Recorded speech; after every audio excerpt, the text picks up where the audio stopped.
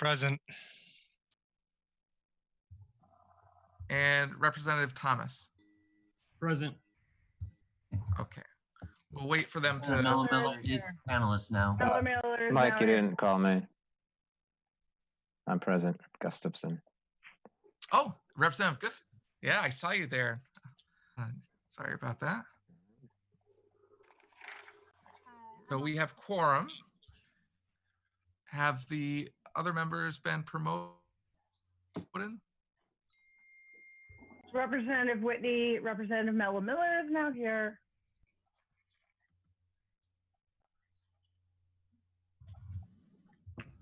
Nancy said that you changed her.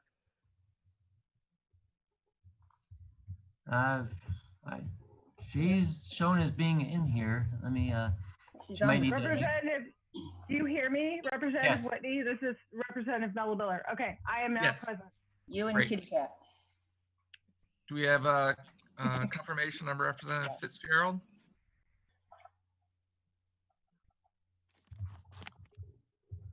Is Lauren in? Yes, she is. Okay. Catherine's here also. She's waving. I'm not sure.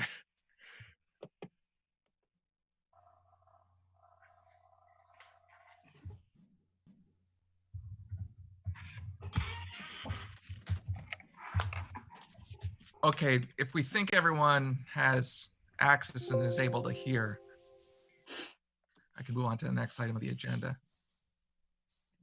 Do we expect that everyone has access?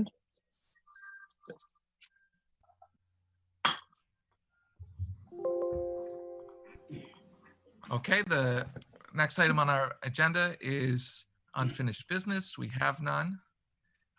Then we'll move on to new business, and our new business is the FYE 2021 budget. And our first item is account 1080 education. This is on page 174 of the main budget book. And also we have the entire Board of Education supplement. And before we get started on making motions, I just want to say that in running the meeting, we'll first recognize members of the committee and then go to people if we need information. And if there's time, we can take questions from other members as well.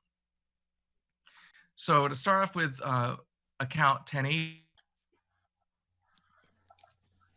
education on the committee to make a motion to recommend, and that's what we do. We recommend the amount first, the town council number, and then after that we can have amended motions if committee members desire to move that. So is there someone who would like to make a motion for the town council number? I'd like to make a motion. And you'll have to say the number. If you don't have it, I can give it to you. Are you talking to me, Mike? Kathy? Yes. Okay. I'd like to make the motion of $77,438,090. Second. Okay. That motion has been made and seconded. Open for discussion. Let me see, right here.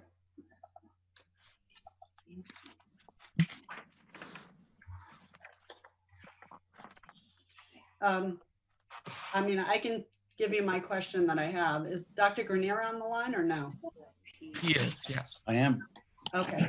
So my question is, and you may not have the answer to this today, but when we all voted on building the new schools, we were promised there was going to be savings. So I would assume there would be savings in FY21 and then again in FY22 when we consolidate the elementary schools. So my question is, why would this budget increase at all for a number of years? Can you hear me? Yes. John, do we have, is Ken Knight on? He is. Oh, good. And Sam Kilpatrick?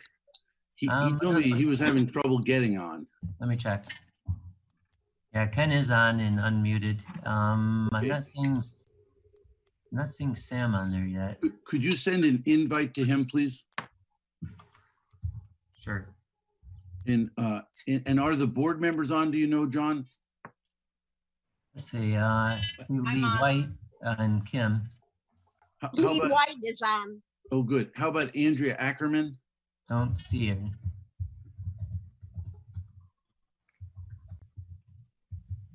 Okay.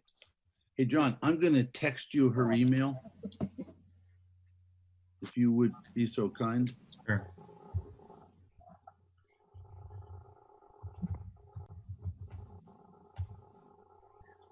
Could I ask everyone to mute who is not muted? Thank you.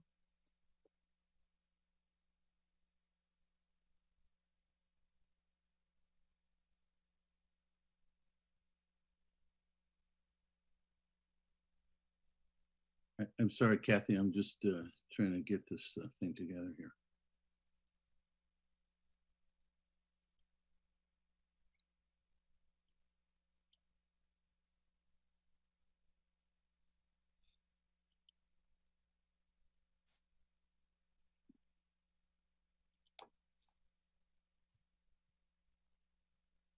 A technical question. Somebody's trying to watch this on TV and I said, I think it's only on GMTV. They said it's not there as well. So do you know where the public can watch this, or is it not? It is on TV right now. There was a couple-minute lag.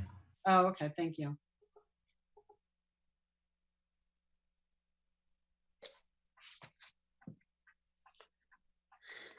Okay, John, I just sent you her email.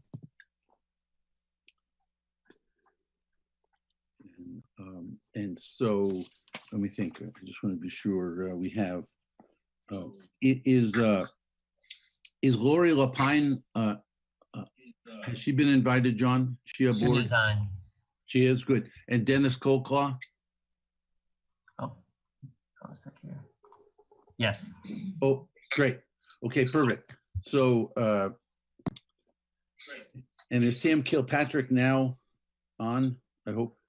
I don't see him yet. He said he didn't receive the invite yet. Okay. It's gonna take me a minute. Okay. All right. He's going to send it to Sam. I'm going to sign off. Call me back if you don't get in. Okay. Okay. Bye. All right. So I'm back. Sorry.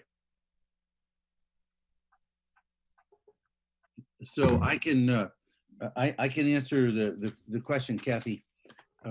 What we hope to achieve was a significant savings due to the consolidation of the two faculties.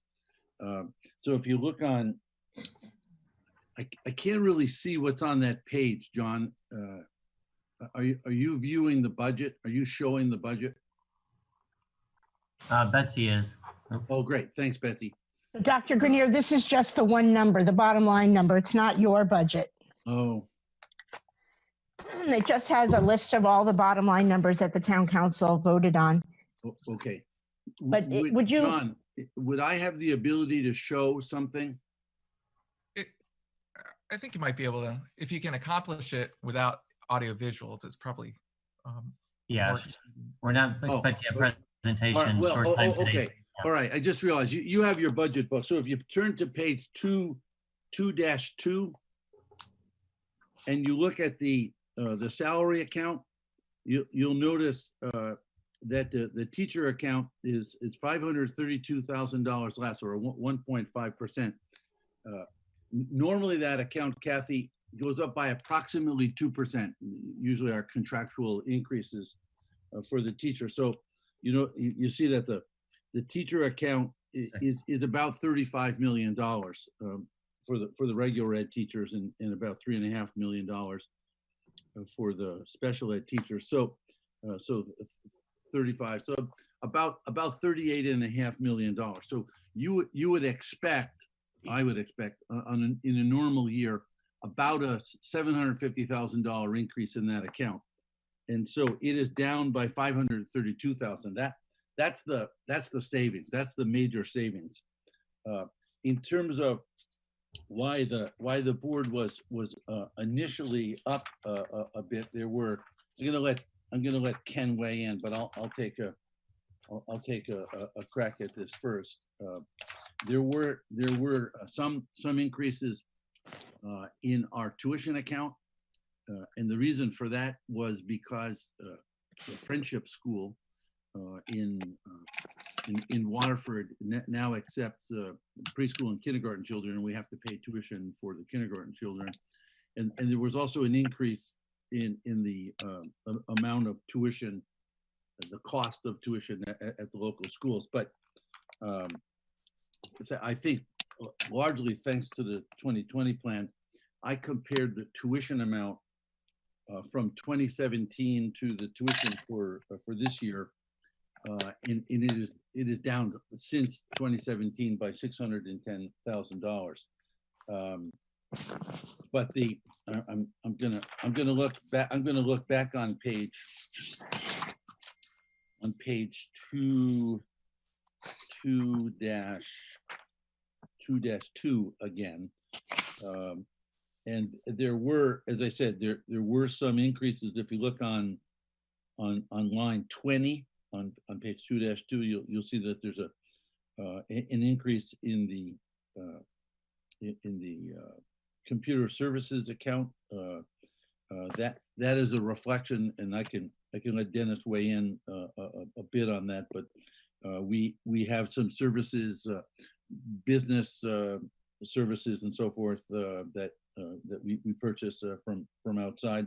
If you look at line 34, there's an increase there in that amount, which reflects a transportation of about 2% increase in our buses. That's a contractual increase.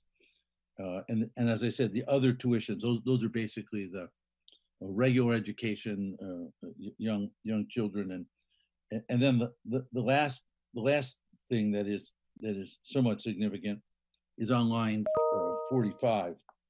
You'll notice that in this year's budget, we had $62,000 worth of equipment, primarily because we purchased most of our technology equipment last year through some grants. But so this year there was an increase in the equipment account, primarily because we're trying to buy infrastructure equipment to support the school system. So I guess that's the semi-brief answer. So since we have to pay for these schools for many years to come, when will we see savings? Well, I think you'll always see cost avoidance. There'll be some additional cost avoidance when we close 3 elementary schools and have only 2 elementary schools. There'll be obviously consolidation in the administrative accounts. There'll be one less principal, one less assistant principal, and there'll be the cost avoidance of probably a little bit of consolidation, not a huge amount of teachers, and there'll also be some operating costs. But that will be avoided. But I think savings is probably the wrong word, because we still, if you look at the transportation account, for example, it's nearly $5 million account that goes up by about 2% a year. So that is a significant increase. There's a $200,000 increase there, and then you well, not 200,000, 100,000, excuse me, and then you have contractual increases. You know, we still are employing a large number of teachers and administrators and custodians and secretaries, and those contracts continue to go up. So I think the real challenge for the board is to keep these increases as low as possible, and that's what you're seeing with the cost avoidance.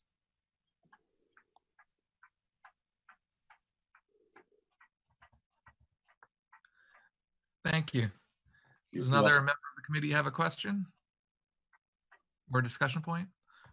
Representative Mella Miller? Yes, thanks, Representative Whitney. Staying on, Dr. Graner, staying on 2.2, 2.3, I actually have 2 questions. The first one is, For line item 51, you have Dean Curriculum Coordinators, and that jumped up 205.7% with an increase of $253,000. Can you explain that? Yeah, sure. What the board approved was campus curriculum coordinators, grades 6 through 12, that will be half-time teachers and half-time administrators. And so we took those positions, we took half of the salary and put it in the administrative account and half of the salary in the teacher account. So while the administrative account went up, it actually came out of the teacher account. I think the better place to look for the whole impact on salaries is on line 8, which is on page 2-2, which is 0.3%. That's how we achieve such a low increase. So in other words, you just moved it to a different cost center. So really the reality is the total increase is only $132,000. That's right. Okay, and then one more question, if I may. If we go to the big budget book on page 175, under tuition from other towns, it went from actual being 104,000 and down to we're expecting 64,000. Can you explain that, please? Page 175, you said? Correct. Just looking at the financing plan, if you go down to 3/4 of the way down under tuition from other towns, and I assume that's students coming to our magnet school from out of Groton, correct? No. No. Ken, do you have an answer on that?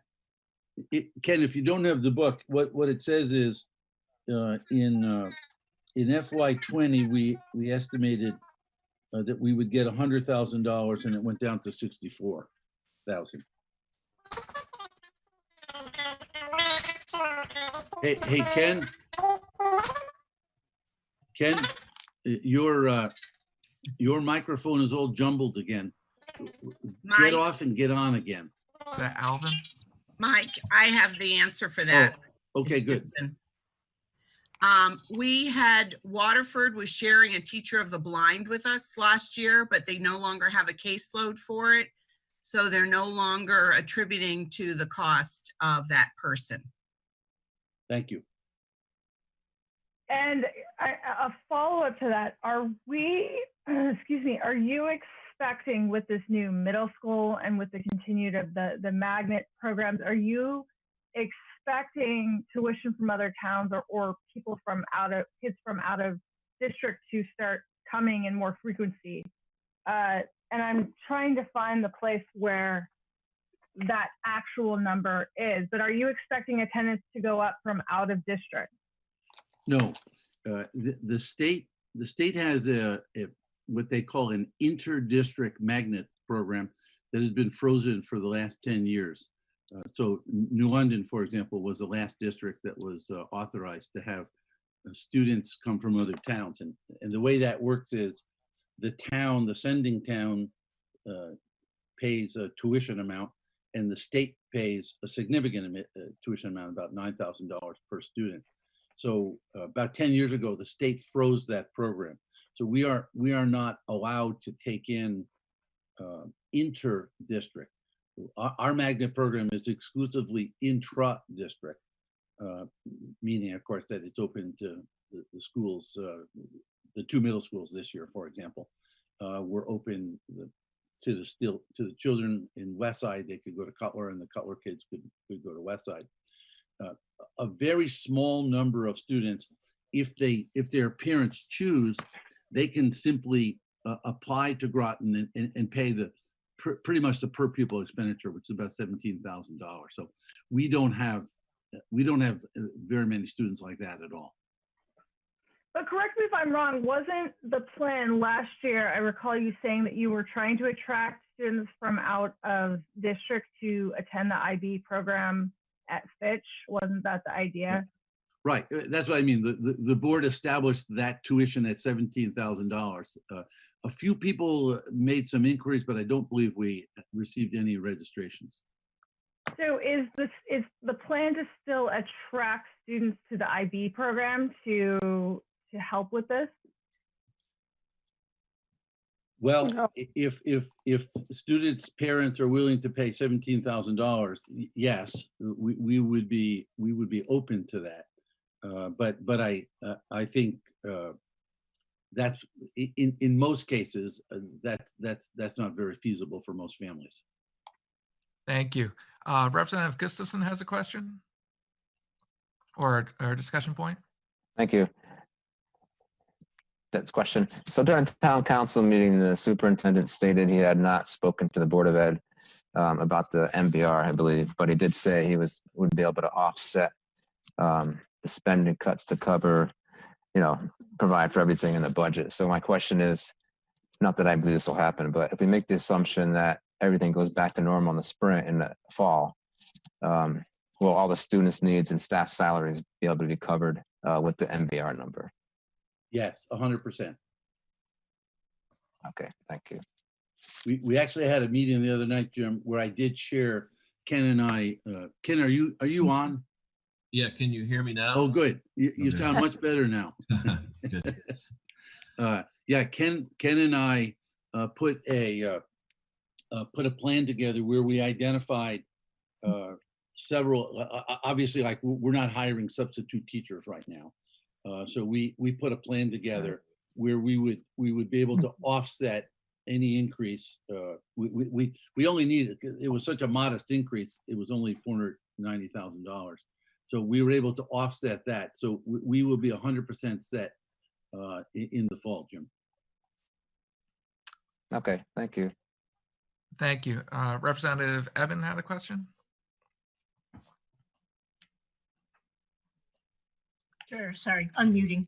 I was just curious, and probably this is something that would just be a savings, but at this point, fuel costs are really super low, given global issues. And I was just wondering, the 2% transportation increase, I'm assuming, is related to energy costs mostly. Would that be expected to have a savings, perhaps? Same with fuel oil for heating. Sam Kilpatrick and maybe Ken can weigh in, but the 2% cost SIMA is really the contractual increase that we have with Student Transportation of America. There are some fuel. There is a separate fuel account, diesel fuel, for example, because we provide the diesel fuel for the buses. My understanding, and Ken, correct me if I'm wrong, but we are going to basically, for the fuel that we already committed to buying, it's going to be liquidated by contract, and there's going to be almost no savings. We essentially are going to lose that amount. Is that your understanding, Ken? Yeah, there'll be a small amount of saving because the liquidation cost is below our contract cost, but it's not going to be hundreds of thousands of dollars, perhaps tens of thousands. But for next year, this budget was before this crisis, so it assumed a modest increase in fuel costs. We could lock in now at some lower rates. I think that might be what you're alluding to, and we're looking at that. My answer, Sima, would be if we can, we will. Thank you.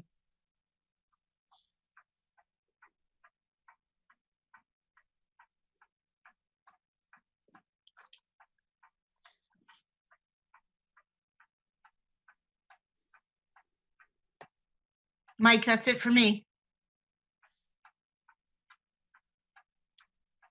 Did Mike get? Can you hear me, Sima? Yes. There's been all sorts of problem with the internet, so I wouldn't be surprised if we have I think trouble. Mike may have just gotten bumped off. I didn't get an email, but I don't see him on the list anymore. So Oh, no. Okay. I'm going to just try to see, I see that there are some hands up. I'll just like kind of, but I believe Representative Chase and Gustafson has spoken. So Representative Thomas, do you have something you'd like to say? Yeah, I just wanted to confirm a little synopsis of what we just discussed there. So basically the effort is going to be any transportation costs, any costs that are saved this year with the transportation will be rolled over to next year in some form, whatever amount. Not exactly rolled over, but let me give you an example. If we have those cost avoidances, those savings with the transportation, what we intend to do, what we've recommended to the board, but they have not yet voted, of course, until we see the final budget. But we typically pay, for example, we have about $150,000 payment that we make typically in July to the teachers who retire. We're thinking we can pay that amount in June, and of course it would then come out of this year's budget, and it would allow us to deduct $150,000 from the current budget. That's one of the major steps that are going to get us to zero. All right, thank you. You're welcome.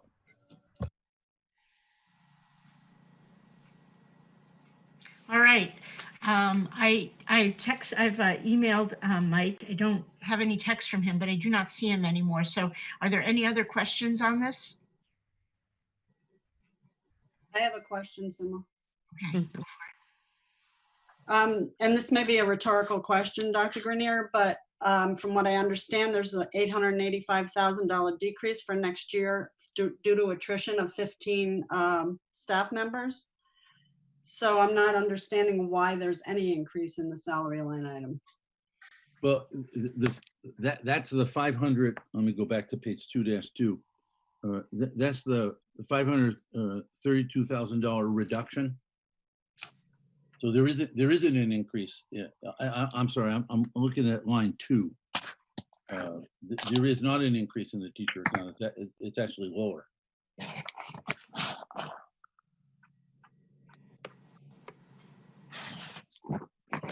I was looking at the 0.3% increase, but that's other line items. Okay, thank you. You're welcome. All right. Well, we could, I don't see any other. Representative Evan, or Moderator Evan, I have a question. This is Representative Miller. Yeah. Thank you. Dr. Graner, I'm trying to find the page. Can you tell me approximately how many students in Groton attend out of district? That's page 3-1 in our. Okay. Thank you. And Dr. Graner, how much are we paying per student to go out of district? It depends. The high schools, Marine Science High School, for example, is about, Ken, you don't have the numbers handy, but I think it's about $6,500 each. Ledyard students are $9,000. That's set by the legislature. The elementary schools are approximately $3,000. Is that all correct, Ken?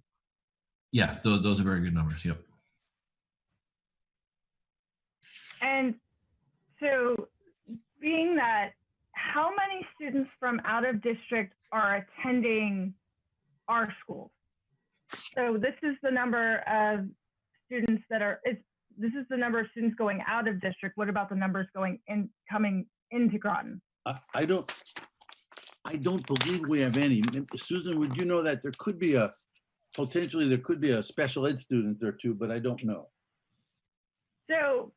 So just so I'm following this correctly, we're projecting 442 students at a cost of at least $3,000 a student to go out of district, out of Groton, but we have no one coming in. Is that correct?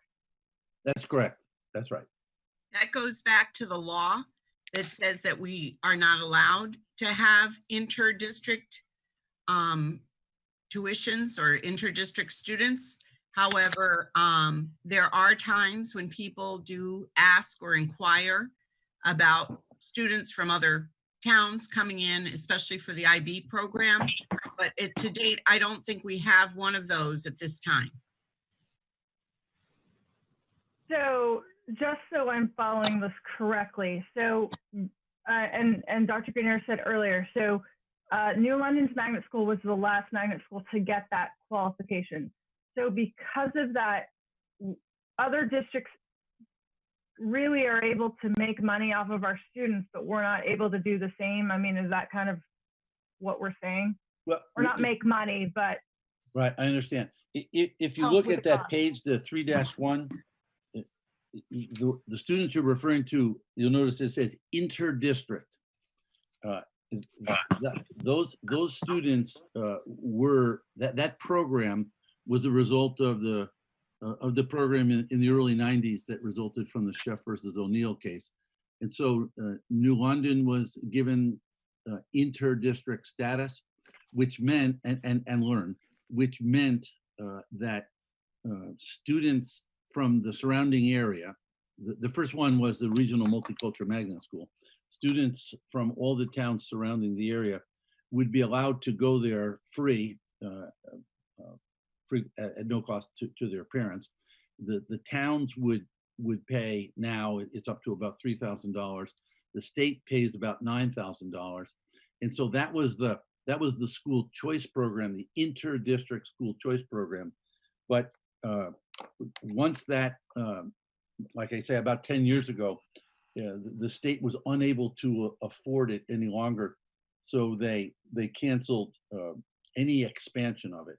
So what's left is for our students, they could go to Learn Magnet schools and they could go to New London Magnet schools, but no other district, you're correct, no other district is allowed to participate in the inter-district choice program. So, and I don't see this number going down. So we are assuming that these students are, or not going down by much. So we're assuming that these students that are going out of district are going to stay out of district for the proximity of their education. Is that correct?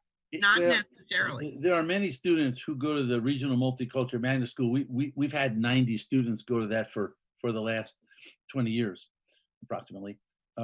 And many of them we now know are coming back to the middle school. There are students who go to elementary school and middle school and come back to Fitch for high school. So it's a bit fluid. Okay, and then, so is the hope that with this new magnet school, and I know we're and Susan Austin, please correct me if I'm wrong, we're trying to get the middle school years IB program going, that will attract students back to us, bring Groton kids back to us? Yeah, can I actually add in, because we have noticed a lot of students coming back to our new Groton Middle School. So our numbers have increased there, and it largely because they've come back from the out of district magnets to come back to Groton Middle School for next year. So hopefully these numbers, these projected numbers for inter-district, the idea is hopefully they go down, I assume. Exactly. So we're not sending so much money out. Okay, thank you so much. You're welcome. I see that Representative Whitney is back on the phone now. So I think we're ready for a vote. And I just want to interject, please keep your comments on the budget that we're voting on. I see Representative Fitzgerald has her hand up. I don't know if she knows how to use the hand up feature, but I think maybe she wants to speak.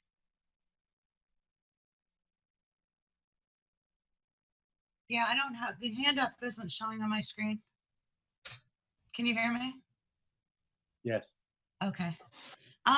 Mike, can you tell me how much for next year and your cost avoidance, not your cost avoidance, but also for the rest of this year, how much is taken out of the health insurance reserve and how much is left in it? I'm going to let Ken answer that question. He'll give a more accurate. I could take a stab at it though. What do you say, Ken? I think I have it. So we budgeted in this year's budget a reduction of 1.3 million out of our health insurance reserve. That was still going to leave us with a rather healthy health insurance reserve. So for this FY21 budget, we budgeted an additional 500,000 reduction to our health insurance reserve. We expect that to be somewhere in the range of 2 million to 2.1 million at the end of FY21. Thank you. Good seeing you.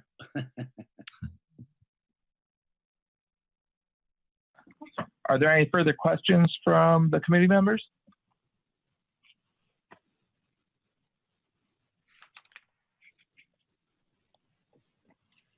I'd suggest you go to a vote. Yes. Hearing none, we're going to vote on the motion to recommend for account 1080 education, $77,438,090. All in favor? And Sima, you'll have to record this. Actually, we can do roll call. Let's do a roll call vote. That's easier. So Representative Chase, how do you vote? Yes. Representative Fitzgerald? Yes. Representative Frickman? Yes. Representative Gauthier? Yes. Representative Gustafson? Yes. Representative Mello Miller? Yes. Representative Stevenson? Yes. Representative Thomas? Yes. And Representative Whitney votes yes as well. That motion carries. All in favor. Our next item on the budget is CIP 5B, District Storage. This is on page 229 in the main book. And just for reference, the manager's budget had it listed as $125,000. The town council approved $155,000, which is $30,000 more. So the town council number is $155,000. Would someone like to make a motion to recommend that town council amount? I make a motion to move 229,000. Second. Hold on. Say, we're on CIP 5B District Storage. And Yep. so my notes have us at the town council numbers 155,000. Anyone correct me if that's That is correct. You are correct. Oh, did I hear the wrong? I'm sorry. I must have heard you wrong. I move 159,000 for 155,000 for district storage. I second that. Representative Chase. okay. Can you see my screen? No. This has started screen sharing. It So- takes a while, actually.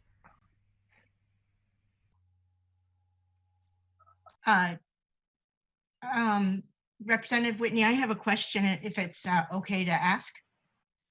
Yeah. Okay. So I'm just curious, this seems like a huge amount to have portable trailers moved and to have storage. 155,000 to move trailers. I think you could build a shed for this amount. And I had a few questions. One, are these supposed to be permanent or temporary? And why are we going with concrete foundations at $35,000 a pop when we could much more cheaply use an asphalt pad or just put them on an existing parking lot? Just curious, it just seems like a huge amount of money for storage in a town that has a number of empty buildings. My understanding is asphalt is about $10 a square foot, which would be a lot cheaper than these $35,000 pads. You want me to weigh in, Mike? Yes, please. So this, let me give you a little bit of background, then I'm going to ask Sam Kilpatrick to weigh in. In the process of giving up Pleasant Valley School, we know we're going to give up the A-frame, and so we were concerned about about 10,000 square foot facility that we use for supplies, paper. We also have records there, student records. So we knew we needed that. So that was one concern. And the other concern is that we have about 7-year-old portables, 2 of them at Westside Middle School and 1 at Cutler and 1 actually remaining at Pleasant Valley. The cost of those was pretty significant, and their answer to your question, Tim, is they're pretty permanent. They're sometimes called temporary facilities, but they're really quite nice and big and spacious and can accommodate a classroom and so forth. So we originally put this in because we were hoping that the architects would use these, leave them on site at a minimal cost, and use them as trailers, as construction trailers at the West Side site while they're building the new elementary school, and at the Cutler site while they're building that new elementary school. But the architects said that there was not sufficient room to do that. So what we did was, you see the last line on page 229 in the text portion, it says we would have to increase this by $160,000 if we had to move them. So what we did was the Permanent School Building Committee requested that two things to avoid the demolition, because pretty soon those buildings, starting in mid-July, both West Side and Cutler are going to be demolished, and theoretically the portables would be demolished with them. We requested from the state and got approval to include the cost of moving them to be part of the overall cost of constructing the elementary schools.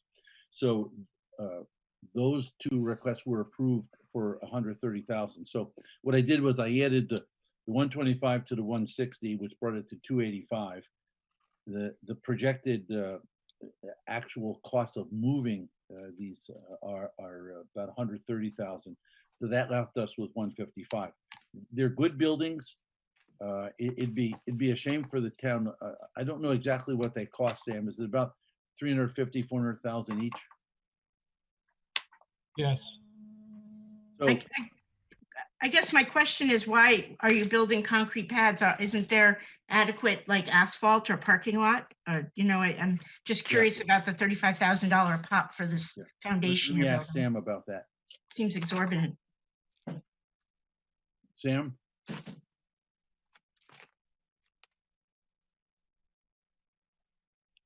Sam, are you still? He's on, but he needs to unmute. You have to unmute, Sam. Oh, he's unmuted now. He should be good. Okay. Gotcha. Yeah, no, we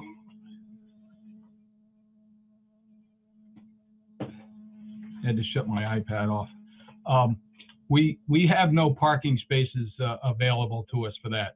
Here at the central office, every parking spot is used on a daily basis. So there is no parking spaces available. And these would have to go up into an area on the field. So that's why we would have to do some sort of foundation anyways. But had you considered asphalt rather than concrete? Did not consider asphalt because of the size of the buildings. We would have to do a frost wall anyways, which is a concrete frost wall, and then so just the slab itself would be the portion of it that we might be able to do with asphalt versus concrete, but I don't. I mean, we can look at that when we do it, but I don't think that the overall savings would be that great if we're only talking about the slab itself. Yeah, I just know that we got a driveway, you know, paved, and it was about $10 a square foot. So I thought that there would be a substantial difference, asphalt versus concrete. Okay, thank you. I hope you look into that if this is approved. Representative Thomas has a question. Yeah, I just wanted to voice support for Moderator Evans' suggestions of looking at spending the money elsewhere, as far as like savings, trying to get back to the number that the town manager suggested.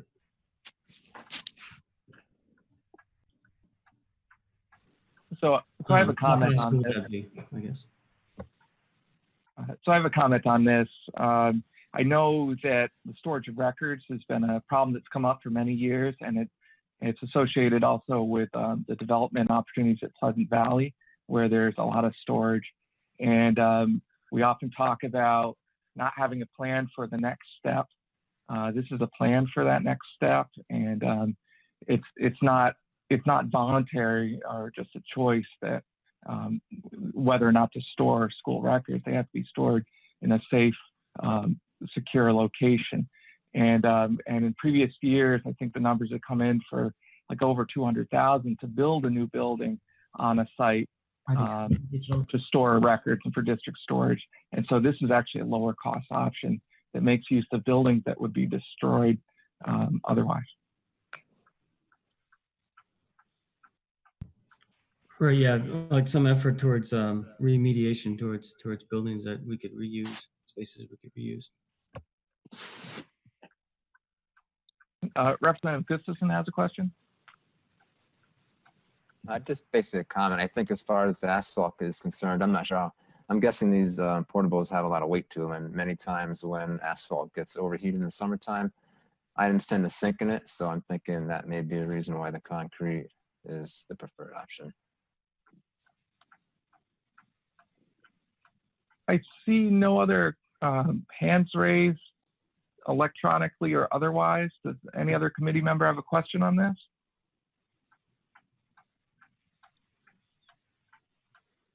Seeing none, I'd like to call the vote. The recommendation for $155,000 for CIP 5B district storage. And we'll do this by roll call as well. Representative Chase? Yes. Representative Fitzgerald? Yes. Representative Frickman? Yes. Representative Gauthier?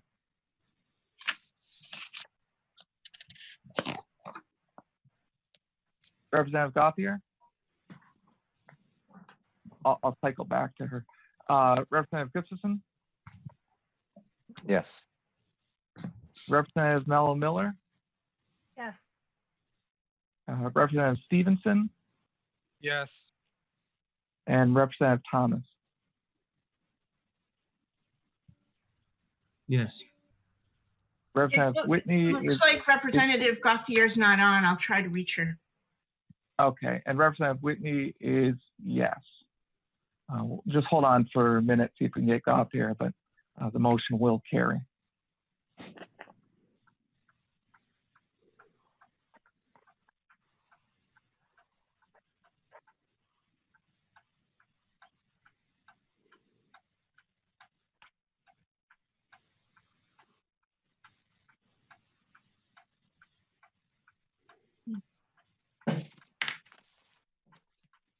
Yeah, I don't see her. I think you should just go ahead, Mike. I agree. So that motion carries 8 in favor and of all the, and that's everyone attending, or 7 in favor, I guess. So the next item is, let me get to it, is budget, CIP 5C, Northeast Academy Air Quality. This is on page 230 of the main book. Just for reference, the manager's budget number was $104,000, and then the town council approved $84,000. So the town council number is $84,000. Would anyone like to make a motion for that number? Representative Miller, I'd like to make a motion for $84,000. Representative Chase seconds. Thank you. Discussion may begin. Does anyone have questions? Why the 20,000 decrease? Can you hear me, Dane? Yes. Yeah. Well, when we got the report, as soon as Sam Kilpatrick heard some of the recommendations, one of them was to clean out the ductwork. And so we didn't wait on that. So we just spent $20,000 of this year's operating budget to accomplish that task at Northeast Academy. And so we didn't need that money. So I told that to the town council. We're going to be able to do everything else. We're going to do all the immediate recommendations that the Fuss and O'Neill engineers encourage us to do, including that, but we already paid for the 20. Awesome. Great. I like a simple story. Representative Gauthier is actually on, but she has lost her audio. So anyway, I think you can move ahead, but I told her to call in if she can. Okay, great. Anyone else have any questions on that one, on this?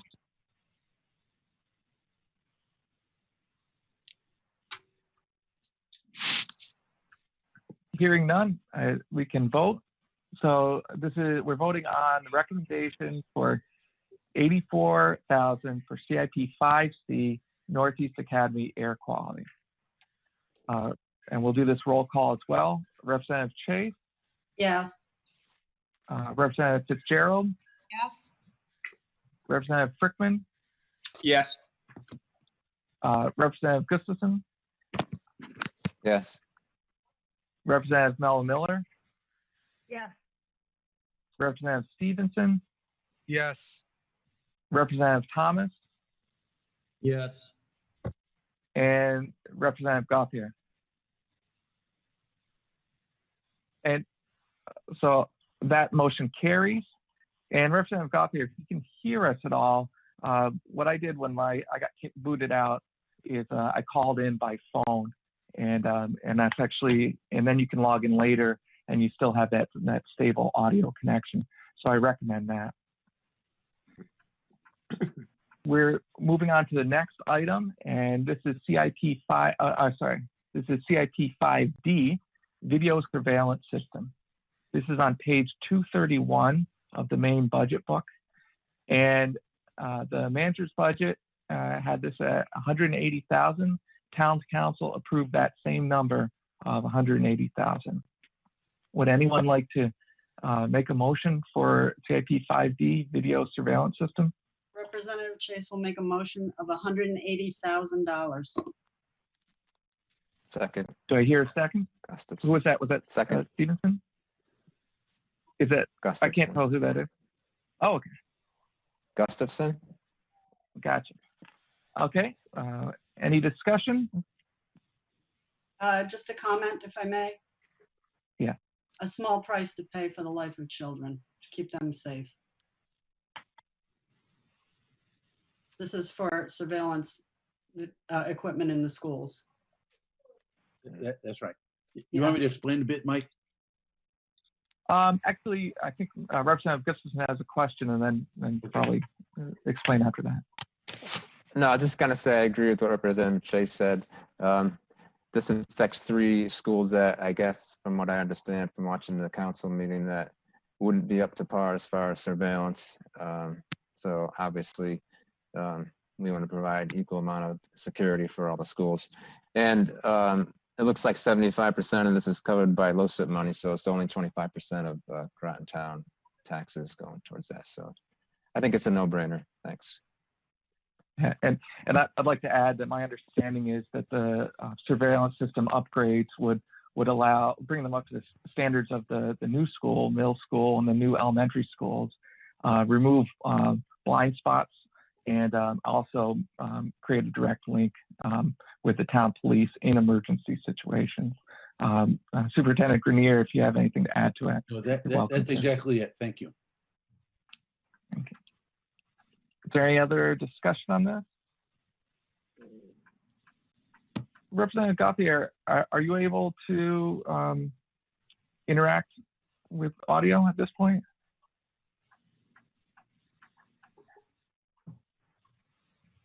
Just say no if you can't. Okay, so hearing no further discussion, we will move to vote on the recommendation for $180,000 for CIP 5D video surveillance system. And we'll do a roll call vote again. Representative Chase, Yes. Representative Fitzgerald, Yes. Representative Strickman, Yes. Representative Gustafson, Yes. Representative Mello Miller, Yes. Representative Stevenson, Yes. Representative Thomas. I'll abstain on that. Okay. And Representative Whitney, yes. And Representative Gauthier. For these purposes, I'm going to note that Representative Gauthier was in attendance up until the point where we lost the ability to interact with her, and markers, hopefully when she comes back. She should be on now. She's promoted and she has her hand up. Oh, great. Representative Gauthier, were you able to hear what was going on? You might have to unmute. She's not muted right now. We'll just have to get real good at lip reading. You might have to turn up her own volume. Yeah, we can see you but not hear you.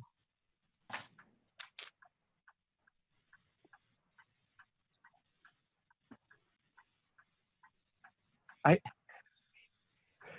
don't know the legality if we can take a roll call vote. Actually, we need. She says yes, so I'll note that down and we'll move on from there. Thank you. That works. Okay. Our next item is another CIP, and this is our last CIP that we are considering here, the Education Committee. It's CIP 5F, School Kitchen Dishwashing Equipment. It's page 232. For reference, the manager's budget had this at $120,000. The town council had the same number. They approved the same number of $120,000. Is there anyone who would like to make a motion for CIP 5S, School Kitchen Dishwashing Equipment? This is Representative Mello Miller. I'd like to make a motion for $120,000 for CIP 5F. Representative Oh, seconds. sorry. I didn't hear who seconded. Kathy can have it. Representative Chase. Oh, okay. Tight one. Okay. Any questions or discussion on this? May I say something? Yes, Laura. We have the plastic ordinance now, so they have to get quote unquote real dishes and silverware now, so it's needed. Representative Evan has a question. Yes, it wasn't that long ago that all the schools had dishes and trays and dishwashers. So I'm curious what happened. That change to go to plastic trays happened when my kids were in school here. It seems kind of like I'm happy that you're doing this. It's great. But, where did the dishwashers go that were at the schools? Probably where my old dishwashers went. But does anyone from the school system have a comment on that? Sam, would you know? I'm afraid that was before my time. But we can confirm that they are not currently there. Yeah, no doubt. Yeah, that's correct. I don't know, but I know they're being planned for the middle school and they're being planned for the 2 new elementary schools. So that's the what's reflected in this request. Yeah, no, I think this is obviously needed, as Representative Chase said. I just, remember the dismay I felt when I heard you were getting rid of your dishes and trays and going to plastic, which was only maybe 12 years ago or less. So anyway, thanks. Yeah, I would just add, I think these dishwashers are going to be doing some pretty heavy lifting. So getting new in this case seems wise. So you get an extended lifetime from them. Is there any other questions or discussion points on this? Hearing none, we can vote on the recommendation for $120,000 for CIP 5F school kitchen dishwashing equipment. And we'll do a roll call vote for this as well. Representative Chase, Yes. Representative Fitzgerald, Yes. Representative Frickman, Yes. Representative Gustafson, Yes. Representative Mello Miller, Yes. Representative Stevenson, Yes. Representative Thomas, Yes. Representative Whitney, yes, and Representative Gauthier, I'm watching. Yes. Excellent, and we can hear you. Wonderful. Okay, that motion carries. All in favor, none opposed, none abstaining. So it is my belief, and I will check that that is the end of our budget agenda for the Education Committee. And so I will entertain a motion to adjourn. Motion to adjourn. Motion to adjourn, Representative Miller. Second. Okay, and second. All in favor? Gustafson. Yeah. Aye, thank you. Aye. Very good. Not all opposed? All right, thank you very much. That worked out pretty well. Thanks, Mike. With some hang. You did a good job. Thank you. Thank you from us. Thank you all. Thank you for everyone. Bye now. Bye. Keep safe. Thank you.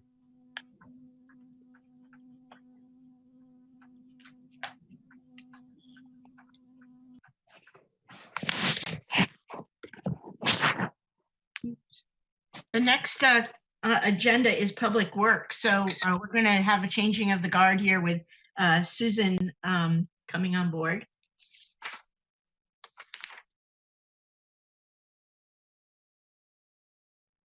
But someone should put a motion on the floor for the town council number, which is actually the same as the town manager number in this case.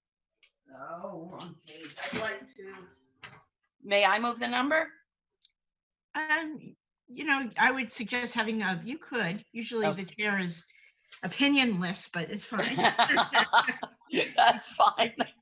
That would be a nice thing to give up once in a while. I'll make a motion Okay.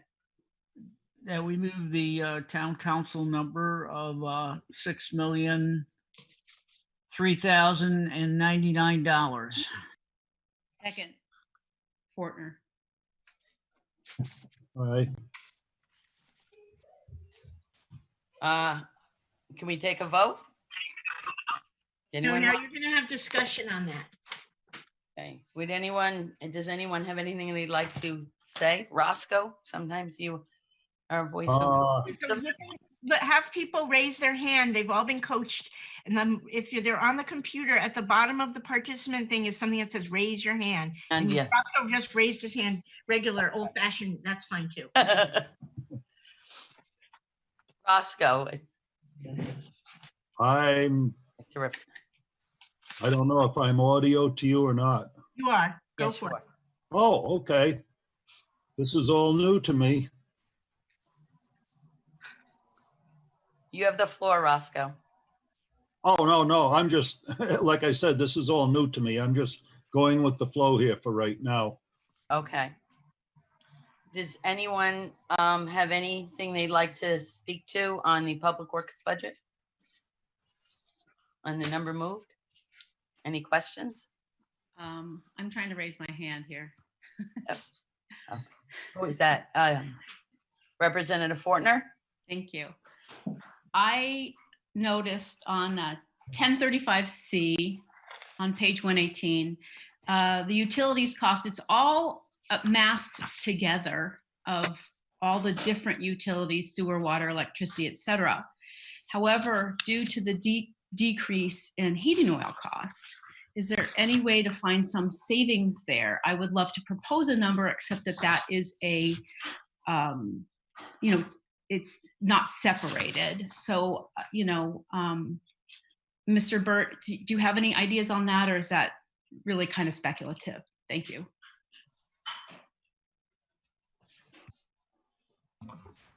Just to point, this is John Burt, just to point out, rates are locked in through August and we'll have to go back out for bid at that point. So we don't know what it'll be at that time.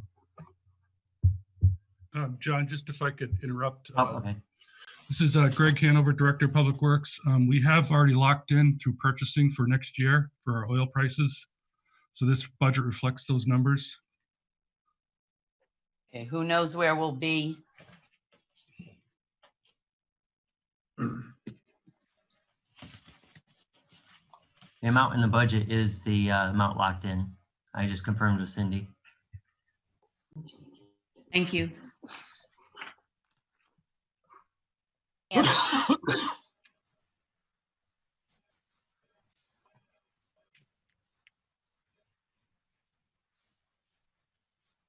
You can probably go to a vote since there are no more questions. Okay, I just wanted to make sure. Okay, seeing no more questions, I'd like to take a vote on the number moved of the town council number of 6 million. I want to get the number wrong here. $6,399,000. Do I hear a second? Second. Thank you. Okay, who is doing the roll call voting, or do I? You know, you don't have to. I would suggest, since you have a much smaller number of people, just say all in favor and then say all opposed. And if you get people who are opposed, and wherever the volume of voices is greatest, try to get the individuals there. Okay. Okay, so we need to have all the representatives unmute themselves, and all those in favor of the town council number moved, say aye. Aye. Aye. All those opposed, number passes. Oh, abstain. The number passes. Thank you. Okay, let's go to the next item number, which is Public Works 2020 sewer operating funds. And you can find it on page 121.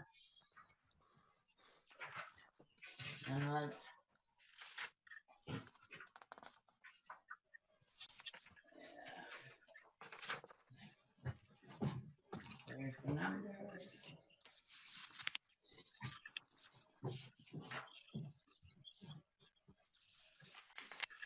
Emma, I'm having trouble finding the number the town council moved. Okay. Let's see. Sewer operating funds is account number 2020. So go to that same page and it's 7 million. Oh, it's under, okay, I found it. And then one of your members should make a motion on that and seconded it. Okay, anyone like to make a motion on the town council number, which was $7,690,361? Representative Fournier? Okay. Okay, who's that? Representative Gauthier? Yep. Okay, and is anyone second? Second, Fortner. Okay, terrific. Anyone have questions or would like to speak to it? I have a question. This is Fortner. Okay. I'm unfortunately don't have a tremendous amount of knowledge about this this piece of the sewer operating account. I'm wondering what vehicles are used by the sewer that under, let's see, it's 5317 vehicle fuel. I'm just wondering what kind of vehicles are dedicated to that, the sewer operating fund. I don't know if they're just regular town vehicles, because I don't think I've ever seen one that says specifically sewer. I believe they're regular town vehicles, public works vehicles, but Roscoe, Representative Merritt, jump in. The sewer vehicles are all colored yellow. That's a significant indication of what department they belong to. And they're usually all stored down at Gary Court and Pequannock Bridge. Oh. If one of those vehicles should be set aside for maintenance and or repairs, then the fleet representative usually assigns another vehicle from the fleet. It's just like somebody will have to give up a vehicle for a day while the vehicle's repaired. Okay. But they're all painted yellow. Okay. And dedicated solely for that use. Correct. Thank you. But however, at times of need, those vehicles might go to another department. Well, another vehicle is, that department's vehicle is laid up for maintenance and or repairs. That's the decision of the fleet and the manager of the sewer department. So there's sharing of equipment when needed. Correct. Okay. Okay. Any other questions? Okay, seeing none. I'd like to move the number, the town council number for the sewer operating fund of I want to make sure, $7,690,361. Anyone second that? Second. Thank you, Roscoe. Okay, all in favor of moving the town council's number, say aye. Aye. Aye. All those opposed, nay. Abstentions? Okay. Passes first, this passes.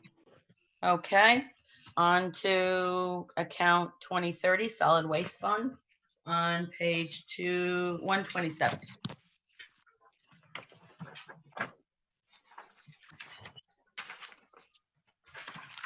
And I get my numbers here. Solid waste fund, the town council number was. I have a question. Oh, sure. Why are we having the motion twice and seconded twice for the number? I think that was just a mistake. I think that it needed only to be motioned once. I think that the chair made a motion to kind of like call the question and move the question. Absolutely. Okay. The next is the solid waste fund, $1,627,530, 1,627,537. Does anyone have any questions on the solid waste fund? So have someone make a motion for that. Oh, does anyone, can I get someone? Thank you, Roscoe. Second, and Casper seconded it. Okay. Representative Casper, sorry. Okay. And does anyone have any questions? I think you do. You have Representative Fortner and Representative Casper have their hands up. Okay. Do you know who was first? I think Casper. Okay. His hand down, but Fortner. Okay. Representative Fortner then. Hi, thank you. I might be being clueless. The overall decrease in this budget is 109,048. But okay, I see, because we have adjusted 2020, then we have estimate is on page 128, 2020, which is lower. But then the manager 2021 is actually higher than what the estimate of 2020 was. So that's my first question. Can I say something else to it, or do I need to get that? Absolutely. Okay. I also saw for the first time that Connecticut has a goal of achieving a 60% diversion of solid waste from disposal by the year 2024. And I'm so glad that we are slight decrease in the flow of waste. I've never heard that before. And so I would really think we'd like to promote this. And I'm afraid I'm going to get off topic. So if Mr. Burt could answer me that question about it's a decrease, but it's actually an increase. I mean, it's actually, committee members should not be looking at the estimate. It's what you should be looking at is the adjusted. The estimate is a point in time where we think we might be coming out for the year. But okay. All right. I'm sorry. Thank you. Okay. So do we need to move this number now? Or you already had a motion by, not entirely sure, but it was seconded by Representative Casper. Okay. Right? Did you get who made the motion? Just for your own minutes, you're going to need that. Representative Merritt. Okay, you got it. So now you have a question. Representative Fortner, you can lower your hand if your question, or do you have another question? No, I'm fine. Thank you. So I don't see any more hands up on the participants. Oh, Representative Merritt, oh, you're just fixing your glasses. Okay, so can we vote on the motion? to move the number? The So town just council move the number? question, so then you're gonna just vote, say all in favor? All in favor, say aye. Aye. Opposed? Abstaining? Okay, so the number passes. And let's see, the next, it's the Fleet Reserve Fund at account 6040 on page 131. I have another question. When I look at the list, Representative Wells is not shown as having any audio or video. Oh, I didn't think I was. No, he's here twice. Hello, is this me? Yeah, you're. Oh, I'm voting. Oh, my goodness. I thought I was talking to myself. Oh, I do that myself. Okay, on the Fleet Reserve Fund, there's quite Thank you, Representative Casper. You're welcome. Okay. I'd like to move the town council number of $712,286. Do I have a second? Second. Okay. Any questions? I do have to say there's a significant reduction in this account. They're not replacing any of the vehicles that were in line to be replaced. So thank you, Mr. Burt. I appreciate that. Anyone have questions? No? Representative Horner. Yeah, sorry, John. Okay, yes. Hi, once again, I have a question about the fuel. Is this, I see an increase in fuel cost. Is that taken into consideration, the decreased fuel cost that we think we might be seeing across the country? Thank you. Locked in, right? That's locked in, right? Yeah, again, that fuel price is locked in for the year through our purchasing department. Okay. Well, we may be a beneficiary of it during the year. You never know. Hopefully we will be. Any other questions? Okay, if no other questions, we need to vote on the number. All those in favor say aye. Aye. Aye. So, all those opposed, abstaining, number moves of 712,286. Okay, next is City of Groton on page 183.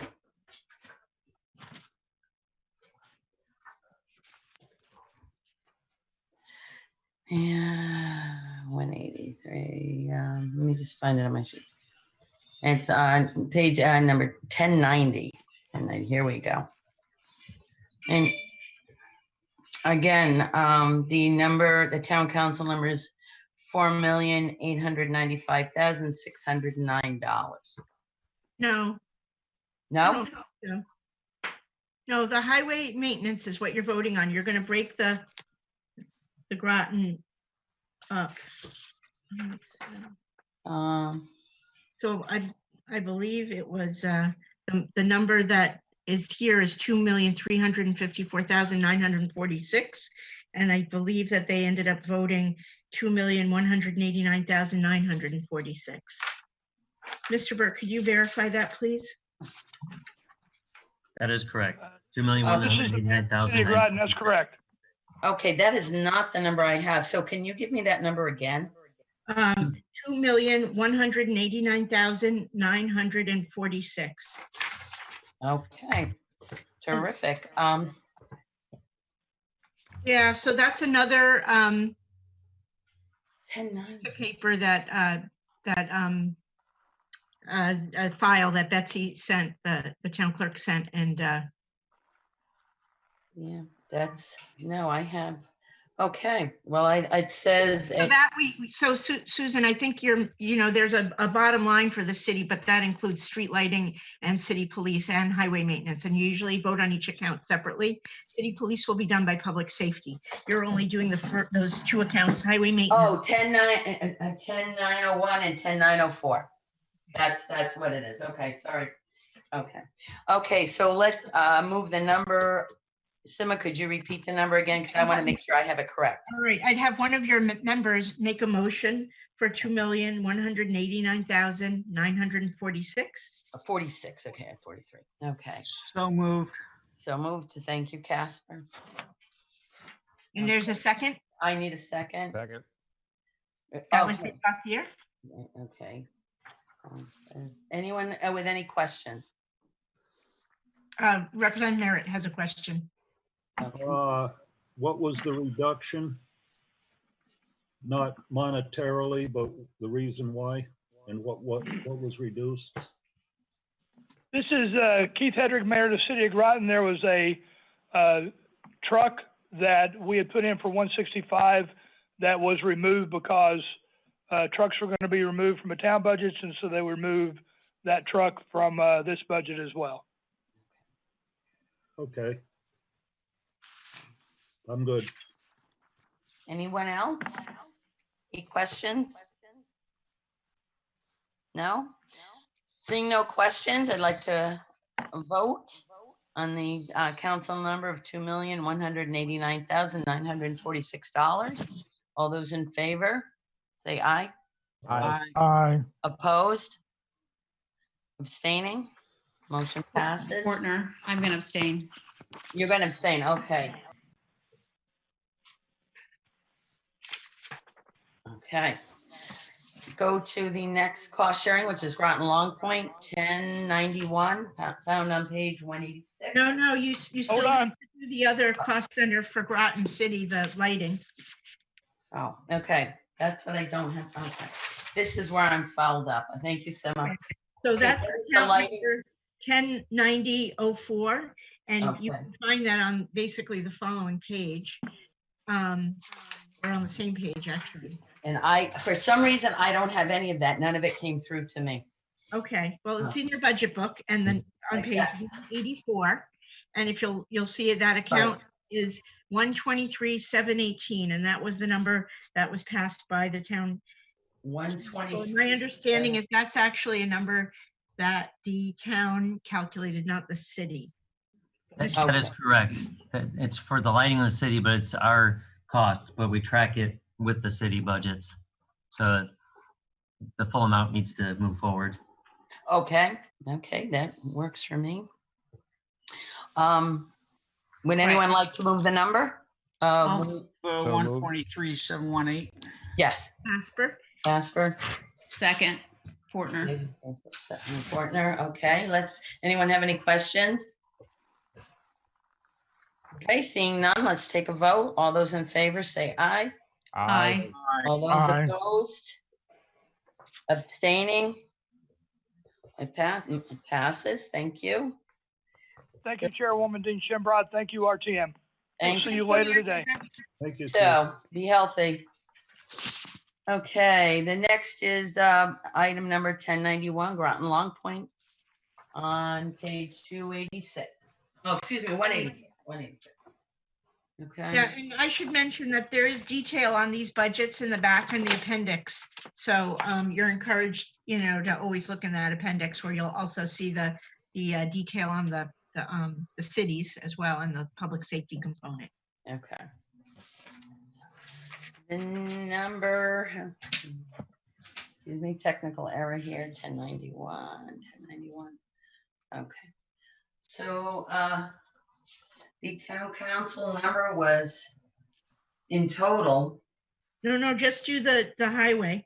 Just the highway, okay. The highway maintenance was 281,500. No, 210,501. Again, that's the number I don't have. Okay, 210. 501, yeah. Betsy sent, the town clerk sent this out on the 31st of March. And for whatever reason, I don't have it, or it's not showing up on I don't know. Okay, so the number of 2,000. Is there a motion from one of your members? I moved 210,501 for highway maintenance, Groton Long Point, Portner. Okay. Is there a second? Second. Dave Gauthier. Okay. Any questions? Representative Merritt has a question. I would ask Representative Casper to speak to this number, his thoughts, and the reason why the cut. I'm not sure what the number was cut for. I didn't see that. Mr. Burt?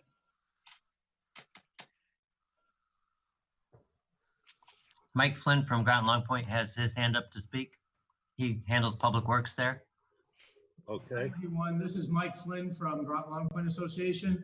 The number we presented actually had an increase actually for the coming year, as well as a set aside number actually for paving on the submittal. In talking with the town of Groton, they're going to wait till the paving survey is completed, and that way we'll talk about the road projects for paving probably during the next year or so. So they set aside that number for the paving increase, and we've done over previous years before the bond was created the last few years. Also, actually, they held us to last year's number on the public works number for no increase for the coming year. So that's why the number is 210, I forget, 123, I believe, instead of the number we submitted. 501. I think it's 210, 501. Yes. That was last year's number, and that was the rationale exactly, because I was at that meeting. Okay, thank you. Okay, any more questions? Do I have another hand up? Representative Fortner? Thank you. I was listening to that meeting. Mr. Flynn, I heard that Groton Long Point already had wasn't sure if it was a 5 or a 10-year plan for road paving. And so I thought you guys had a pretty clear idea of what was going on, but now we're doing another study for the town of Groton. So Mr. Burt, I would love to hear your opinion on, it seems like are we doing it again? It's been over 10 years it's been about 10 or more years since we've done a study. It's out of date by several years. So we're doing one for the full town. Okay. So it's well in need. By the way, just as a reminder to committee members in the RTM generally, the highway budgets for the city and Groton Long Point can't be changed from what the town council recommends. So Okay. you can't be altered in any way. And I do have David McBride from GLP that has his hand up. Okay. Go ahead, David McBride.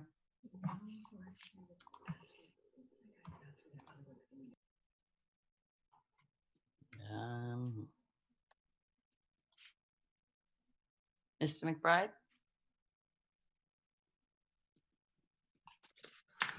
Can anyone hear me? Yep. Yes, we can. Okay, I apologize. I was on the phone, but obviously that's not working.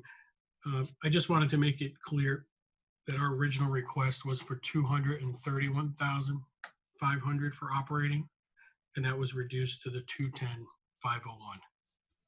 Thank you. Okay, thank you. And Representative Merritt, do you have a question? So the reduction was not just the highway number, it was something else? Paving. Correct. Paving. Well, that's highway to me. I mean, one is synonymous with the other, correct? I think there was, Mr. McBride is probably better, but he said that 50,000 was taken out. That was for paving, and the operating cost was reduced so that there would be no difference between last year's budgeted amount and this year's budget amount. There was a desire to have a zero increase. So, so the two components, operating, there was a reduction, and they took out the paving to wait for the study. Okay. Oh, I see two other hands up. I'm not sure who they are. See if I can click on the hand. Mike Flynn and David McBride both had their hands up. Yeah, but they do. Okay, Mike Flynn, do you want to take the floor? Just for a moment, actually, there clarity on the study. When we first did the 5-year bond, as John had mentioned before, actually there, we both, the town, the city, and Groton Long Point submitted 2 5-year proposals actually at that time to say actually for redoing the roads in all areas of our communities. Most of us were able to work on the first 5-year plan based on the survey that was done beforehand. During that time, things have changed at that point there. Some roads have gone different priorities at that point. And again, the survey was done again for the 3 communities through the tax base. And again, the issue will now come out is what we need to do next. And that's one of the reasons why the set aside was for the extra 50,000 that we had asked for working on some of the roads. We're just gonna hold off, wait till the survey is broadcast to the 3 communities and see what the next step is. And maybe we'll hopefully go to another 5-year bond. We don't know. But again, actually working with the 3 communities together, we're all gonna wait and hear the results first. Oh, okay, writing these notes down. Okay, I have a question myself. Okay. I have a question for John. When was the study done, or when is the new study being done? I'm sorry. We actually just received it and are reviewing it. So it'll be presented, well, now with COVID, we were hoping to present it pretty quick here, but with COVID, it might be a month or 2 before we present it. That's okay. So it's still being reviewed at this point. Okay, okay. And I still see Mike Flynn's, Yeah. Mike Flynn has his hand raised again. Oh, no, I'll click that off, John. Oh, okay. Let me write this down. You, Davey. Okay. All righty. Does anyone want to move the number, or we'll vote on the number? Okay. All those in favor, say aye. Aye. Aye. Opposed? Abstaining? Number moves of $210,501. The next number is, I believe, is for, if I'm reading this correctly, is for the street lighting. Correct. And that is for $14,470. I move $14,470. Okay, thank you. Second. Representative Casper. Who's second? Second. Rasa, thank you. Okay, and anyone with any questions? 10, 9, 1, 2. Again, this is a number I believe that the town actually comes up with similar to the city of Groton. So this is an estimate of actual cost that's passed on. Correct. Okay, well, seeing no questions, all those in favor say aye. Aye. All those opposed? Aye. All those opposed? Abstaining? Number passes. Okay. Next are the CIPs. First is the roads for the North Stonington Bridge, page 218. Have had several pieces of correspondence on this. I have a very strong opinion on this, but why don't you get a motion on the floor before you move forward with opinion? Okay, so is there a motion on the floor for 100 and? No, it was, I believe it was 25,000 is the number that passed. Okay, I've got the wrong paper. You're right, 25,000. Do I have a motion to open that up? So moved. Fortner. Fortner, and second? Who seconded it? 25,000. Meredith seconded it. Okay. Okay. And any questions on this? This is Representative Wells. I'd like to move another number. Okay. What is that? That number is the full amount. I don't know what it is, 300,000 or something, 318,000. Okay. Do I have a second?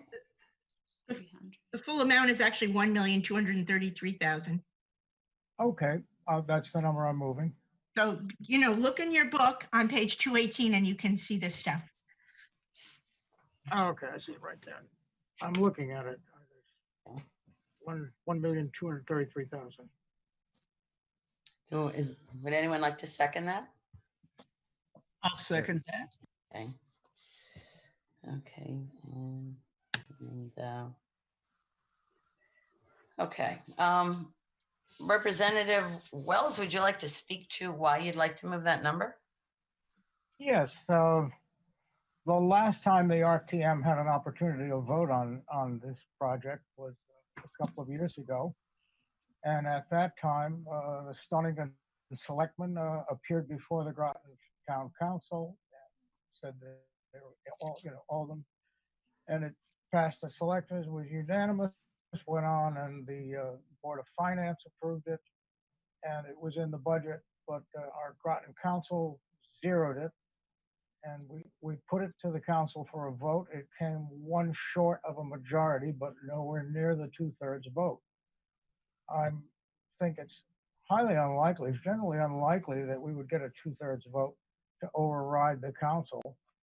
But if we can get a substantial, a reasonable majority of the RTM in favor of this, we might convince Stonington to come along and the council could revisit this. We're a long way from the end of May when we need to finalize our budget.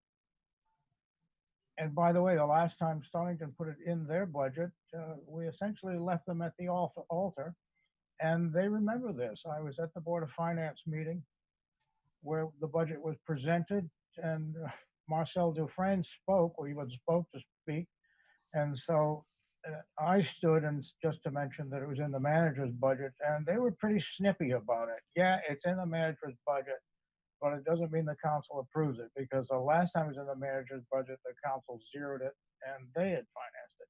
So having been left at the altar, I don't think we're going to have them go first anytime soon.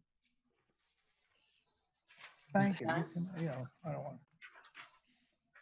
Okay. Representative Casper? Yes, I think that there's probably another option available between a bridge and no bridge.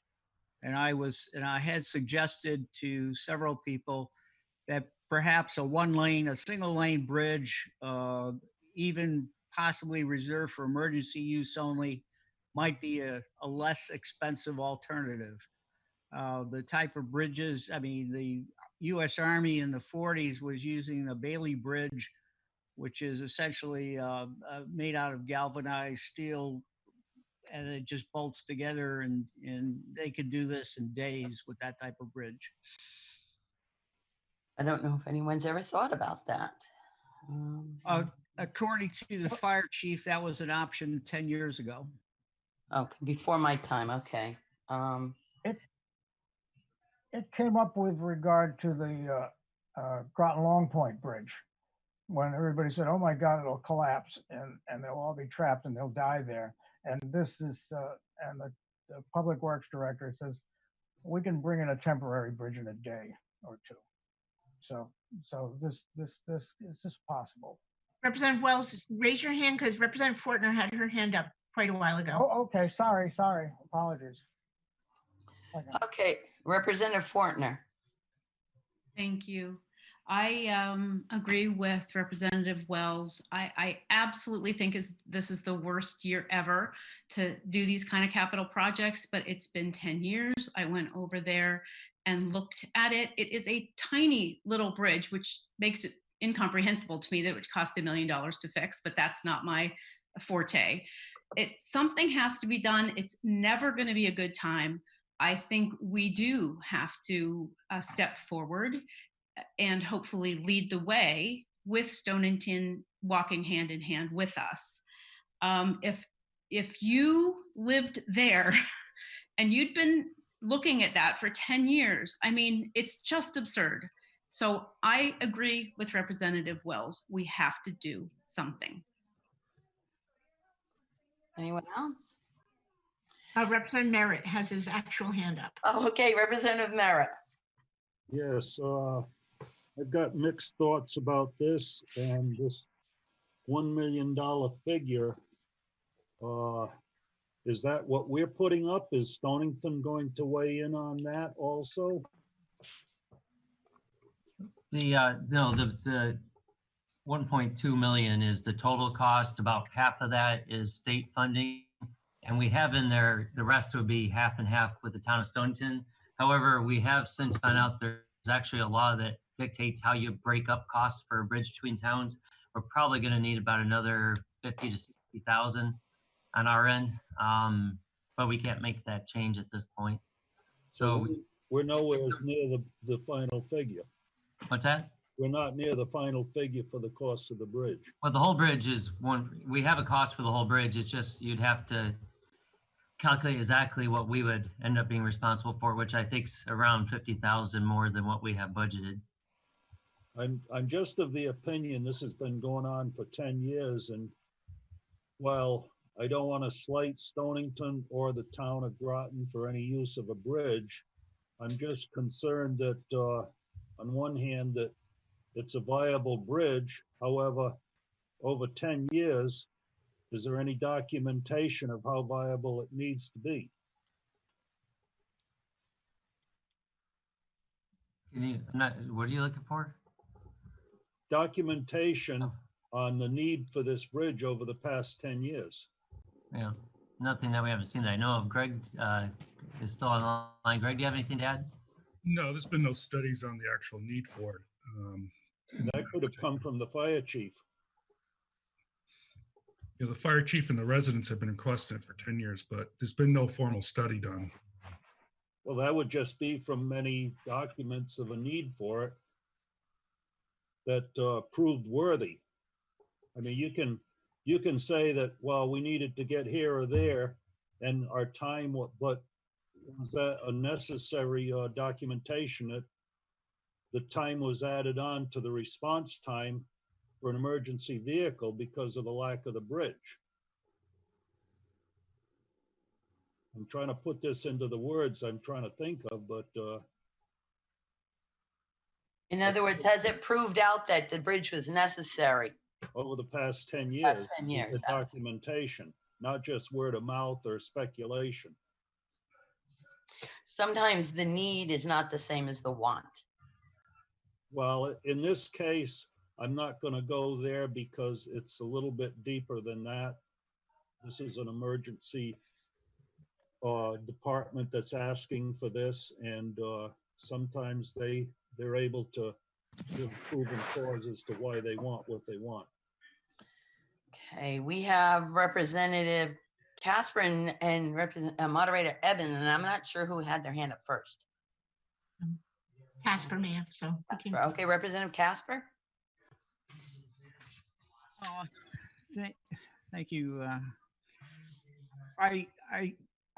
As far as needs go, it's been 100 years since we've needed to prepare for a pandemic, but the need is now.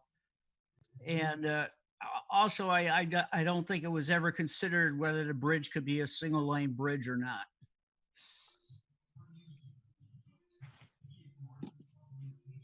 I can't find a button to raise my hand, so. It's at the bottom here. At the bottom of the participant menu, there's something that says raise hand, lower hand. No, there isn't. Do you have the participant panel up?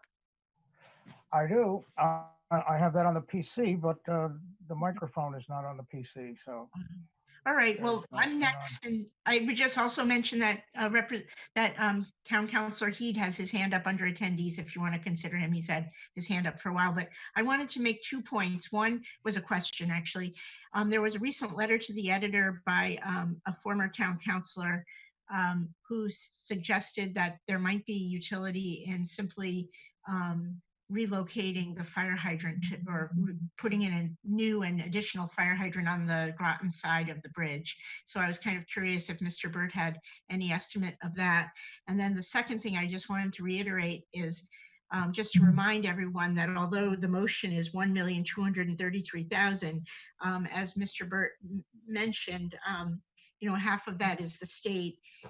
A quarter, a little less than a quarter of that would be the town of Stonington. So the actual amount that Groton residents would be taxed on would be less than that full amount. Okay, so that's kind of where I feel. But Mr. Burt, did you have any information on the? I had Greg look a bit into that, so he may have some information. I forget offhand. I remember it wasn't cheap. So. Yeah, I mean, I could respond to that. As far as the hydrant goes, the water main presently is on Route 27, which is on the Stonington side. To bring it over to Old Mystic, you'd either have to go up Route 27, which is a very long way, be very expensive. We also looked at putting in a pedestrian bridge, hanging a water main off of that, on North Stonington Road, which is a much shorter distance for the water main to run, but it really becomes almost as expensive as the bridge because anything that we do that's less than a 2-lane bridge, which what it was proposed, you're going to lose your state local bridge funds, which is 50% of this project. Oh, okay. I can, if I may just poke in here. Sorry, I don't have a way to raise my hand.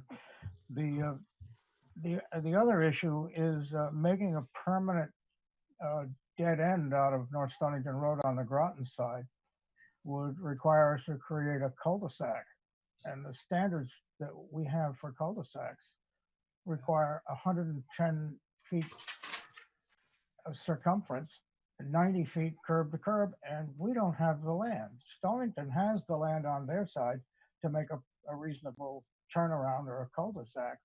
We don't. So we're looking at a cost that's probably would be equivalent to paying for the entire bridge ourselves. I guess we could also suggest continuing the road up to Route 184. Also, the area is a floodplain, so we'd have to get permits and we'd have to acquire the land too. So it's just they're just no less expensive alternatives, and it is a Groton problem more than it is a Stonington problem.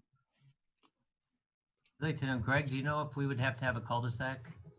No, we could waive that and put in like a simple, there's only a few houses there, put in a simple T-turn or something, try to do something within the available right of way. But I mean, Representative Wells is correct. If we did a full cul-de-sac, we would be doing land acquisitions, but I think we could do something much simpler than that to try to work within the existing right of way. And right now we have trucks, oil trucks, delivery trucks have to back through the intersection at Shoeville and North Stonington Road, either to back into the North Stonington Road or to back out. And if you go down there, I invite anybody to go down and see if you can get out without having to try to turn around in somebody's driveway. And we shouldn't be in a position where we decide that people's driveways are part of the road system. And thank you, I'm gonna be quiet. Anyone else have any comments? If you wish to recognize them, there are 3 council members who have their hands raised. That's what I thought. I didn't know if I was reading this wrong. Okay, Councillor Heed, we'll go in order of my list here. You like to speak? If you wish to recognize them, there are 3 council members who have their hands raised. That's what I thought. I didn't know if I was reading this wrong. Okay, Councillor Heed.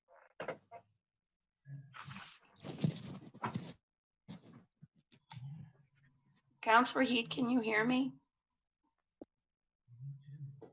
No, maybe he is an attendee. So, Mr. Burt, if the 3 councilors wish to speak, how do they get audio? Okay, I was just unmuted. Oh. Can you hear me now? Yep. Okay, thank you so much for letting me raise my hand. I just wanted to advise the RTM that Groton has been attempting to coordinate with Stonington so that we can both fund the bridge at the same time. I believe John Burt was leading that effort, so he could talk more on that if he wanted to. But they have declined this year and last year. So last year we removed it entirely from the budget. And this year, my understanding was that we were going to fund our portion of the bridge to allow them 5 years to follow us and fund their portion.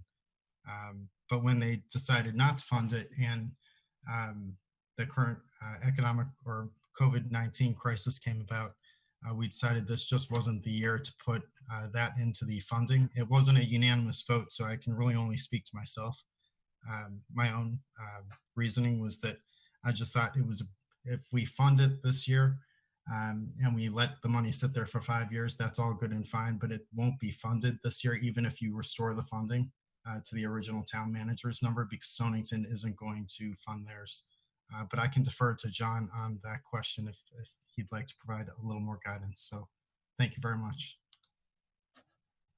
Thank you, Councillor Heed. You want me to weigh in? This is Yes, John. please, John. Mayor Graner and I have both had dialogue with the first selectman in Stonington and been told really it's a Groton problem. I don't think even if we fund that there's much of any chance of them funding their portion. Sima, is it okay if I jump in at this point? Say something? Yes. Okay. When I chaired this committee 4 years ago, we had appropriated the money necessary to repair the bridge. Stonington was telling us they were going to appropriate the money and then backed out each time. And I'm very hesitant, given what's going on right now.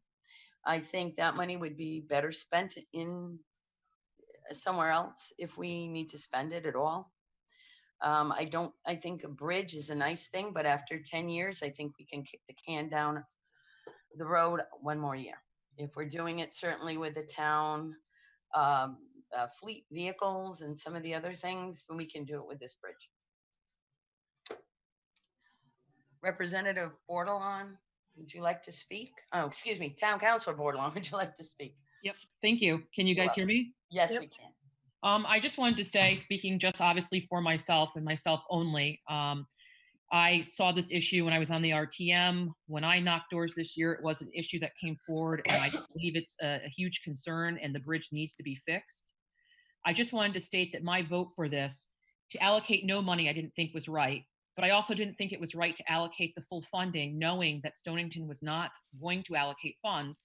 And I did not think it was fair to the taxpayer to have a large sum of money sitting there, generating, making our taxes go up, knowing right now today that we are not going to be doing anything, no action on this bridge in this the year that's allocated, because Stonington is stating that they're not going to. With that being said, I wanted to move that number of that 25,000, and I did ask at the council meeting, by doing the $25,000 fix, which makes it safe, it puts up a better barrier fence, and it also takes down the metal beams, which are a concern because of safety. Children can go down there, fall, jump, all of those things, the way that it was said to me, and I thank our public works manager for his comments. These things have to be done in order to build the bridge. So that 25,000 is a step in the direction towards it, but we're not using a large sum of money that we're going to be taxed on. I also feel this year I wanted to allocate those funds for that, and because of what with Stonington not putting the money forward, that was my decision. So the 25,000 gets the beams removed. It makes it safe. The beams have to come down for the reconstruction of whatever type of bridge. It puts us in the direction. And I don't want to speak for Councillor Franco, but I believe it was her who stated that, we should have a discussion next year with the town council and their selectmen prior to, and maybe start to hash this out sooner than the budget season. Thank you for letting me speak. Thank you, Councillor. And Councillor Melendez, would you like to weigh in on this? Hello? Hi, you've got the floor. Yeah, I just wanted to basically state what the other two counselors had said, that I think, at least for me, and I think for a lot of other people who voted against it, our reasoning was that we didn't think that Stonington was going to fund it anyway, so we didn't want to, tax people for the money and have it sit there for a full year. But I would like to ask the manager a question, because I know there are plans for to like formally meet with Stonington on this if there's an agreement made between the two towns in the middle of the year between budgets? Can it get funded that way? First of all, there's no formal plan. It was right, it was a suggestion that came up, but my intent would be to reach out to them to meet. If something came up in the middle of the year, well, Yeah. by the time, I mean, you could always look at fund balance as an option in the middle of the year. It, of course, would have to go through the process to go through the RTM at that point. Okay. Thank you. Okay, and Counselor Baumgartner.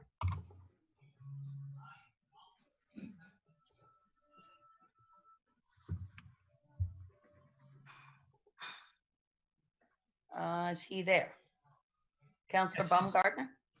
Can you hear me? Yes. Great. Thank you so much, and good morning, everyone. Thank you for participating in government through Zoom. It's obviously very different person, but just want to give my put my hat off to you doing the people's work. I was in the minority amongst minorities in terms of supporting the bridge funding. I'd like to align my remarks, Gary's, Mr. Wells, I should say. It goes without saying we've heard countless testimonies from residents in Old Mystic explaining the importance of the bridge. Most obviously for in terms of limiting the liability for public safety apparatus, specifically the fire department there. So I think it's imperative.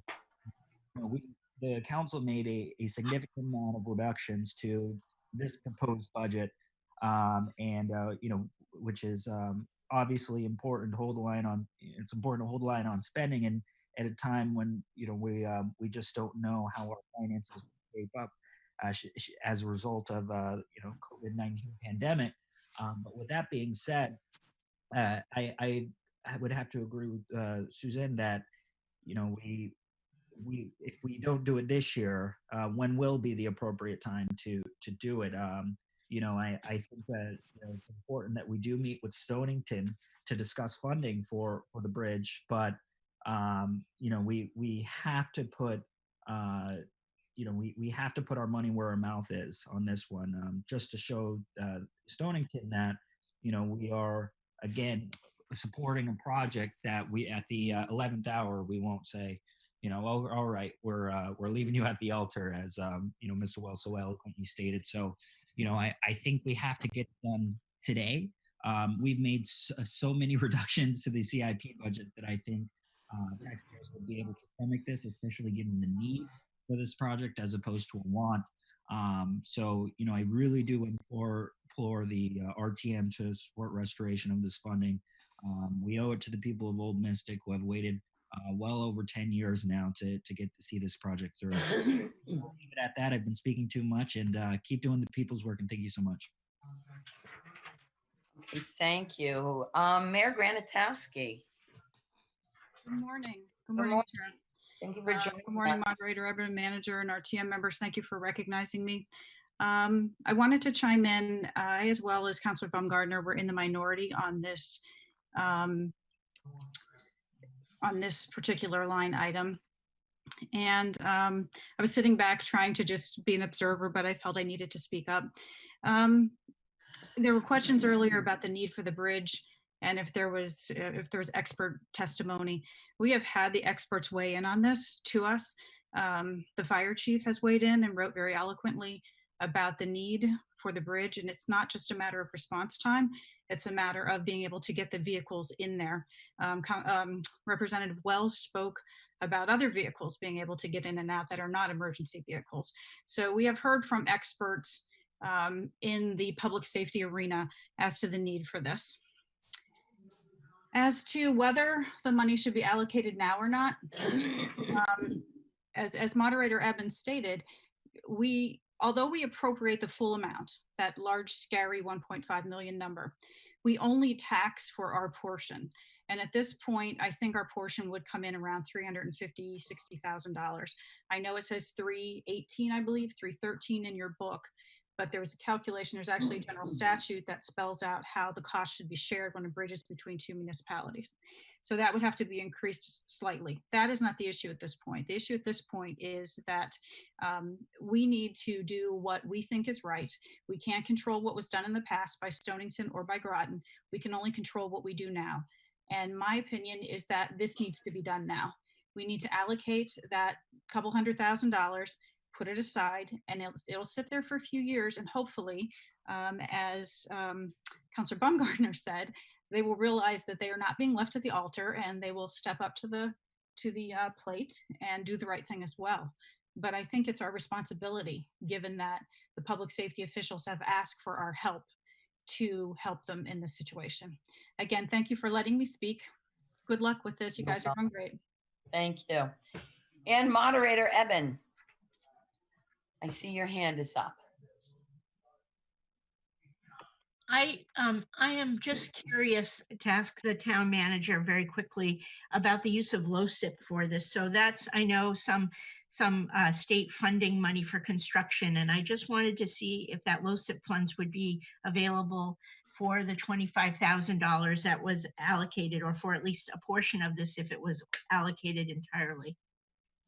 I'd have to ask Greg, because with the bridge funds, I don't know if it can be used in conjunction or not, Greg. And we would have to take it away from somewhere else because we don't have any extra funds. Yeah, I mean, you are allowed to use LoCIP funds in addition to the local bridge fund if you want. But like you said, we are right now with the other projects we've identified as LoCIP projects. We've spent almost every penny that's available to us. And I don't think the RTM can change the LoCIP funding. I think it's funded or not funding. I also don't think you can change the amount to the 370 or so that needs to be funded. I think if you approve it, you're back to basically my original layout of the 318, just coming out of the capital projects, ultimately general fund. Thank you. Well, it's a lot to digest, isn't it? Okay, and are there two more hands raised here? Councilor Bordelon, did you want to speak again? No, I'm all set. Sorry about that. Oh, okay. No, that's okay. I just didn't want to leave anyone out. Okay. I hate to butt in once again, but just wanted to add the Stonington's budget hearing is next Thursday, and they will be lobbied by Stonington residents for the bridge. And it is, and I think if I'm really not under any illusions that the RTM will come up with a 2/3 vote to override the council's number. So I think if we get a reasonable majority of votes for this full funding on the RTM, there will be some ammunition for the council to approach Stonington again, if the Stonington residents are pressing for this. So it's the budget hearing is next Thursday for Stonington. It's going to be virtual. And anyway, that's it. I'm done. Okay. So we have two numbers. Representative Casper has his hand up. Oh, sorry. I'm sorry, Representative Casper. You've got the floor. Thank you, Madam Chairman. I just wanted to just point out that if we had gone for a temporary bridge 10 years ago, it'd still be up. We'd still be maybe debating whether to replace it with a permanent bridge, but in the meantime, the utility would still be there. Good point, Bridge.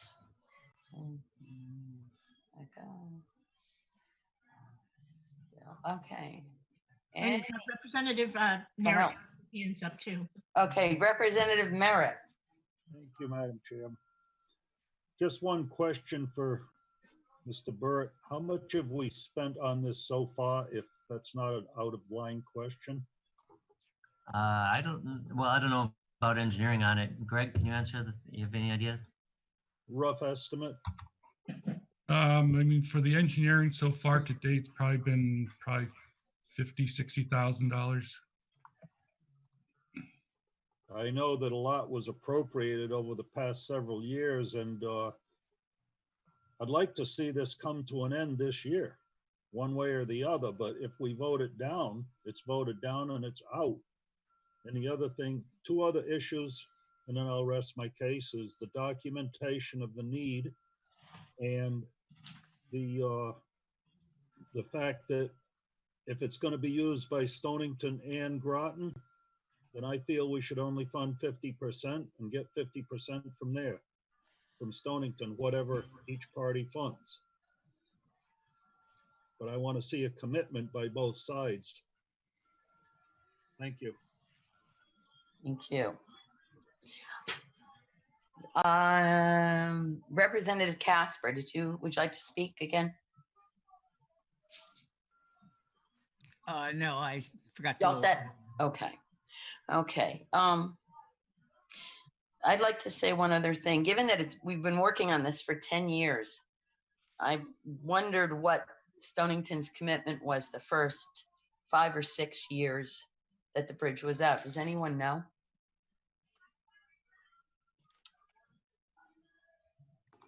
I just know that they funded it several times in the past, but then not the last couple of years. Okay. Okay. Just curiosity's sake.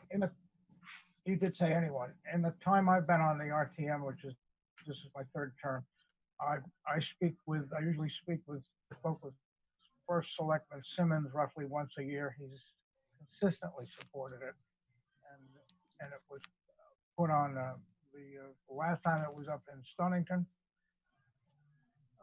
Selectman Spellman, who's our Stonington Police Chief, Groton City Police Chief, he moved it, and it was passed. It was put in their budget with unanimous support. So they've been, at least in my speaking with Selectman Sims, he's been consistent over the 3.5 terms that I've been on the RTM. So is it the finance board that usually cuts the amount of money and doesn't move forward? Okay. Well, I think the finance, I don't know exactly how it goes, but the finance board is having the public hearing. The selectmen are kind of like our town manager. Okay. They're similar to our town manager's position. And the finance board is like our council. Okay. And they have a budget referendum also. So given that, I can find my original note. Oh my gosh, I look like a 2-year-old. You have two numbers on the floor, and the way you'll do it is you'll vote on Representative Wells's amended number of 1,233,000, and then you'll go to the original motion, which was 25,000. Thank you. I was looking for the numbers and I couldn't find them. Okay, so we need to vote if we can. I see one more hand up, but I don't know if that is. That's Mayor Granatowski. Oh, okay. Did you, Mayor Granatowski, did you want to speak again? Oh, she just took herself off. Okay. I apologize. Oh, that's okay. That's okay. Just don't want to leave anyone out. Okay, so the original number is, the number proposed was 1,200,000. Is that it? That's not the original number. That's the amended number. The amended, do we do the amended first or the original? Yes, you do the amended first, $1,233,000. Okay, so we need to vote on the amended number of $1,233,000. Does anyone, all those in favor say aye? Aye. Or should we do a roll call? Yes, you need to do a roll call on this. Okay, Representative, let me get that number here. Okay, Representative Wells. Yes. Yes? I vote yes. Representative Gauthier. No. Representative Merritt. Abstain. Okay. Representative Casper. Casper, you're muted. Casper, you're muted.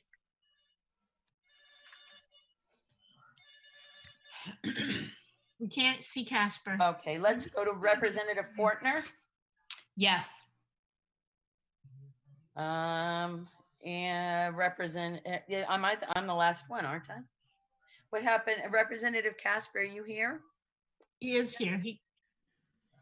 Maybe you can give us a thumbs up or a thumbs down for, Yes. he's a yes? Yeah. Yes, I'm not muted, but you can't hear me. Okay. And Representative Dean Shinbrad is a no. So that fails. It failed. Okay. Yeah. All righty, going to the original number of 25,000. We'll take another roll call vote. Representative Wells, Yes. Representative Gothier, Sorry, yes. yes. Representative Merritt, Yes. Representative Casper, Abstain. okay. Representative Faulkner, Abstain. abstain. Representative Dean Shinbrad, no. So what does that give us? One other person who didn't vote. I only have 2 yeses, 1 no, and 2 abstentions. We have 3 yeses, 2 abstentions, and 1 no. Got it. That fails too. Okay. So do we propose another number or do we go, how do we do this?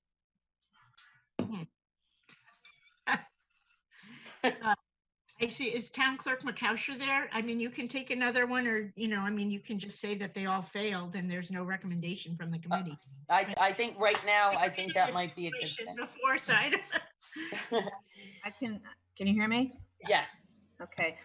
I would suggest that you just report that the committee voted against the town manager's number and the council's number, and that's what you present to the floor. And the floor will have to put their own number on. Okay. Okay. That sounds like, and that sounds great. Okay. Is everyone holding up okay? We're an hour and a half into this and we will get done. I promise. Next is the Drainage and Watershed Protection, CIP, page 220 in your budget book. And I want to make sure I'm correct. The number. Oh, we still have a bridge repair to. Oh my gosh, you're right. I'm sorry. We went right over it. Okay. A bridge repair for $45,000. Would anyone like to make a motion? I believe that's not $45,000. I believe there was an amended number on that. Okay. I believe it's 0 on that. Yeah, it is 0. It is 0. Okay. Okay.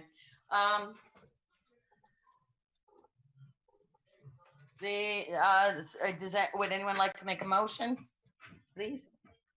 Make a motion for 0, please. Make a motion for 0. I move to the number of 0 for, what do I say? Capital project bridge repair. Anyone second? Second? You need a second. Can I second? Sure, why not? Okay, yeah, Dean Shinbrad seconds. All those in favor, say aye. Discussion. Aye. Discussion, Aye. I'm sorry. There a discussion on the amount moved. Mr. Burt had asked to eliminate this and maybe there's some questions about that. Yeah. Mr. Burt, would you like to speak to why it was zeroed out? Well, Greg could probably speak better, but it was for 2 inspections of bridges and they don't have to be done this year. So in consultation with Mr. Hanover, we decided to remove it. Okay. Okay. Anyone have any questions? Okay. Seeing no questions, all those in favor of 0, say aye. Aye. Aye. Opposed? Abstentions? Okay. Passes 0 amount. Okay, now we go on to Drainage and Watershed Protection, page 220.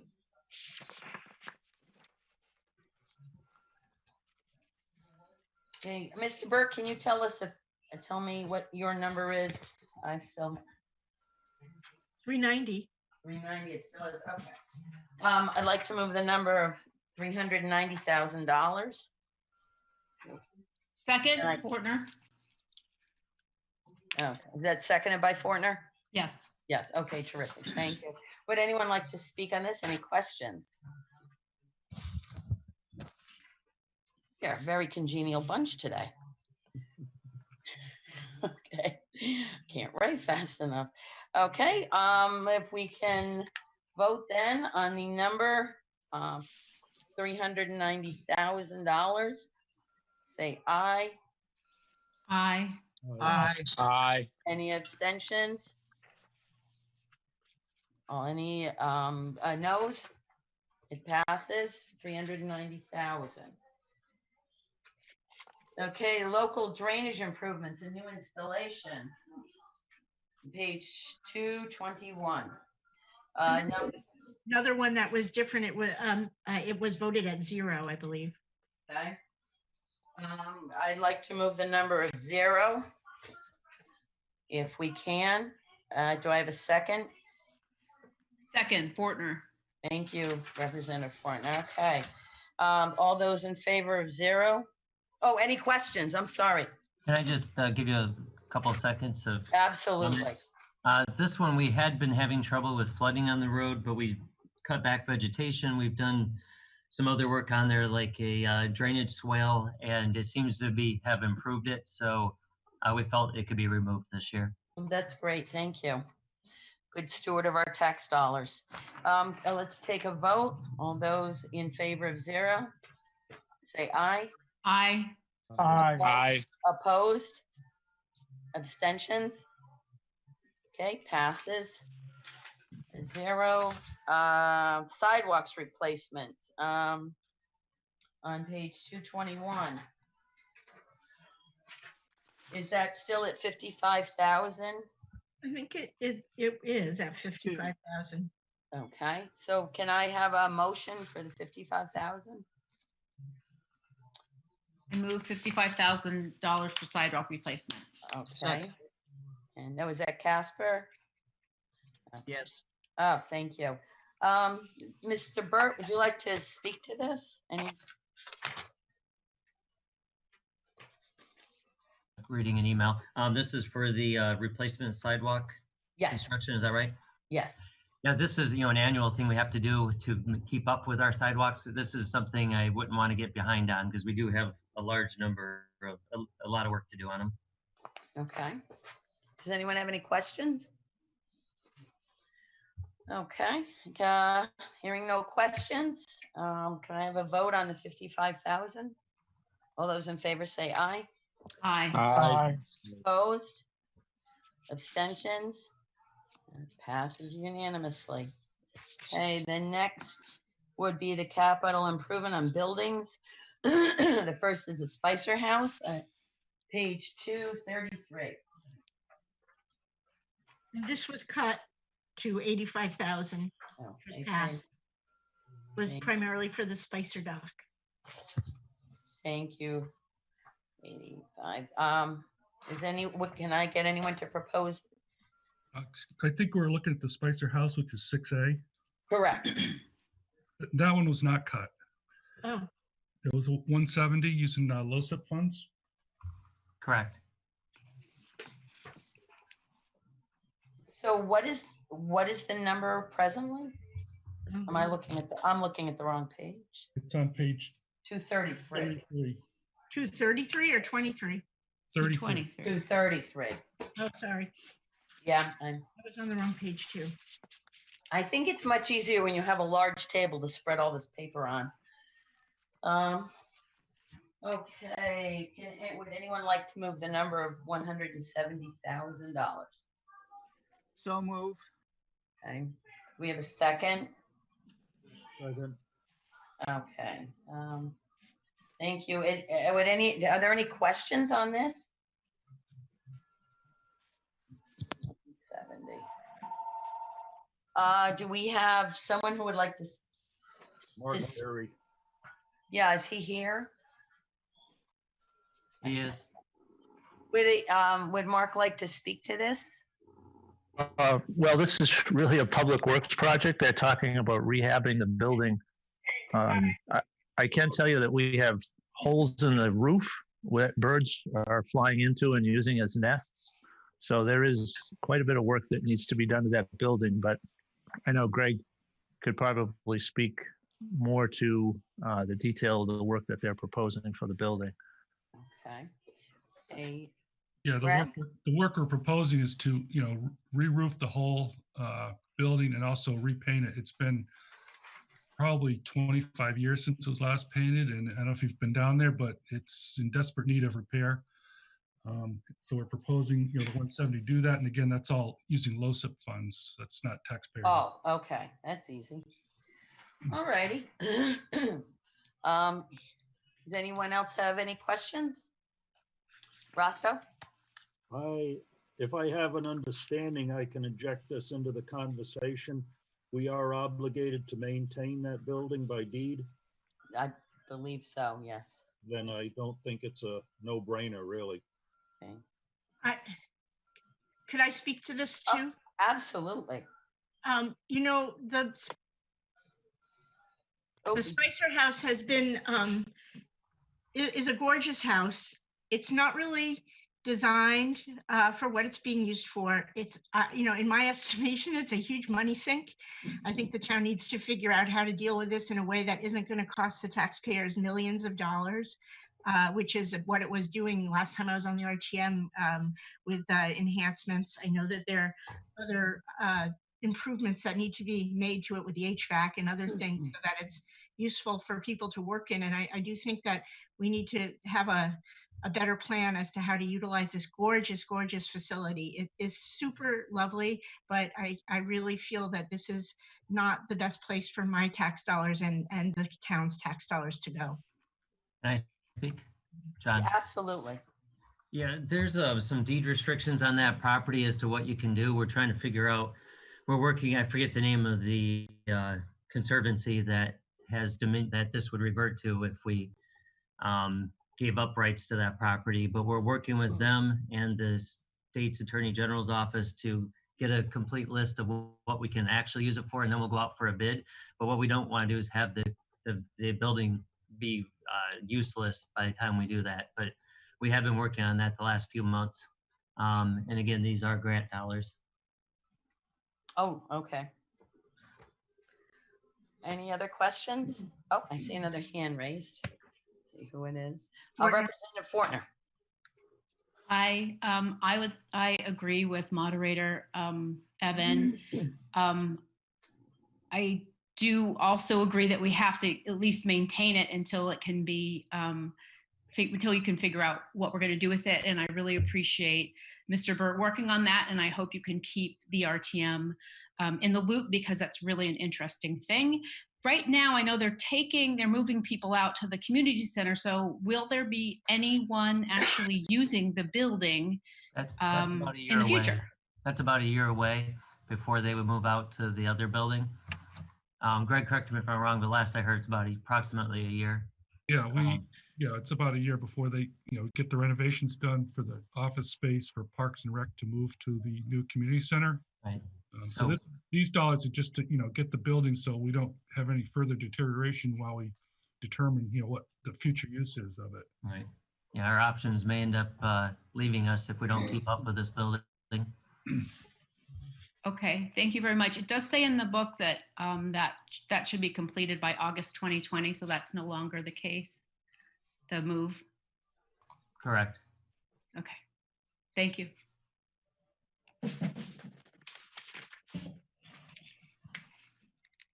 Okay.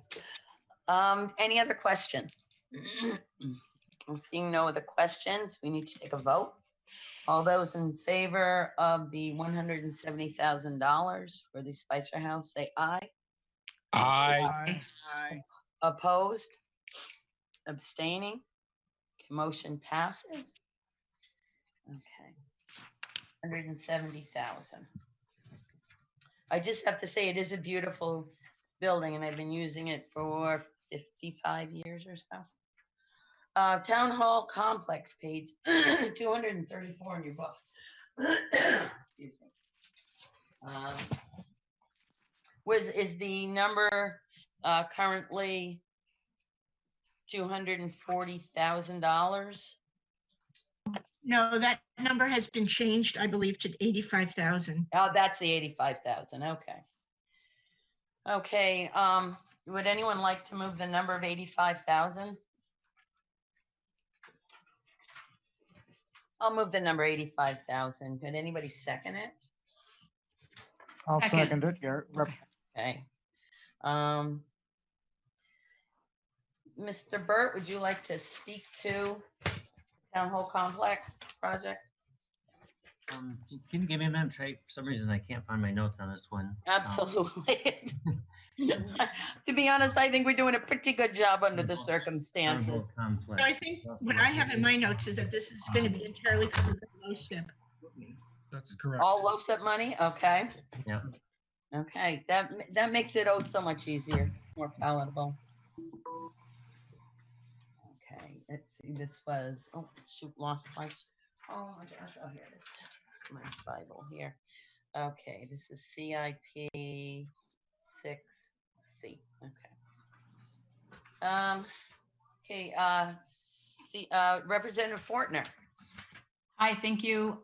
I'm finding myself being a little uncomfortable with, just since it's LoSiP money, we're being a little bit fast and loose with it. Just because if we don't use it on this project, we can use it for another project. So it's not like it's free money.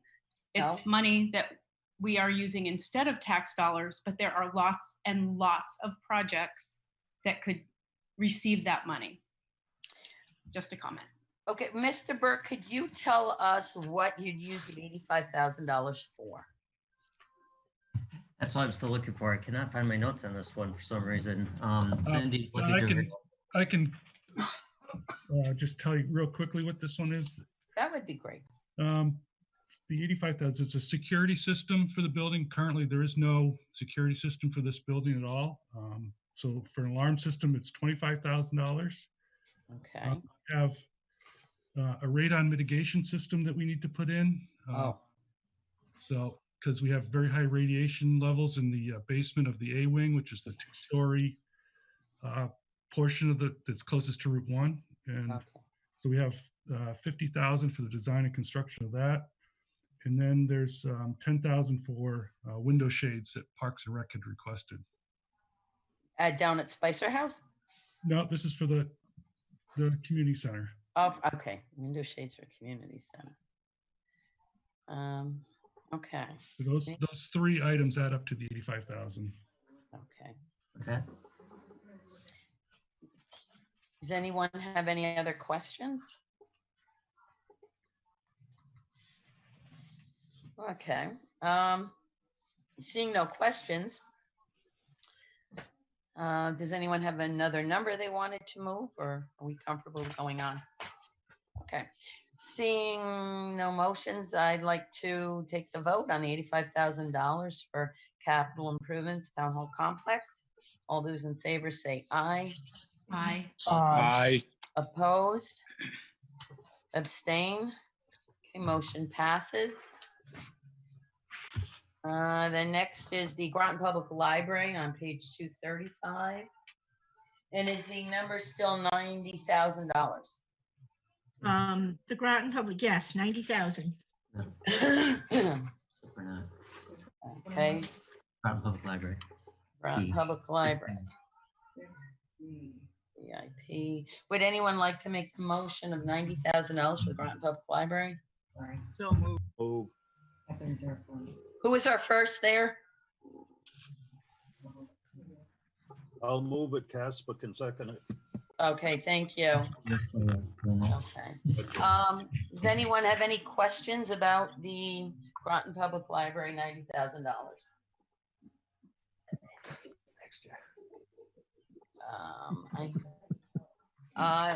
No questions? Okay. Seeing no question. Oh, Representative Fortner. Hi, thank you. I see here it says the funds, 55,000 to address the deteriorated brick retaining wall. And it says these funds will identify the areas that need work. Is that 55,000 only to identify these areas, seeing that it looks like they've already been well identified? Thank you. Okay. Right. No, these funds are actually for construction. That's probably an inappropriate statement in the narrative. Thank you. 60. Okay. Any other questions? Okay, seeing no other questions, we can take a vote on the number of $90,000 for the Groton Public Library. All those in favor say aye. Aye. Aye. Opposed? Abstain. So, okay, $90,000 to the Groton Public Library. Next is the golf course facilities in the clubhouse. Those all mixed up, correct? Goes up in for the HVACs. On page 236. Put the whole amount, right? 140. Yep. At 140 still, or Yes. Okay, and this is still at one, I got the wrong page here. 236.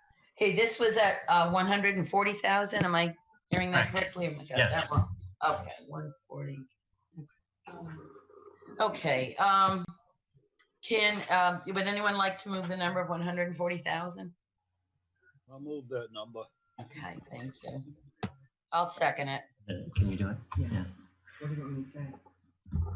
Are there any questions or would anyone like to speak to Closing it? it. Okay, what is the 140,000 going to be used for? That is to fix the HVAC system there. It's part of our lease with them that we have to correct. For one thing, it gets extremely hot. They can't get sufficient air there, but we did agree to that in the lease. And it is LOSIP dollars. It's grant dollars, not general fund. Okay. Okay. Any other questions? Okay, Representative Fortner.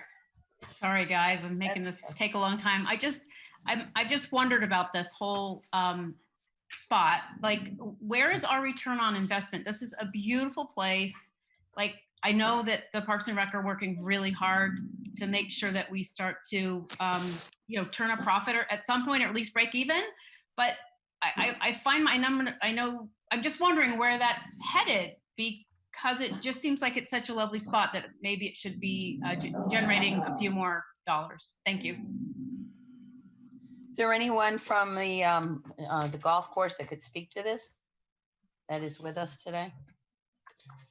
Yeah, can you hear me? Yes. Okay, so each year every other year we survey the golfers. We do a golfer satisfaction survey. And one of the questions that we ask is how much money they spend in the community when they come to golf. And we've calculated that just in room, meals, and taxes, gas and food, the golf course brings in about $400,000 annually from golfers. The other thing that you need to remember is the property values adjacent to the golf course are higher than what they are further away from the golf course. So the golf course actually brings in additional tax dollars every year. Okay. So, tax. Okay. Well, thank you, Mr. Barry. I could speak to that. Absolutely. The golf courses aren't moneymakers, but if you look in the glossy ads for Trump World or whatever, you'll see convention centers, restaurants, condominiums associated with the golf. That's where the money is. The course is generally not a money maker. It's difficult to break even. So the money goes to the amenities, which in this case are owned by other people in the town. They're Mystic, there are casinos, there are other places that people are attracted to when they come to play golf. Thank you. Thank you. Well, I think it helps to keep everybody off the streets too. Okay. Would anyone else, does anyone else have something or question? Okay, I know this is, that sometimes the golf course is looked at as a drain, but I don't golf, but I think it's a nice thing for us to have. We don't have a lot of amenities maybe other towns might have. Can I add something real fast, Don? Absolutely. Yeah, I just want to point out, I get a lot of questions about why aren't we developing that property? We actually used state grant dollars for the purchase of that property. In order to develop it, you'd have to go through a similar process as the middle school. You'd have to replace it with equal sized property and equal valued property in order to get that released. I just throw that out there so people know. Okay, and Representative Merritt. I'd like to add that over the years we've owned this. There has been some deterioration, and we're trying to bring, I feel the town's trying to bring it up to speed. And if it's allowed to deteriorate any further, it's going to cost us a lot more, as with all other projects that we keep putting back and putting back and putting back. So yeah, point is, let's get it done now before it's any worse. I've been over there. It's old. Or the bathrooms, in my opinion, are the original bathrooms. My goodness. Okay. Well, could I ask a question? Absolutely.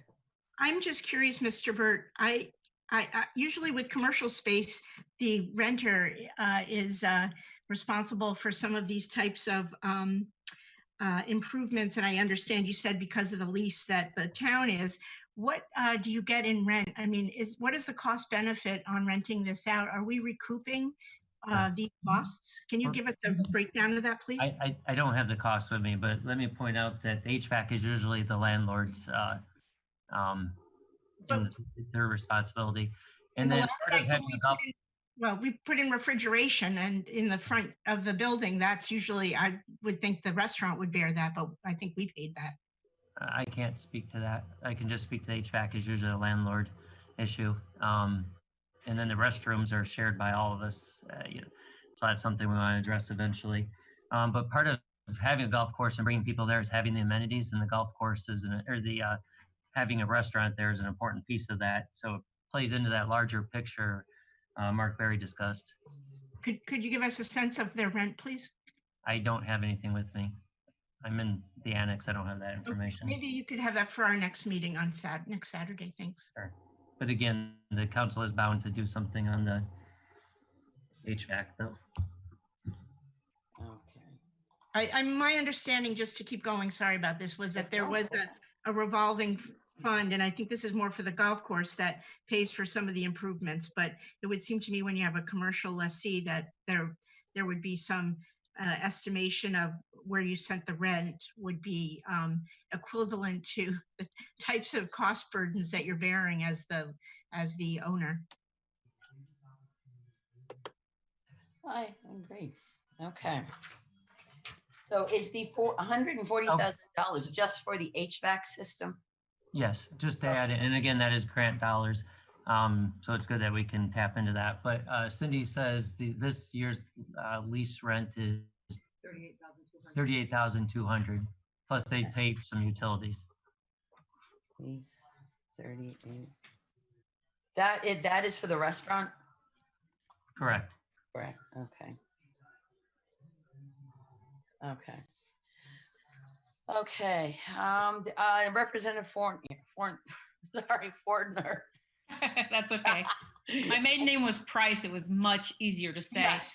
I was just before Cindy gave that number, I was also concerned as Sima was about, or moderator Evan, I'm sorry, about the restaurant rent.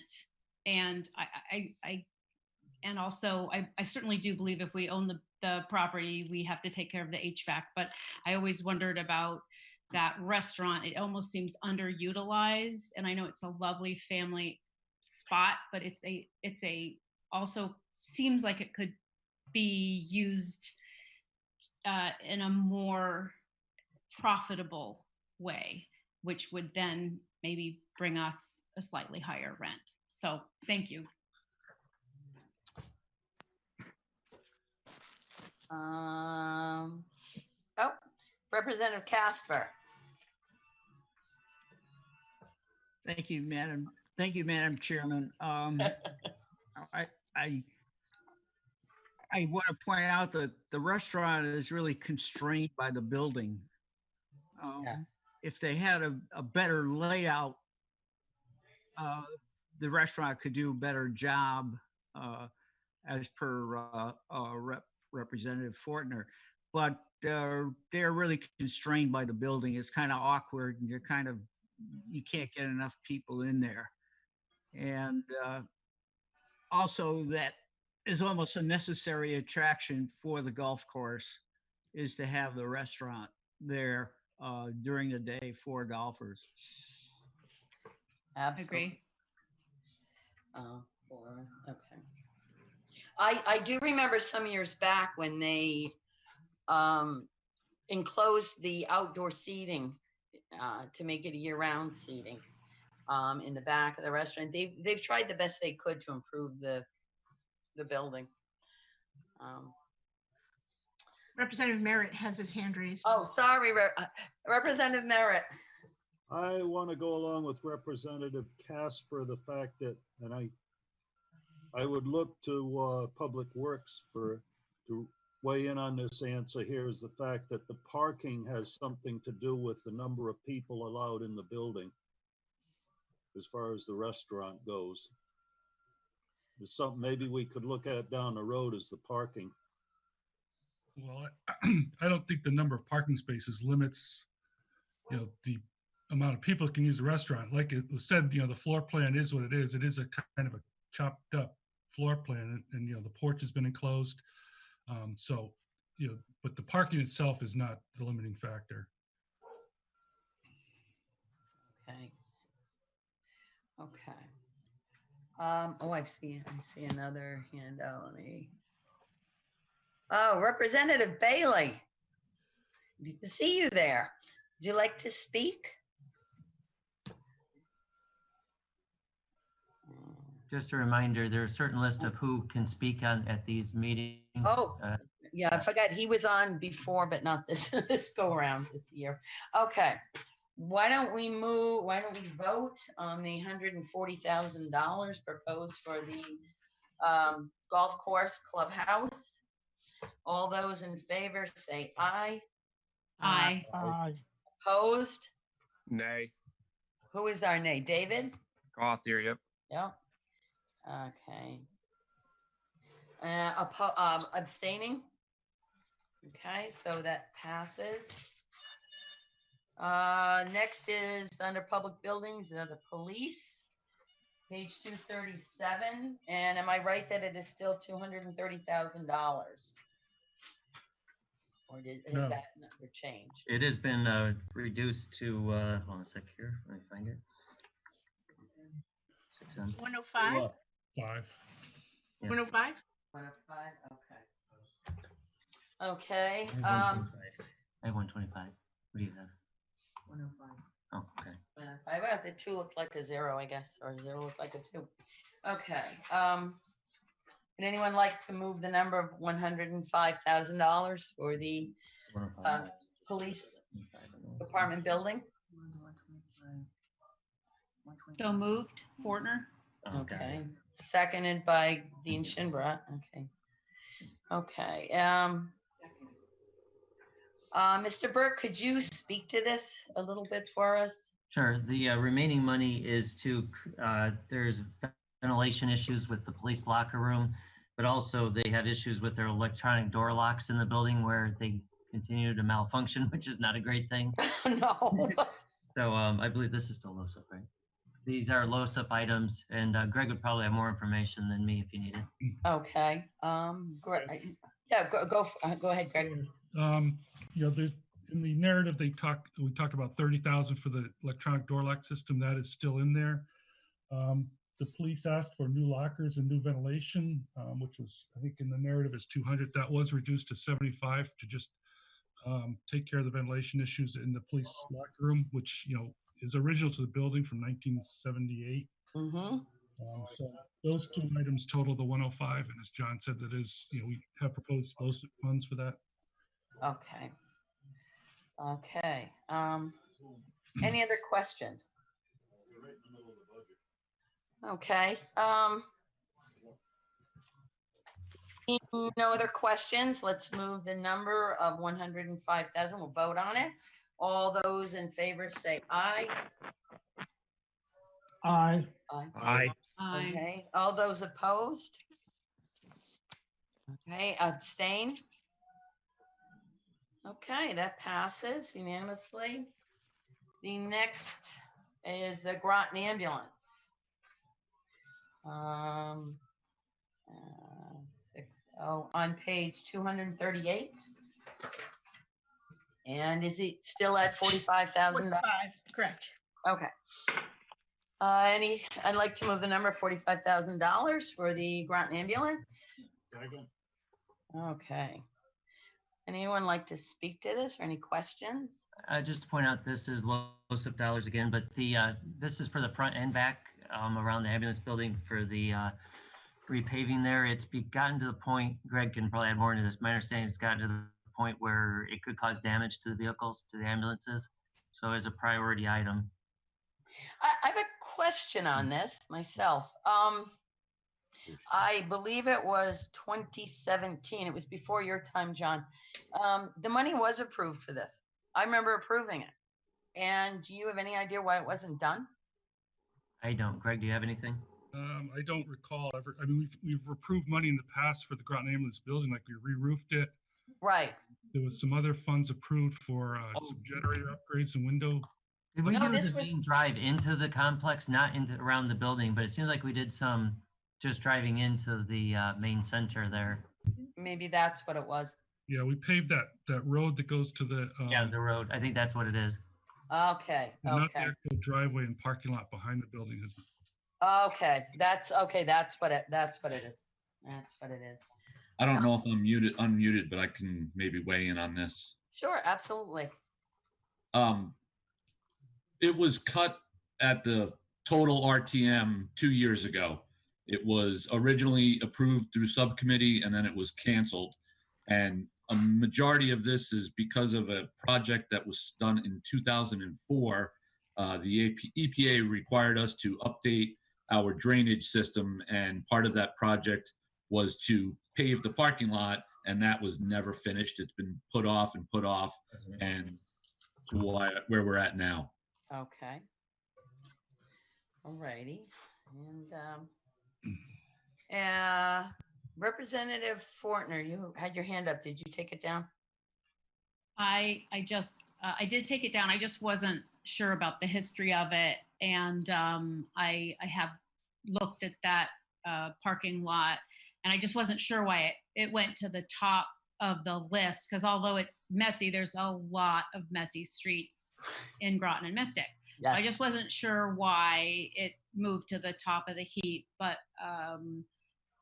it's right where the ambulance, the back area is. I imagine if it deteriorates anymore, if there were any kind of potholes, which don't seem to be there yet, but are obviously on their way, you could damage the ambulance. I hadn't thought about that. So I appreciate that now.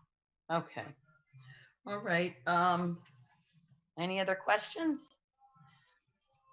Seeing none, I'd like to move the number 45,000 for a vote. All those in favor say aye. Aye. Aye. Opposed? Abstaining? Okay, approved.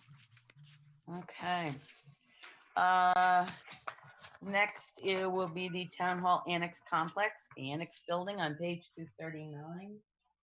And is this still at 95,000? Yeah. Okay. Would anyone be interested in speaking to this? No? Okay. 6, 8, okay. Any questions? Do you want a little bit of information on this real quick? Love to. Okay, it's for 95,070 of it is a LoSiP 25 for capital reserve. Now, 70,000 of it is to address, we've had ongoing humidity issues in the 3 meeting rooms at the annex, really bad. And so we're fixing those and then doing engineering for the actual offices, because those also have issues. And it's crazy how wild the swings can be from one office to the next. The system's very much in need of work. Okay. Okay. Anyone else with any questions? It's amazing how much humidity wreaks havoc in our lives.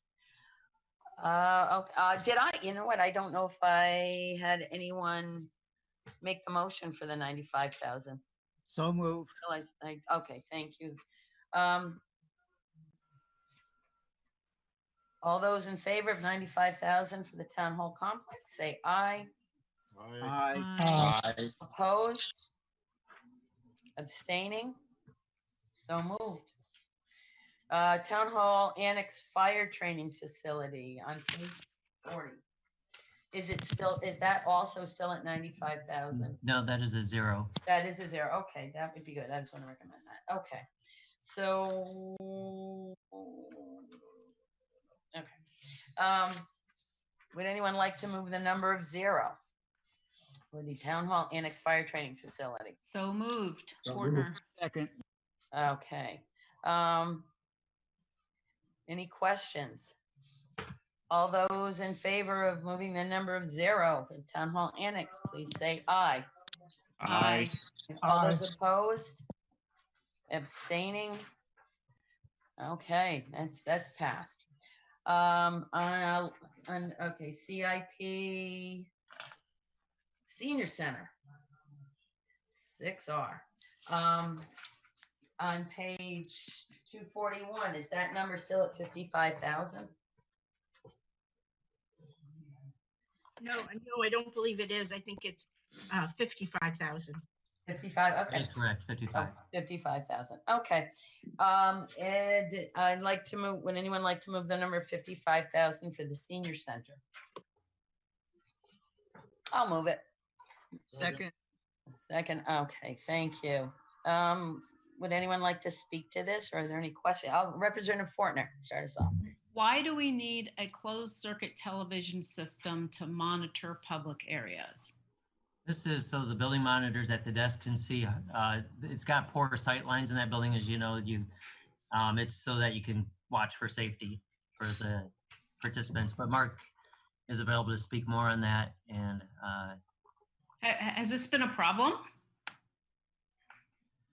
Yeah, there are multiple entrances to that building, and we feel that it's important for the security of those using the building that we know who's coming in and out. Now that we've opened it up to the community meals, there's a whole new group of people that are coming into the building, and we haven't had a problem yet, but I'm not sure that it's wise for us to wait until we have a problem in order to deal with this. If a problem was noticed, what would occur? We would notify the police and have them, well, depending on the situation. I mean, if it was something that our staff felt comfortable with, they could address. If not, then we would involve the police, depending on the situation. Thank you. I'm sorry. I was going to say, we're essentially asking for the same level of security that's provided at the library. And this is loss of dollars on the 40,000 and senior funds for the 15 for the carpet in the music room, replacing with the vinyl. Okay, thank you very much. 40 for the, oh boy, okay. I'm sorry, I have another question. Oh, go for it. So I'm sorry, could you let me know what's the meal program? How often is that? Is that a daily thing or a weekly thing? No, that's a weekly thing. So we provide meals daily. Oh, yes, Separate yes, program. right. But the So, community meals, they come in on Monday nights. But it's not just for the community meals. I mean, it's just, as John mentioned, there's poor sight lines and there's a number of entrances, and We just feel that for the security of the seniors that are using the building, we ought to be able to see who's coming in and going out of the building at different times. And that would be monitored by the person sitting at that front desk? Yes, and it's also being captured on video. So if there was something that if there was an incident that, we had missed, we would be able to go back and have that information captured. Okay, thank you very much. Okay. Wow. This is Representative Wells. Hi. Some people using the center are quite elderly, and it's possible somebody could fall or stumble in the hallway, and it would be nice if once in a while somebody looked at the screen and said, "Oh my God," and go check up on them. Okay. Anyone else with a question or comment? I mean, we do use that building, and there are a lot of nooks and crannies to the building, that's for sure. Okay, all those in favor of moving $55,000 for the senior center, say aye. Aye. Aye. Opposed? Abstaining? 55,000 passes. Thank you. Okay, last CIP on our list is the water pollution control facility. There's two under that. Right, sewer line infrastructure and then the pump station. So sewer line is on page 249. And that is at the same number. Both of those are at the number that the same number. town manager Terrific. proposed. Okay, so would someone like to move the number of 50,000 for the water pollution control facility sewer line infrastructure repair? So moved. Who was that person? Dave? Okay. Gothier. And who seconded? Okay. Okay. Would any questions? No questions. We are just a congenial bunch. Okay. Seeing no questions, let's take a vote for $50,000 for the capital improvement of the sewer line infrastructure repair. All those in favor say aye. Aye. Aye. Opposed? Abstaining? Perfect. The last one is the pump stations. Pump station is on. That you want to make sure you're muted when you get invited. Oh, the pump station, is that still at 1,425,000? That's correct. Okay, just double checking. Would anyone like to move that number? I'll move that number. 25. Second. Okay, okay, okay. Any questions on this? Okay, yes. Let's move. Okay, so let's vote on the 1,425,000 for the pump stations. All those in favor, say aye. Aye. Aye. All those opposed? All those abstaining? It Portner. passes. Portner's abstaining, okay. Yeah. Can I add something on? Just Sure. FYI. A couple days ago, Greg, correct me if I'm wrong, is this one that we're going to apply for some grant dollars for, but we won't have any idea for quite some time whether we're successful or not? That's correct. Yeah, we're made aware of a federal grant for projects that support the subbase, and this pump station that we're looking at primarily serves the subbase. So we will be putting in an application, and so we might be getting some money for that. But these projects, for both projects you're approving are funded through the sewer user fees. Right, they'll just save some in the fund balance there. So it'll add to the fund balance, correct? Okay. But we are trying for grants, so. Okay, all grants are wonderful things. Okay, everyone, thank you very much. I think we're done. Want to take a motion to adjourn? I'd like to make a motion to adjourn. Do I have a second? Second. Second. Thank you. Enjoy, everyone. Thank you again. Sima, good luck. Quickly have a vote on it. Let's have all those in favor of adjourning. Say Aye. Opposed? Abstaining? Thank you, everyone. Thank you. Thank you. We're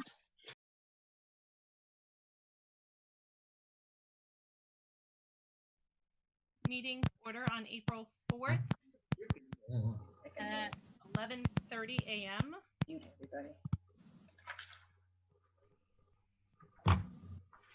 We ready to go? Go right ahead. Okay, so our first item to discuss is account number 1024 for the public safety on page 112, 110, 112.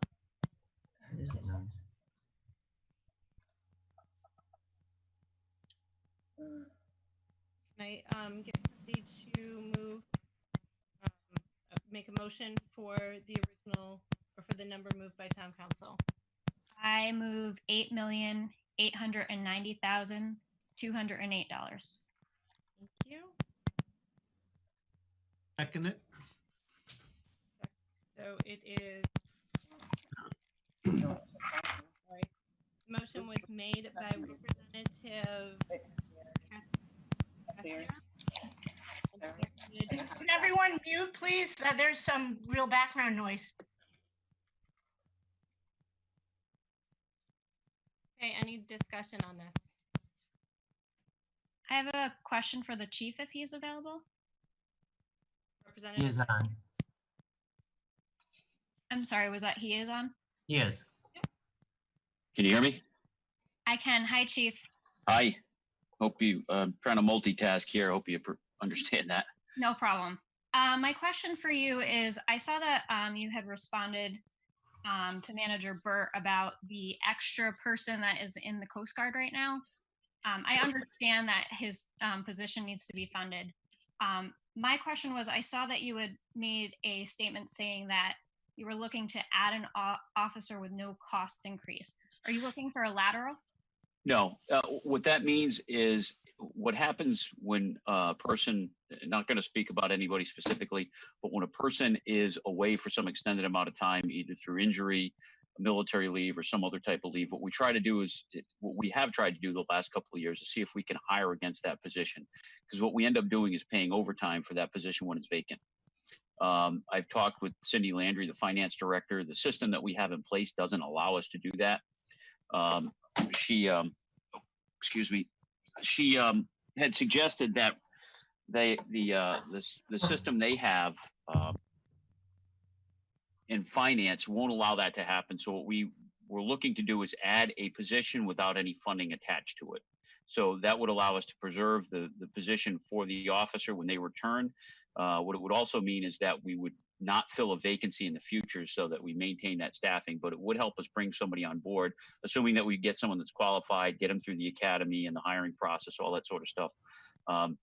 There's no money changing hands. There's no additional funds attached to it. Basically, it creates a slot where we can hire someone against an existing slot and use that money to pay for it.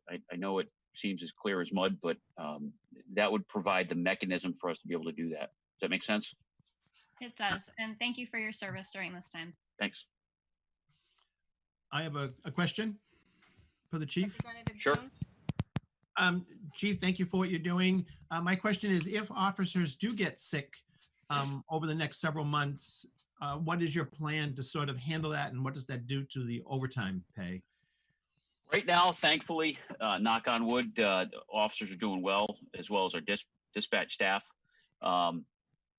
That's obviously an unknowable answer right there, who might get sick. If it does happen, we have some plans, some contingency plans that we've been developing to mitigate that. Right now, we do have full staffing.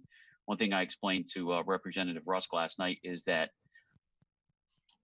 unlike other times of the year that we've experienced people taking time off for training, for going to other events or taking vacation time, stuff like that, our folks are pretty much working right now. They've rescinded days off. So we're fully staffed. We haven't had a lot of problem with filling positions or filling shifts, I should say. However, should we start being degraded as a result of COVID-19, both in the dispatch center and on patrol, we do have some backup plans. We have the ability to utilize some of our people that are in other assignments right now, or reduce the amount of patrols that we use. We're hoping not to do any of that. We're hoping that that's not the case, but thankfully right now we're in a pretty good position. We've also talked with some of our counterparts in other agencies around the area, so they're in a similar situation. 2 weeks ago, I attended a meeting up at the Police Academy in Meriden with many of my counterparts from across the state, as well as some state officials, looking at that very possibility and how we would work together in order to augment one another. I know that's not a real clear answer for you. We are doing some internal planning, but right now, fortunately, we're not in that spot. When and if we get there, we do have some plans in place where we can utilize the folks that we've got and maybe reallocate some of our own internal people to cover some of that. Fantastic. Thank you, Chief. And I like the idea that you're having plans and you're being proactive and taking those into consideration. So great. Thank you very much. You're welcome. Any other questions for Chief Pizarro? Any other questions on this budget line? Okay, seeing none, I will take I'd like to call the vote for account number 1024, public safety, in the amount of $8,890,208. All in favor? Aye. Aye. Okay, anyone opposed? And we have, how many of us? Let me just confirm.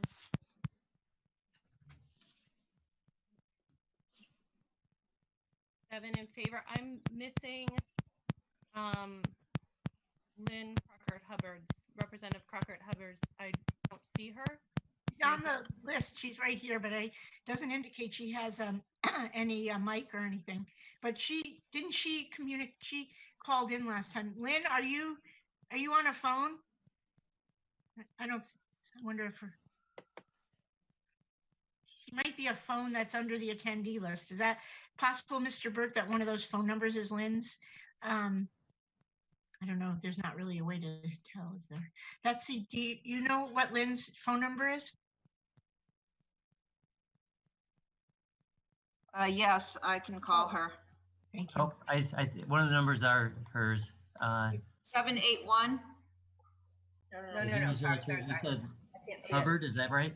Yeah, Hubbard, yeah. She isn't able to speak. Oh, I see her. Her voice looks like it's going. Can you shift her phone over to be a panelist? Yep, I'm trying to. For some reason, it's not letting me. Oh, maybe because she's on the phone. I can't make her a panelist. Maybe because she's on the phone. We're showing up. My mom is showing up twice because she's on the phone. She doesn't have a microphone for her computer. What? So we're 5720031 is Representative Hubbard. So we're showing up twice. Right, and she is able to talk under the 0031. Yes, Mom, say something. Yes, I'm here. Oh, thank you. Thank you. Did you vote on this last one? I just didn't hear you. I'm sorry. Yes, I did. I voted aye. Okay, thank you. All right, so we have 1, 2, 3, 4, 5, 6 in favor, 0 opposed. That motion passes. And we are moving on to account number 1090. It's on page 183 in your book. I just want to say thanks, and also I appreciate you guys staying home, washing your hands, keeping out of the public to isolate yourself. And I'm gonna get off right now if that's okay. Thanks. Thank you, Steve. Well, I will move the City of Groton Police 1090 for $2,581,945. That was made. The motion was made by Representative Jones. Second, Kasiri. And by Kasiri. Any discussion? I can't find it. It's the city? It is on page 184 in your book. 4,895,000? Oh, okay, yeah, it's not split out here. It's on the, we should get the other. Yeah. The number was 2581945. That was the motion.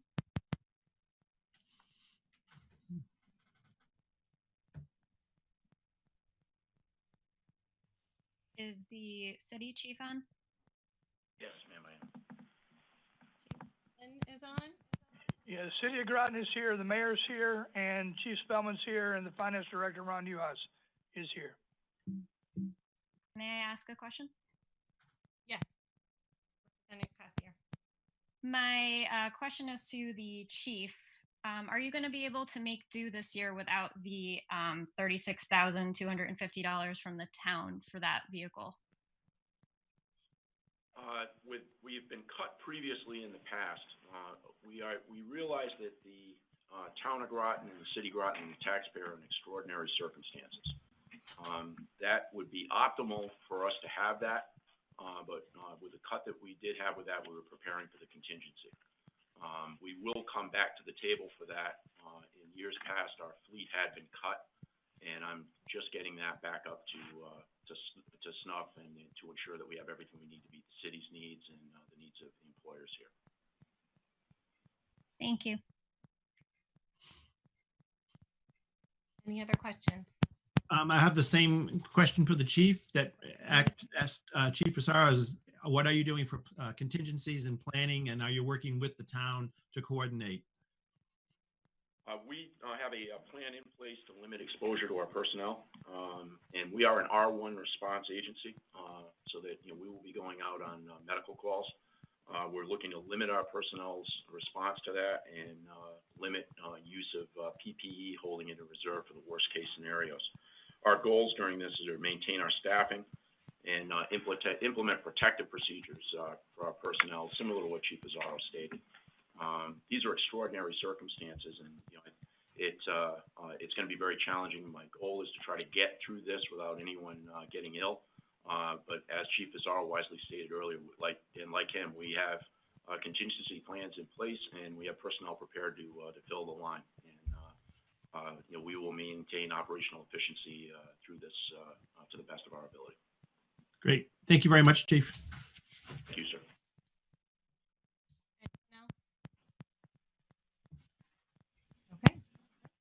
Seeing no further discussion, the last number on the floor was 2 Oh. million. Jill, could I ask a question? This is Sima. Yes, ma'am. Oh, hi. I'd like to ask the chief of police of the city a question, and I did ask this of Mr. Burt, and I'm just curious with the youth officer, now that the middle school is going to be going online in the town and the middle schools in the city are going to be demolished, the middle school in the city is going to be demolished. I realize that entity does a lot, but it seemed like most of those things that individual did were, related to schools. What is that individual going to do now? Is there going to be any cost savings from that shift, or are you going to keep sending that person to the new middle school? Well, I think there's a little bit of confusion as the difference between a youth officer and a school resource officer. Where a school resource officer is based in a school, a youth officer is based in a community. We use him to instruct DARE. He runs a 5th, 7th, and high school grade curriculums. We have a not a middle school, but we'll have a elementary school that will still be servicing for the town. But we also have a regional magnet high school. It's a Class S high school located within the city of Groton, and we do provide services there. We have a small Catholic elementary school that we provide services to, and we have one of the region's largest daycares that we've extended outreach to. He serves as a conduit between the school administration and police administration, but he also investigates juvenile and routinely assigned detective cases. He's appointed and he sits on many community-based forums. Offhand, I could tell you it's the Groton Juvenile Review Board, the Youth Advisory Council, New London Multidisciplinary Team, Children First out of Groton, Groton Alliance for Substance Abuse Prevention, which is an excellent program. It's, as you well know, the work that they've done on opioids and with Community Speaks Out is laudable. He works with the Groton School Safety Committee, the West Side Middle School, which will be an elementary school committee. And we've done community outreach with him extensively. Examples would be the Elk Club that runs the drug awareness, bicycle safety, helmet issue within the city. And Sea Lake Sailing Program for middle school and high school children, which is great outreach. And he attends many community service events, and he's directed by the detective sergeant, but I also utilize him to plug the line, so to speak, on youth issues. And he has an extensive caseload. Okay, so what you said he serves 5th, 7th, and high school for DARE. Is that person going to continue? That's my question, is what are they going to do with the new? He's currently, I'm sorry, go ahead. No, I'm just sorry, wondering. I interrupted you. Go ahead, ma'am. I'm just wondering if they're going to continue to serve in that capacity in the new middle school. That was my question. And are they serving in that capacity now in the high school? He is not over at the middle school. To answer your question directly, but he has a myriad of duties over here in the city of Groton, and he also serves city youth over at the Catherine Kolnaski Magnet School, teaching DARE jointly with the town program over there. It's a contractual position that we have. It's a very valuable position, and it's very different from a school-based resource position. It's not something that we fund it directly through our police budget. There's no elements of this in an education budget. It's funded exclusively by the city. Mm-hmm. Okay, thank you. Any further questions? Seeing none, I will move that we vote for account number 1090, the City of Groton Police, in the amount of $2,581,955. All in favor? Aye. Aye. Aye. Aye. Okay. That is 6 in favor, 0 opposed.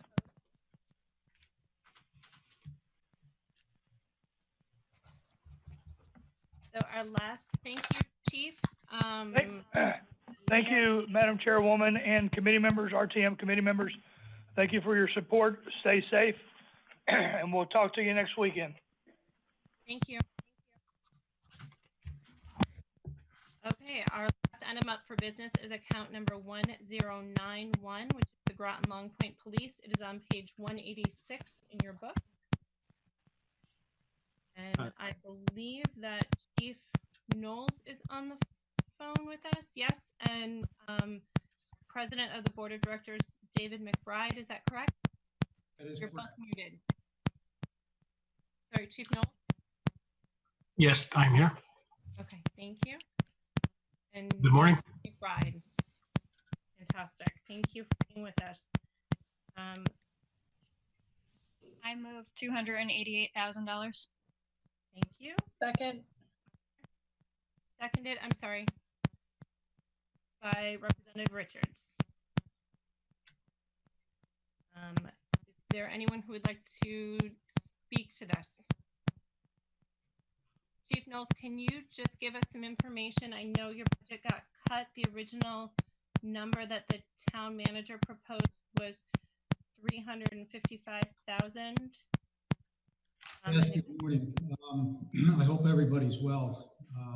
We're all fighting the same COVID-19 issue all throughout the town, and we all want to stay safe. But that 355 represented an increase simply because of the fact that last year we were at 41% funded from the town, and we're looking to try to get that back up to 50% where we were at one point in time. That being said, obviously the town council decided to keep us at a zero increase at 288.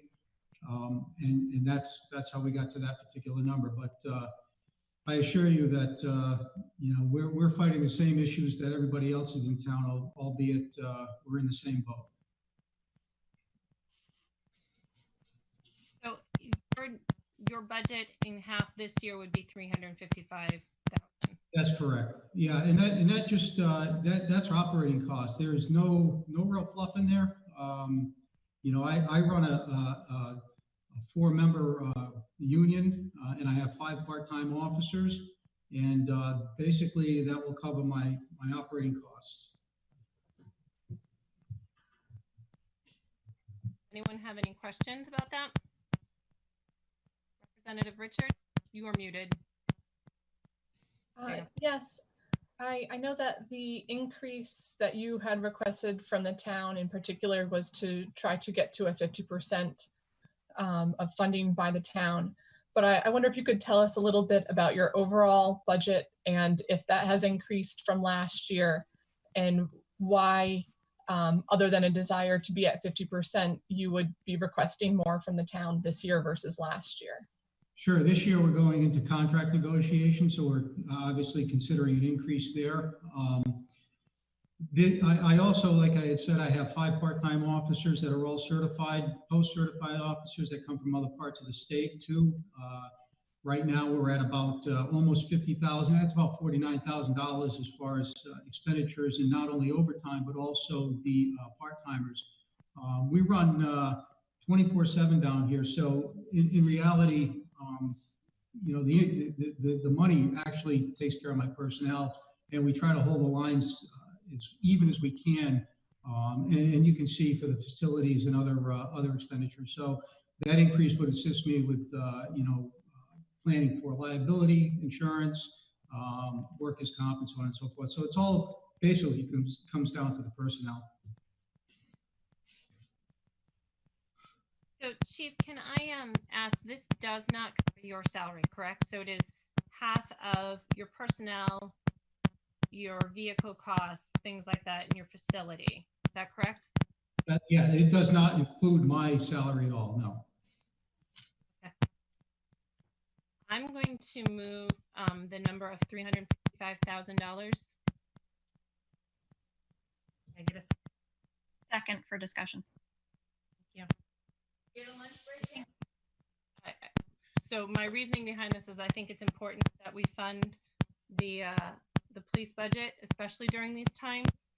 I realize we have 3 police budgets in this in Groton, but I feel like this is just as important as the other 2. We are funding 50% of it at the 355. Chief, may I just ask when your union contract is going to be up? It expires in June 30th. So we're going to be starting negotiations relatively soon. Unfortunately, with the COVID-19 and all the technologies that's required stuff to get people together, so we'll be starting those negotiation meetings fairly soon. Are you expecting your officers to ask for an increase in their percentage at this point? Absolutely. Yes, they are.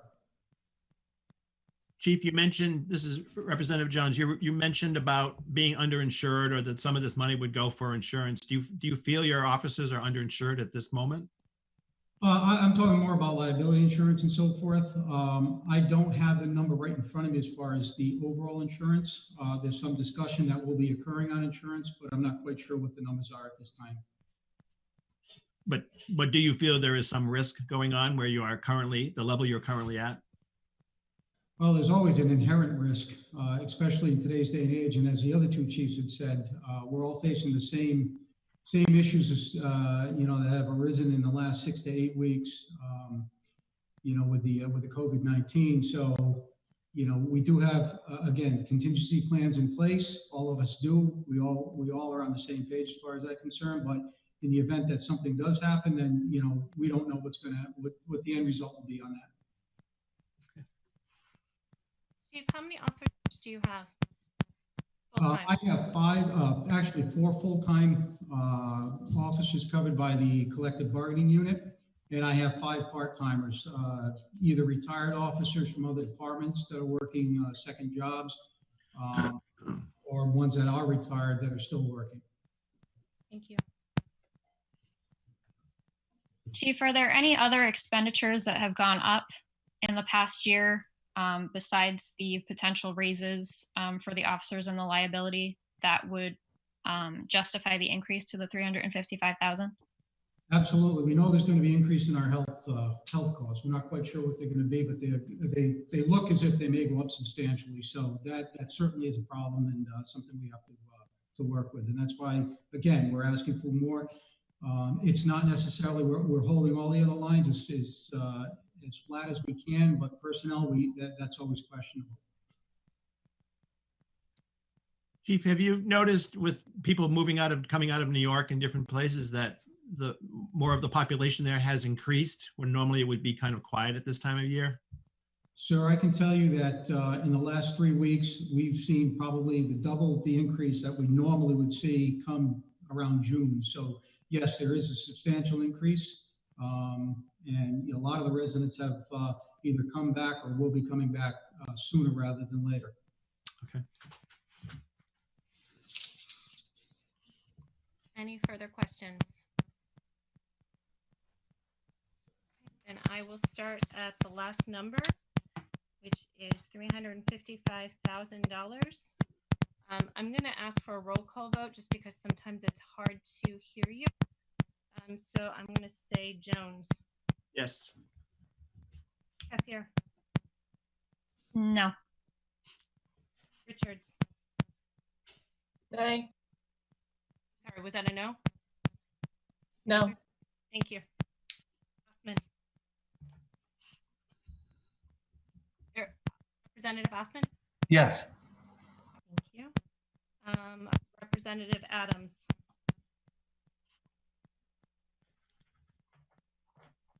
Representative Adams? All right. Can someone help me try to get Representative Adams on? I don't know that we've gotten her yet. Representative Crockett Hubbard? No. Representative Rusk is going to vote yes. Really, it comes down to Adams if she votes or not. She's on the list. It's another one of those situations where you don't see the camera icon or the microphone icon.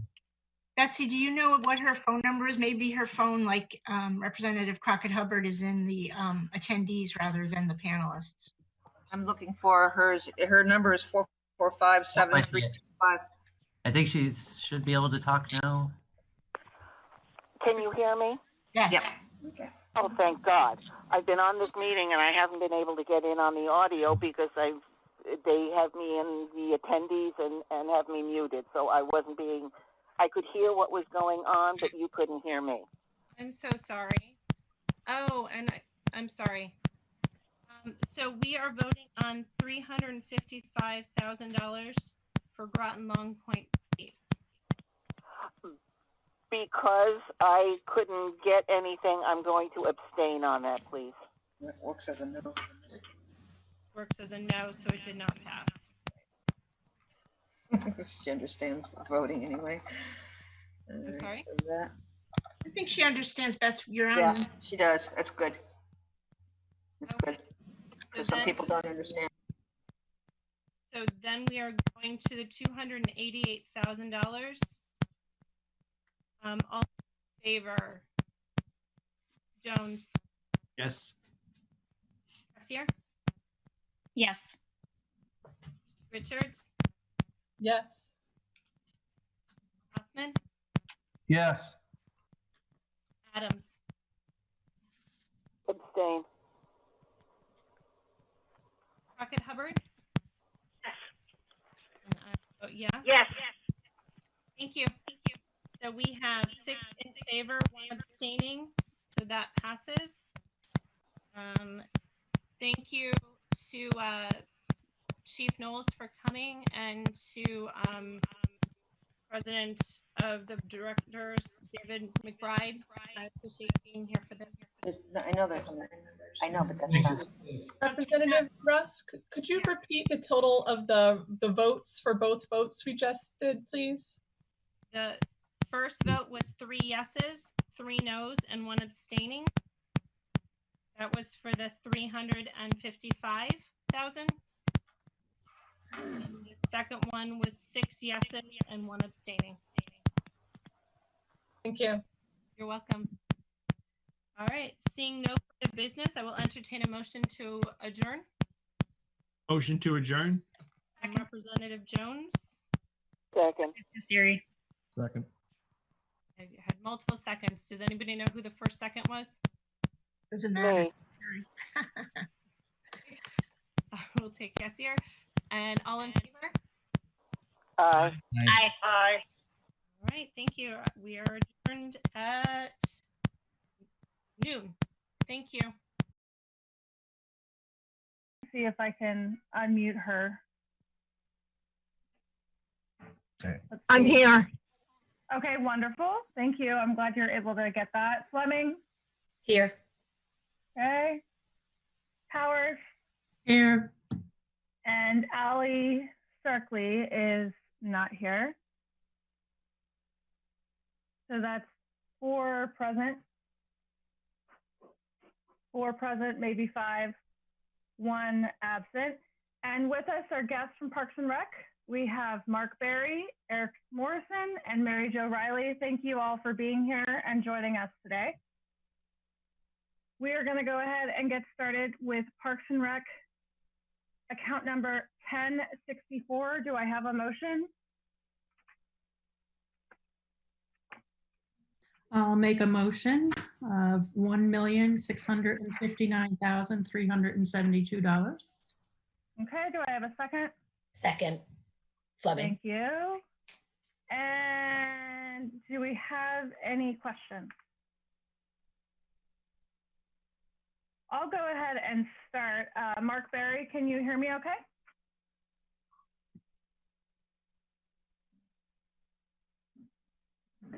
Mark Berry, are you there from Parks and Rec? Yes. Can you hear me? Okay, yes. All right, great. All right, wonderful. So I had a couple of questions. For programs and events, so that's cost center 10642. The request went from 354,214 down to 289,946. Can you explain that? Could you say that again? Which account? Sure. It's cost. It's we are in account number 1064. Yeah. On page 159 of the budget book on cost center 10642 for programs and events. We had an estimate for 2020 of 280,662, and then it jumped up in the request for 2021 to 354,214, and then the manager recommended 289,946. So those are some big numbers to kind of throw around. Just Can you as explain that? just as a reminder to the committee, you should not be looking at the estimate. You should look at the adjusted. So those two happen to be the same on that one, but disregard anything under estimate. Okay, so for the adjusted for 2020, it was still 280,000, and then the request went up to 354,000 for this year, and then town manager dropped it down to 289. Do you see where we're looking at, Mr. Burt? Yes, it's a position requested that I did not include in mine, but Mark can detail his request for the position. Okay, wonderful. Yes. So we had one of the things that the department is trying to do is make the community center more of a community center and not a facility that those that can afford to pay for programs utilize, because essentially that's what we have now. And so we had proposed to John adding a facility supervisor specific to the community center. And the reason for that was we've started to open up the community center for more programmings that are free. And in order to, that requires additional staff on-site and oversight. And so we had proposed to the town manager adding a facility supervisor position. And unfortunately it was cut. So that's why the fluctuation in that particular item. Who currently is doing that job, or who? Yeah, how is so, that work being done currently? That's being shared amongst the two programmers that we have now, but there's a capacity at which they can do this. We've made it work so far, but we've also we're hoping to Again, open up the community center, have more drop-in hours, more after-school programs. And the staff that we have now can only do so much. And in order to get us to that next step, we needed additional staff. So right now you're saying you're making do, but is there any way that any of this can be funded through the fees from the program? Would that be ideal, or how can that work?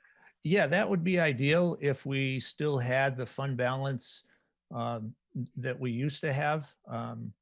We do not have the fund balance in the other account that we used to have, and it's not going to be sustainable for us to rely on money from that funds.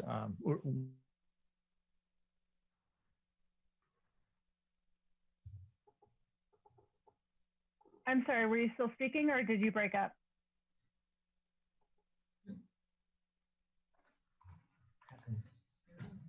Barry just disappeared. He just dropped off the list. All right, well, let's, okay, do we want to take a second and see? Is there any question? Is anybody else? I want to, excuse me, just remind you guys, you cannot go above, the town manager's number, which did not. Yeah, no, understood. I was just trying to see if there was.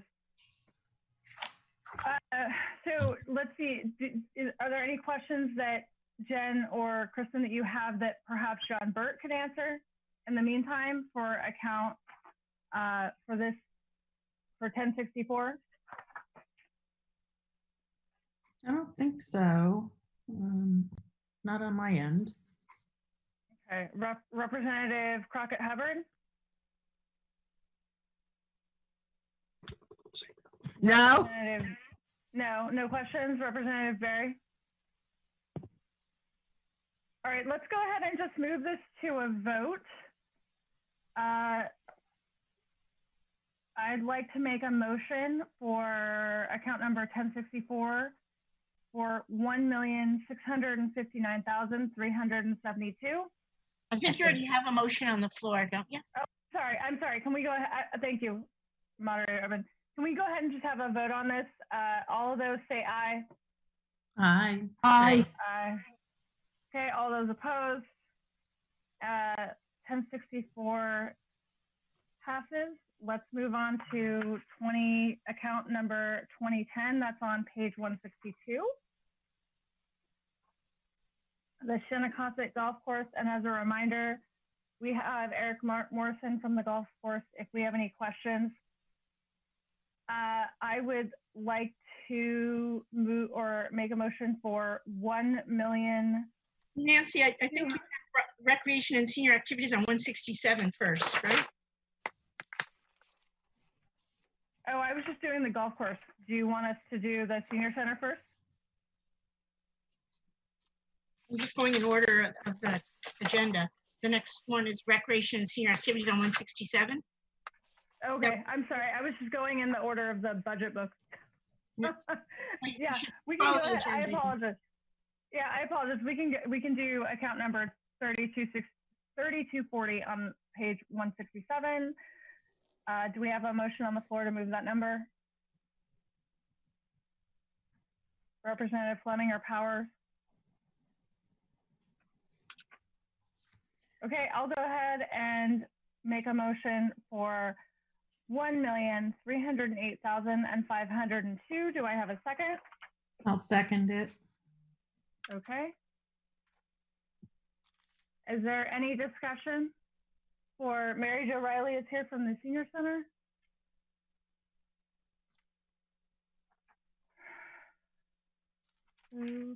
Okay. If there are no questions, I'm just looking over my notes. If they have no questions, we can go ahead and just vote on it. All those in favor of 1,308,502, say aye. Aye. Aye. Wonderful. All those opposed? Motion carries. Now on to the golf course.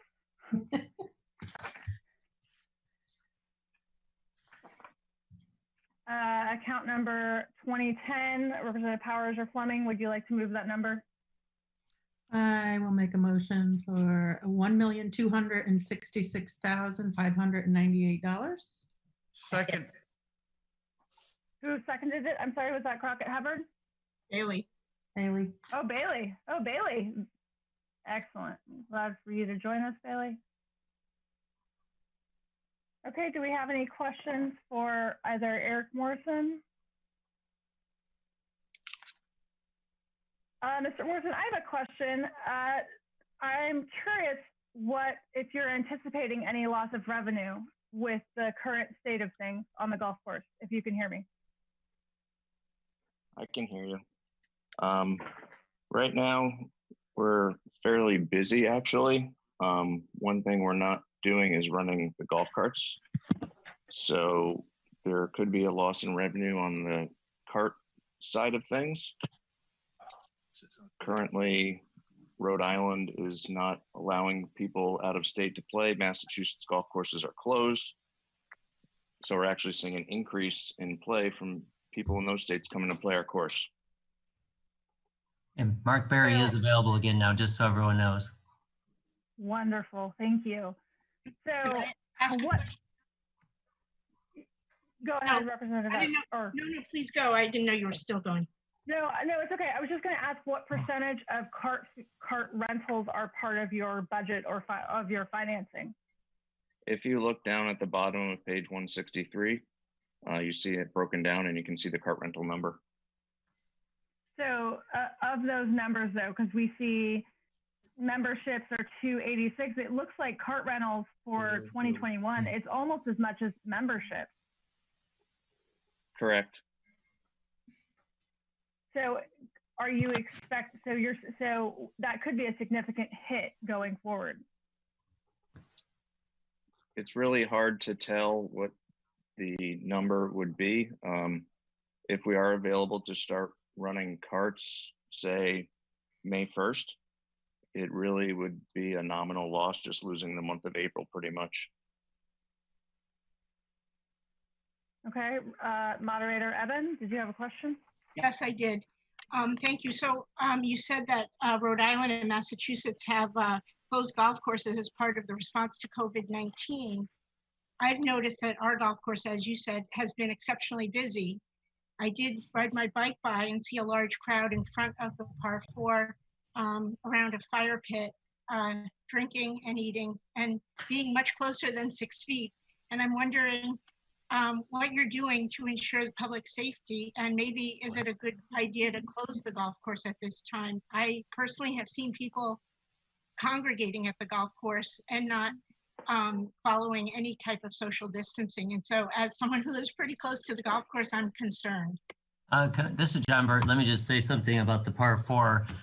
That was part about 2 weeks ago. They no longer have the fire pit or the seating. Just the truck out front, and they're maintaining, they've got places marked out to keep 6 feet distance.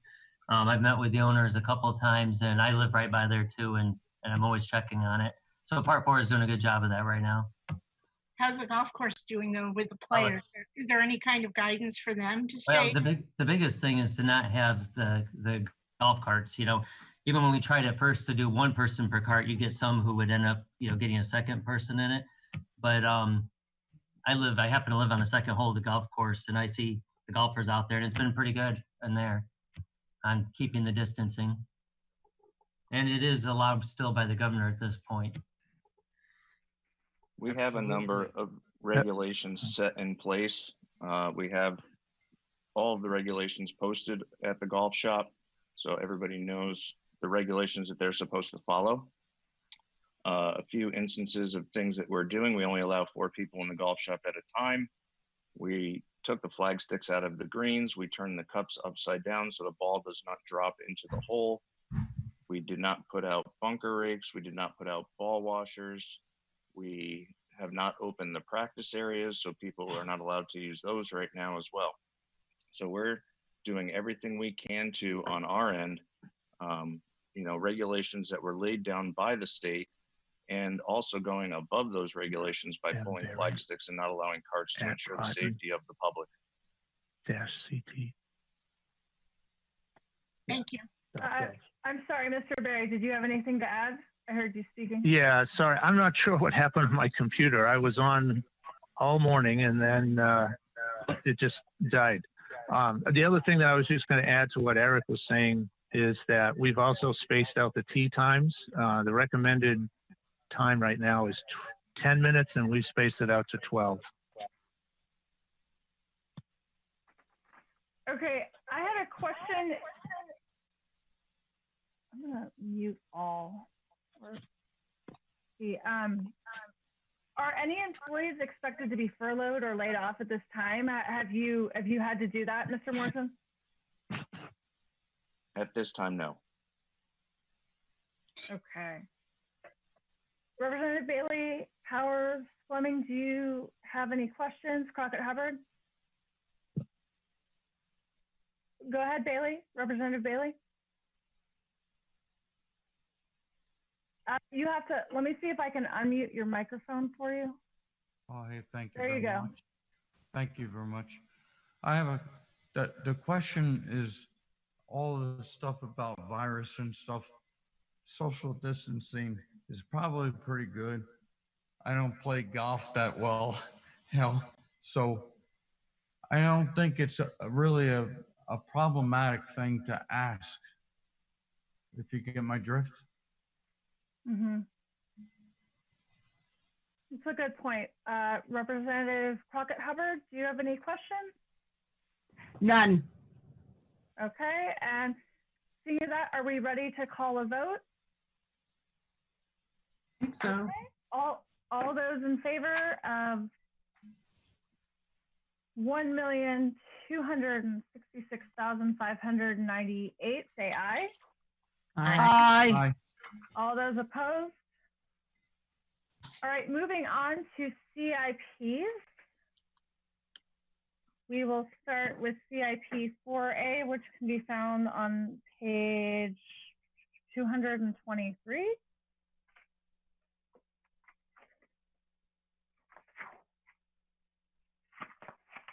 And this is facility improvements.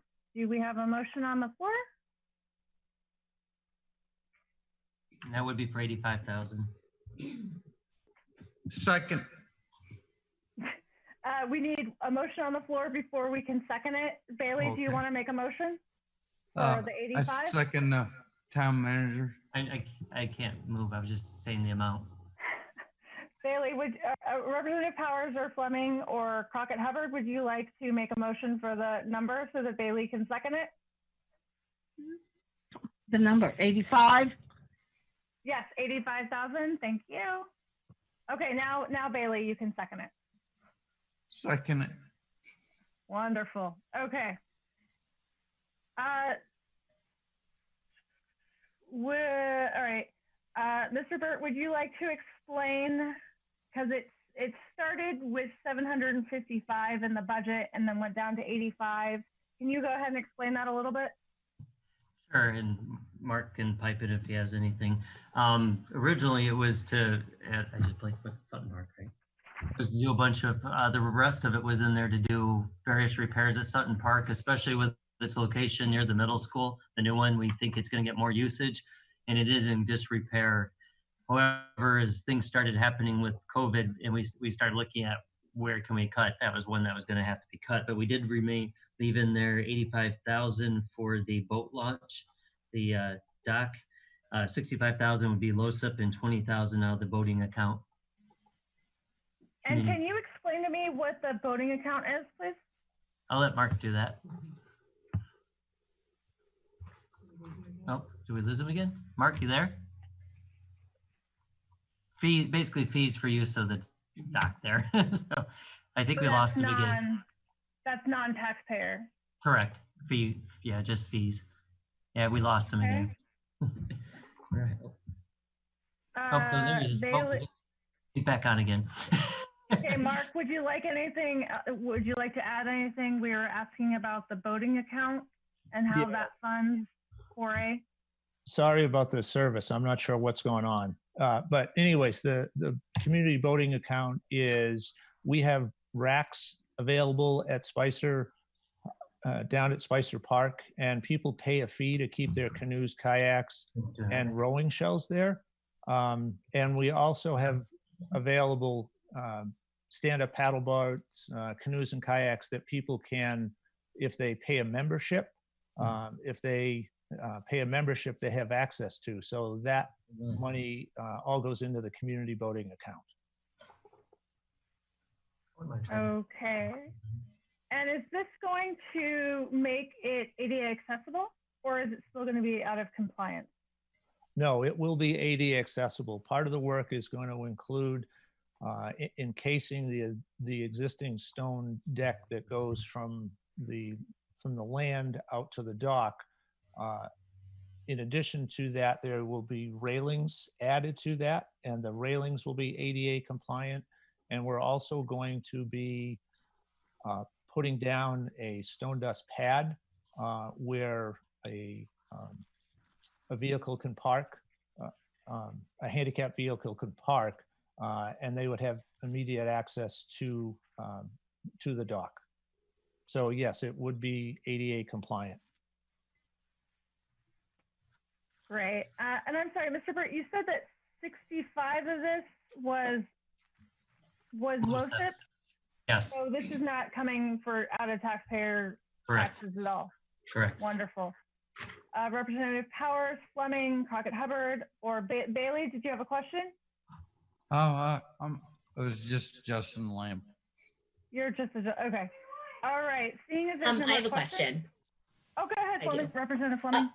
I'm just curious how heavily used this area is, knowing the area fairly well. It's what some would consider kind of off the beaten path, and a lot of Groton residents might not know about it. So I'm just curious how heavily used it is. It's actually used quite a bit. It's used for our adaptive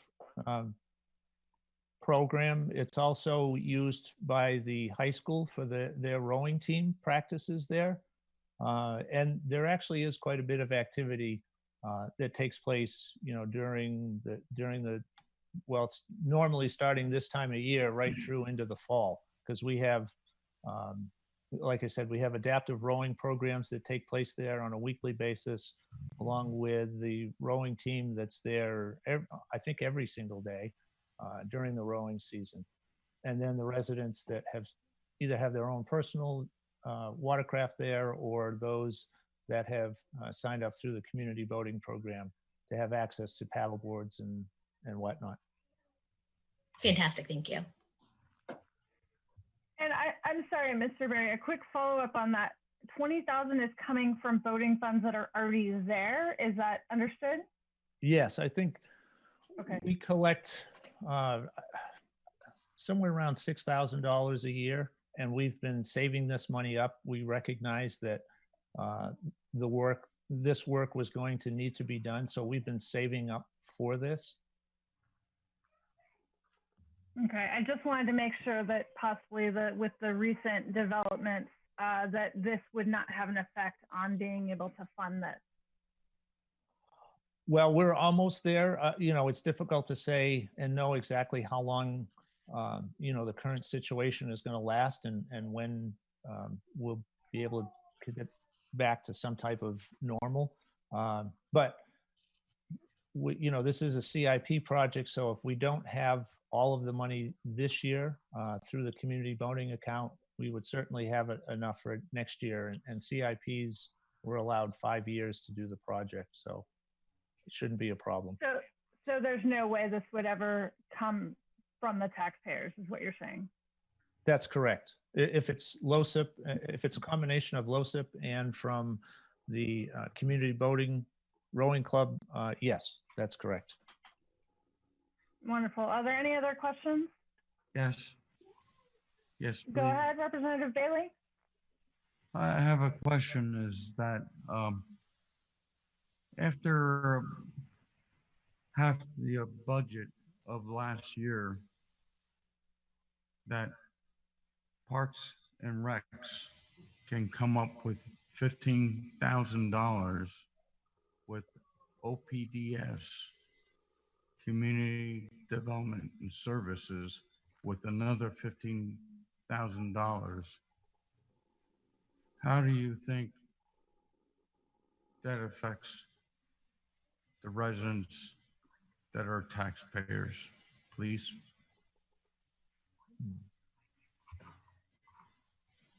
I'm not sure that I understand the question. Well, I'll rephrase that. Last February, Parks and Recs funded $15,000 with OPDS.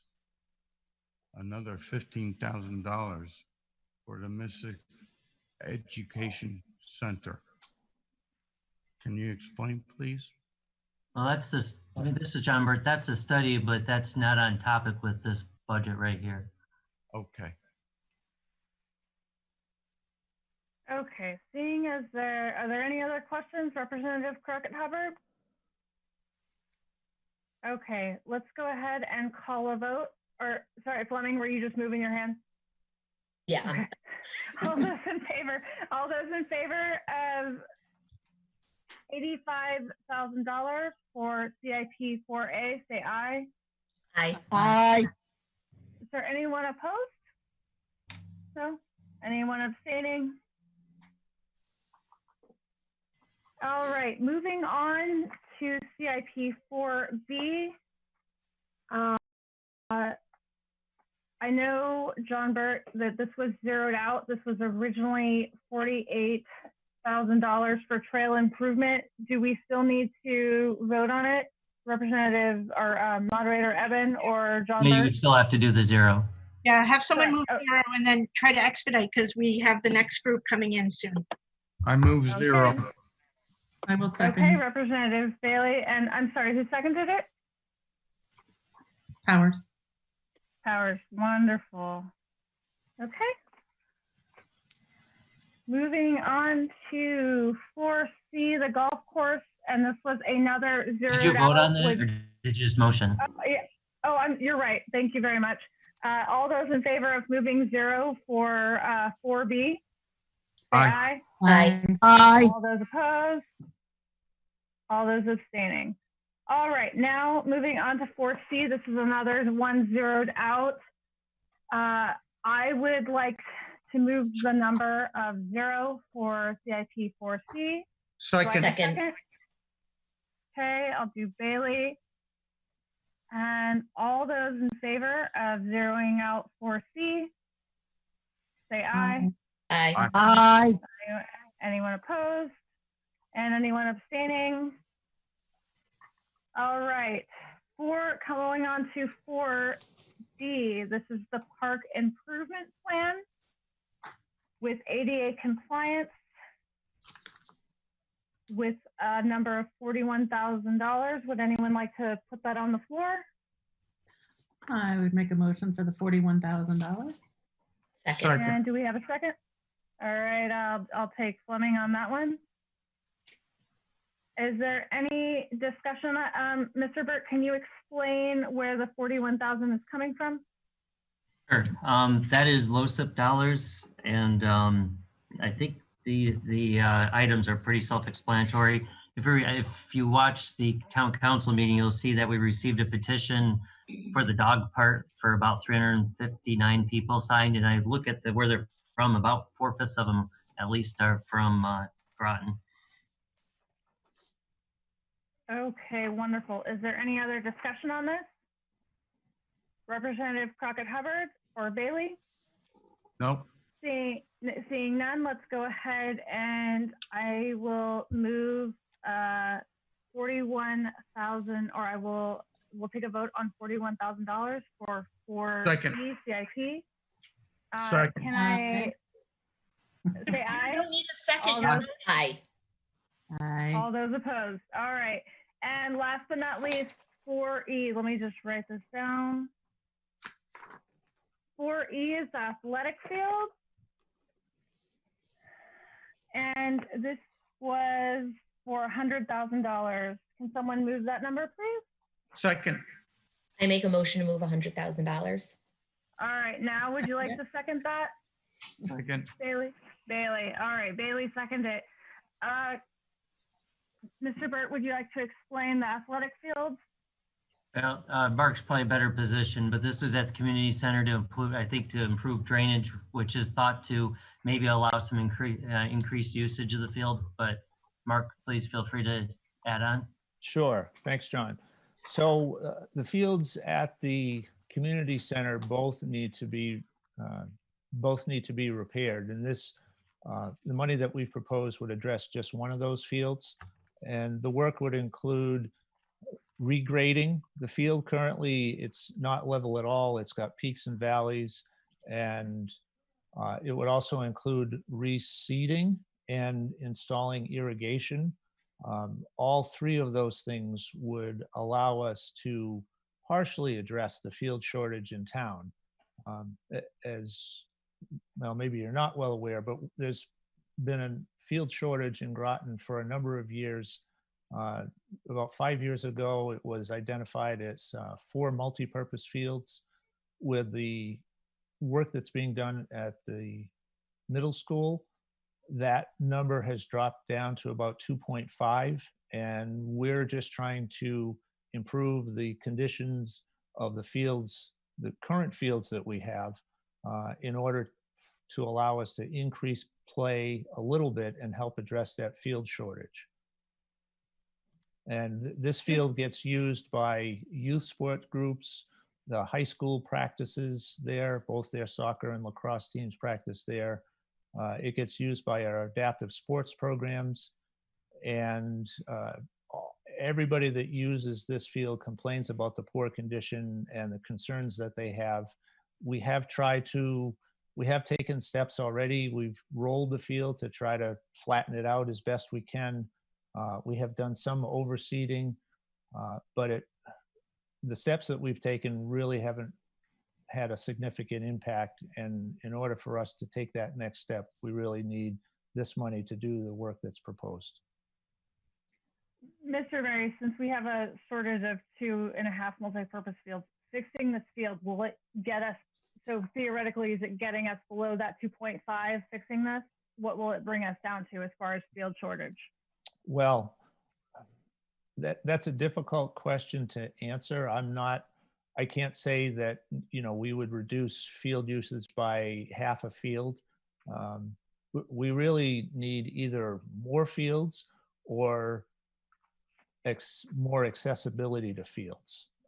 So, one of the things that I had proposed in a future budget is actually putting lights on the field, because that would give us more, that would allow us more time on the fields. So this will have some impact.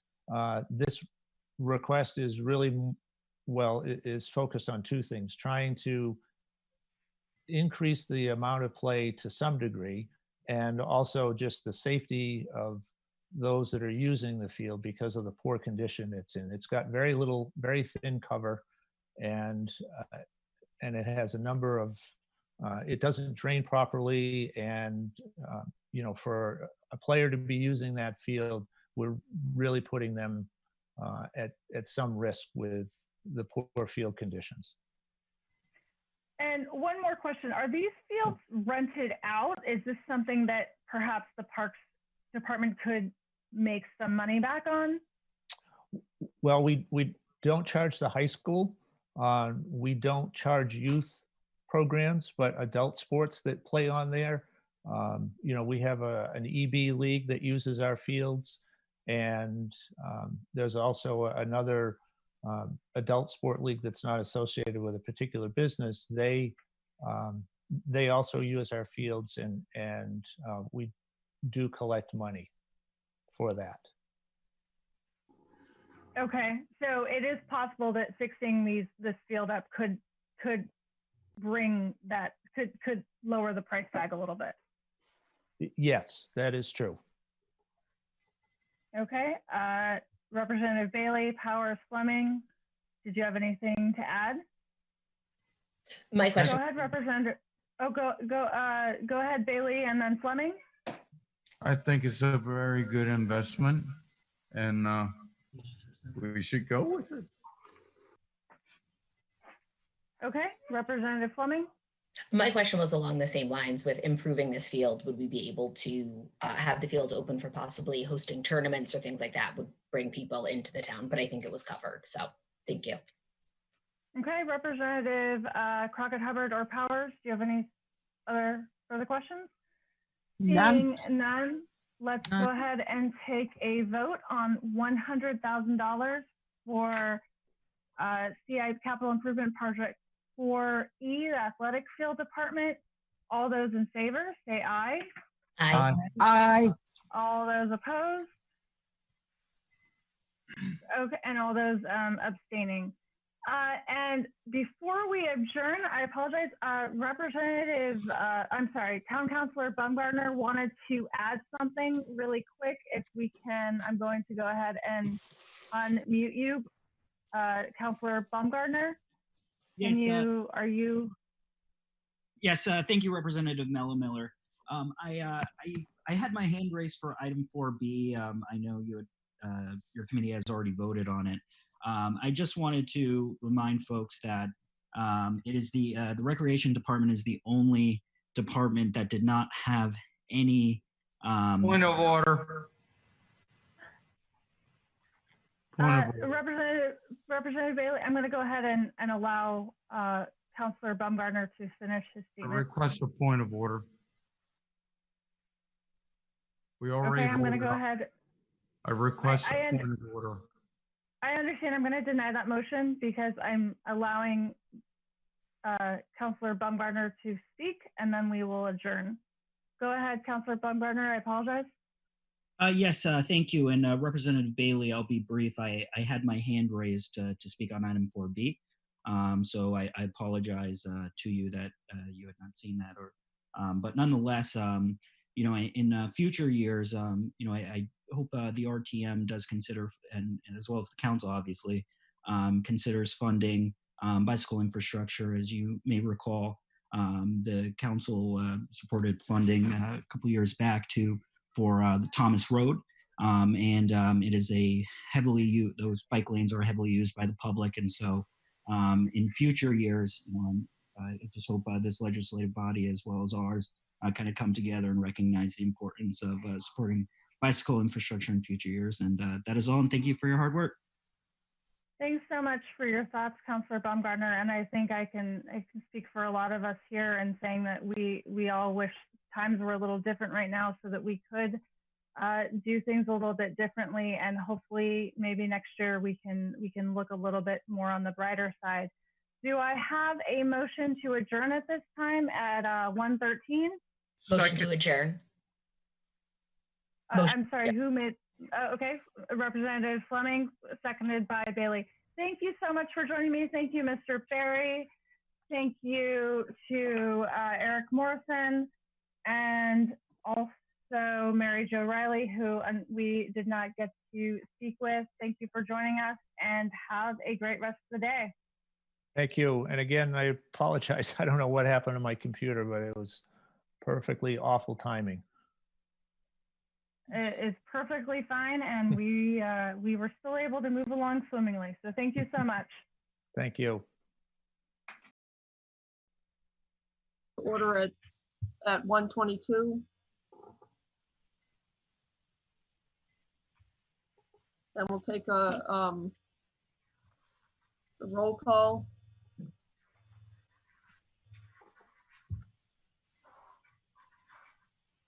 Autumn Hanscom is here. Albert Cologne. Yep, I'm here. Lauren Gauthier. And Robert, and is it Robert? Yes, Okay, yep, Robert Bailey. Gauthier's here. thank you. This is a big one. All right, moderator Eben, did you raise your hand for something? I did not, but I did want to speak, but only when you get moving, not Okay. Raise my hand, at least. I All can- right, so the first one that we, our first line item is, just let me get back to my phone, is legislative policy 1001. It's on page 62. Second. Gotta get a Well, motion first. first. You want to make a motion for what number? Motion to move it. What, no, you have to put a number on the floor. Yeah, you got to give us a number. I thought you gave me the number. What was that? I thought you gave me the number. No, I did not give you the number yet, but I can give you the number. I'll move 39,200. Second. And all in favor? No, would you please have discussion first? I wanted to ask some questions. Oh, discussion first. Yeah. You're right. Could I ask Mr. Burt a question? I'm sorry for my ignorance, but this is an account that funds the RTM and the town council. And I was just curious, in terms of, the RTM is 250. Who is that?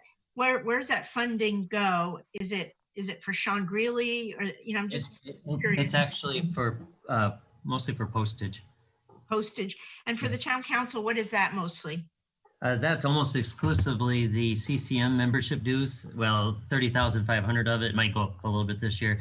That's the group we're a member of that advocate on our behalf. Almost every town in the state is a member of it. They track laws. They help lobby for us. They provide lots of free education, that type of thing.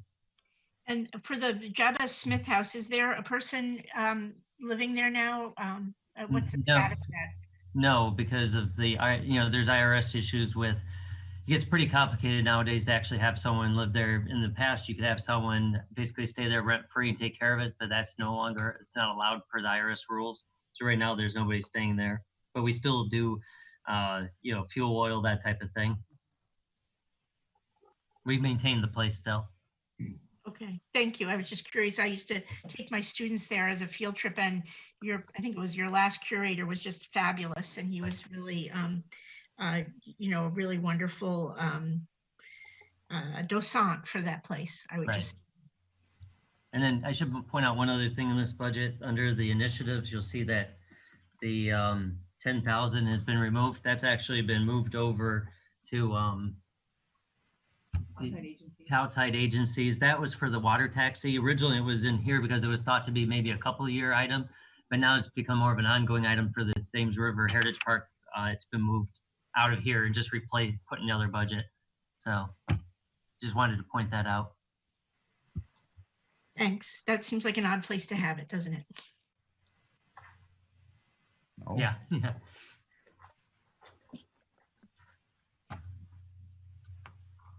So I don't think anyone else has. You can go to the question. You can now have a vote now, Lisa, if you Okay, want. well, I was going to ask if anybody had any other questions.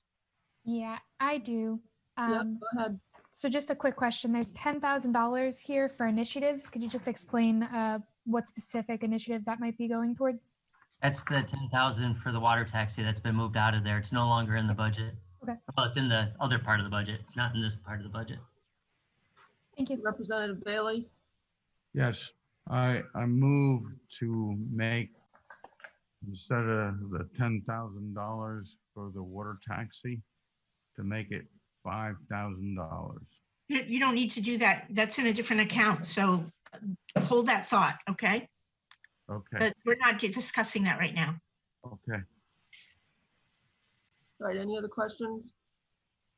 I do have a question regarding professional development and training. Do you allow RTM members to do that too, to take part in any of the CCM, or I can't think of the other initial? Yeah, I would think RTM members, yes, could take part in the CCM trainings. Okay. Yeah. You would just, if you want to shoot me an email and I can ask, when we see those come through, I can have my assistant forward those out so people can see. Okay, And they're doing good. a lot of online ones right now, of course, with COVID. So there's some good stuff going on. Exactly. All right, thank you. All right, any other questions? All right, let's call for a vote. All in favor for 39,200? You can say aye or raise your hand. Aye. Aye. Okay, thank you. So that passes. You might ask for any opposed and then Oh, abstain. yeah, thank you. Any opposed? Any abstentions? Okay. Our next line item is, now I had a question about this, about the fact that on one sheet, it didn't have voter registration, and then on another sheet it did. On this one, the one that I'm looking at now, so do we do voter registration and town clerk? Yes. Okay. All right, so our next one is on page 65 for voter registration. And I'll move a number of 183,027. Second.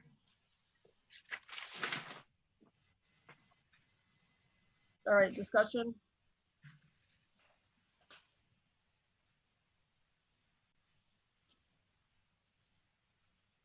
Anybody?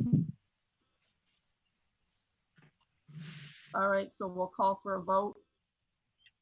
All those in favor, say aye or raise your hand. Aye. Aye. All right, any opposed? Any abstentions? Excuse me. All right, so that passes.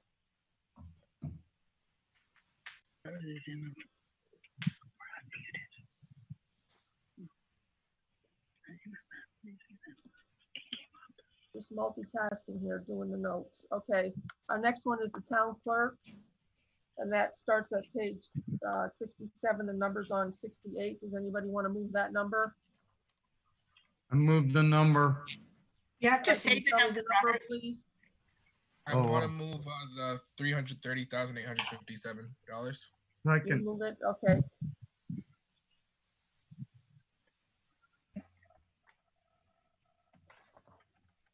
And the second was Bailey, thank you. We have, we can have discussion now, and we have Town Clerk McCousher with us. If anybody has any questions for her. So the increase, the 7,000 about dollars is just for salary increases? Yes, that's correct. Thank you. Well, those are contractual salaries, not my salary. Mm-hmm. Looks like 4% across the board? It's pretty close to that. There's a couple of other increases. $255 is operating expense increase, and that's for increases on postage. It's gone up, so postage went up, and it's going to go up again. I understand that's why I put the increase in. Any other questions?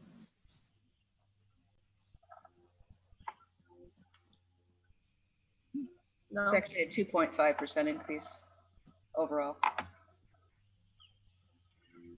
All right, thank you. All right, no other questions. I'll call for a vote. All in favor? Raise your hand or say aye. Aye. Aye. Any opposed? Any abstentions? All right, that passes. Thank you very much, and I'll be around for you for the rest of the day. All right, thank you for all your hard work for the RTM. My pleasure. All right, next one is 1006. It starts on page 71. The number's on page 72. I'll make a motion to move the number 297,500. Second.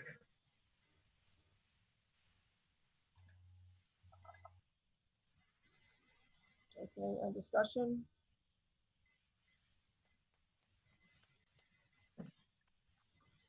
I think these numbers, they have stayed the same pretty much. No. Could I ask a question, Lisa? Yes, go ahead, moderator. It looks like they've actually gone up substantially since FY 2019. Am I wrong? We've had almost $100,000 increase. Well, it was budgeted about the same, but it just happened to be a really good year. Got it. Thank you. Any other questions? Okay. We'll take a vote on number 297,500. All those in favor say aye or raise your hand. Aye. Aye. And any opposed? Any abstentions? Here are some results from the web.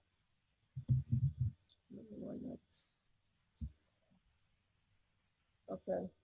Our next one is going to be Executive Management 1010, and that's going to be on page 74. The number's on 75. Someone like to move that?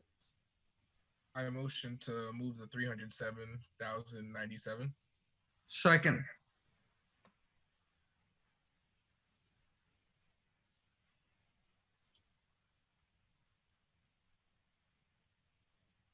All right, any discussion? Any questions? Moderator Evan? Hi, Mr. Burt, could you just explain how this account differs from legal services and the leadership, the general support and leadership that's in that one or whatever that you had mentioned with the CCM trainings?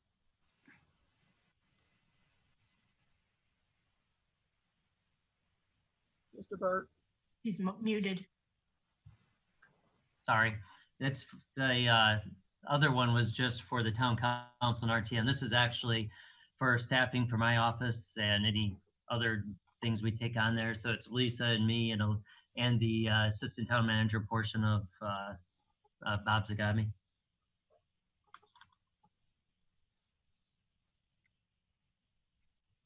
Any other questions?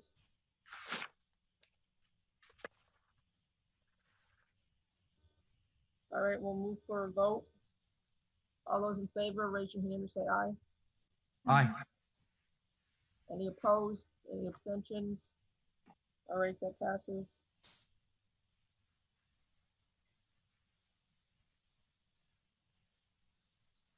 All right, our next one is fire districts. Payment in lieu of taxes, 1092.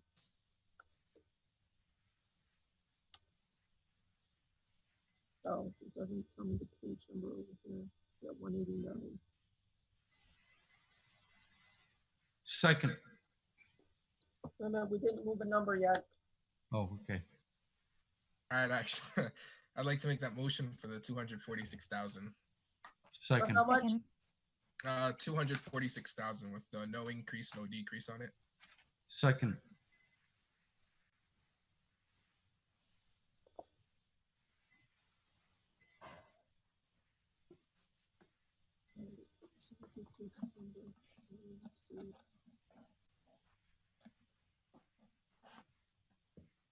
All right, any discussion, questions on this?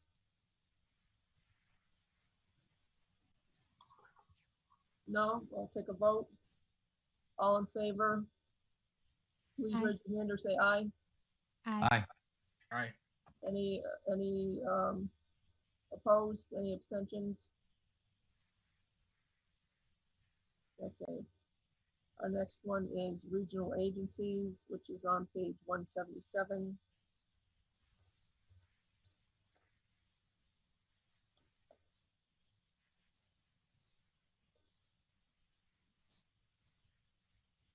Okay. And would someone like to move a number? Are those done together or separately? Those are done separately. 108. Yeah. I'll move that the 136,499. Second. Okay. Right. Right. Oh, they're doing supposed to do separately? Yeah.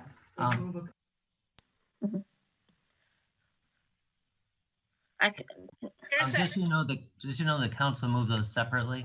You should too. yeah, There's a sheet that he gave separately. you guys.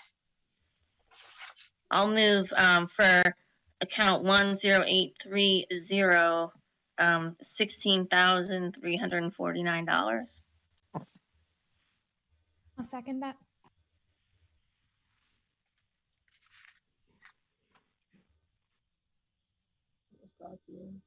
So that's Southeast Connecticut COG, the Council of Governments, just so you know what you're.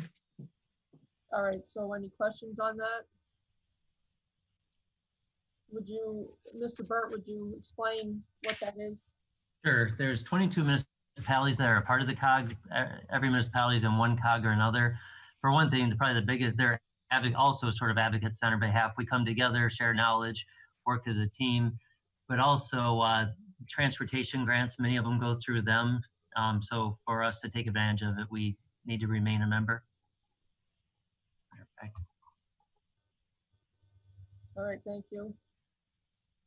All right, any questions? Any other questions? All right, we'll take a vote. All those in favor say aye or raise your hand. Aye. And any opposed? Any abstentions? Okay, that carries unanimously. All right, so for 10831 sector, I'll move a number of 14,041. Second.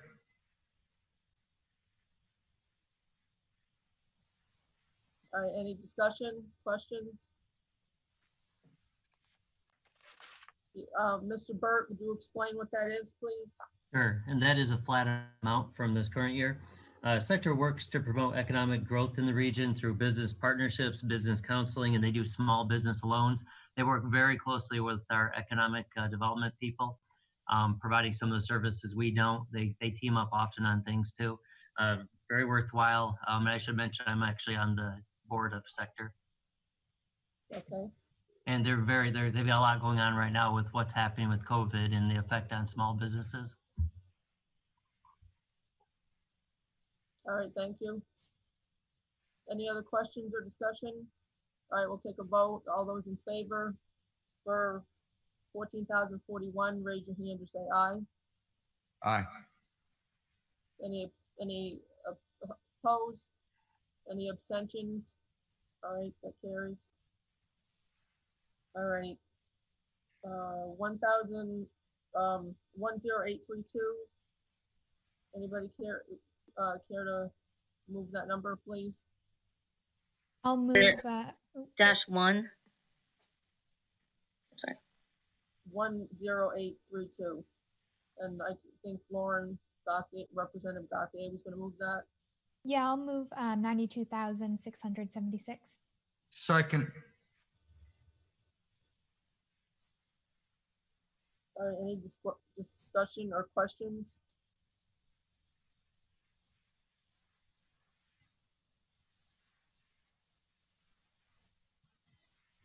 Mr. Burt, would you care to, do you have any comments on this for us?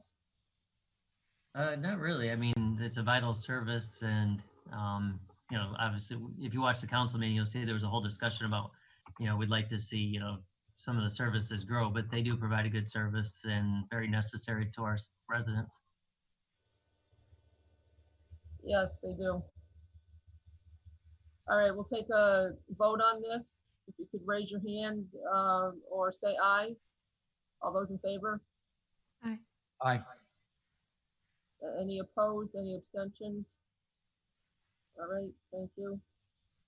And the last one, 10833. I'll move a number 13,433. Second. All right, thank you. This is the one that we're legally required to pay, right? It is. We can't change the number. Right. All right, so we'll take a vote on that. All those in favor, raise your hand or say aye. Aye. Representative Gauthier? Thank you. Any opposed? Any abstentions? All right.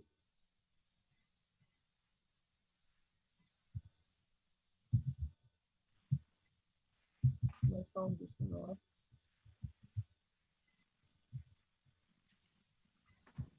Okay, our next, we'll be doing,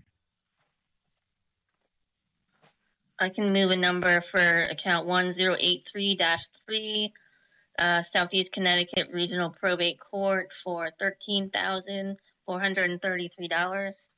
Second. We just voted on that.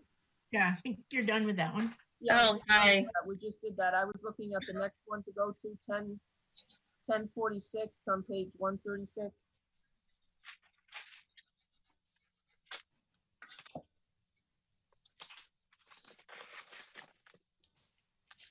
This is planning and development.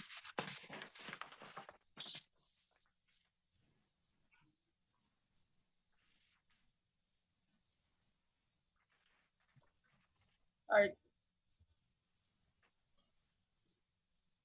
Do we do these separately or do we do them all together?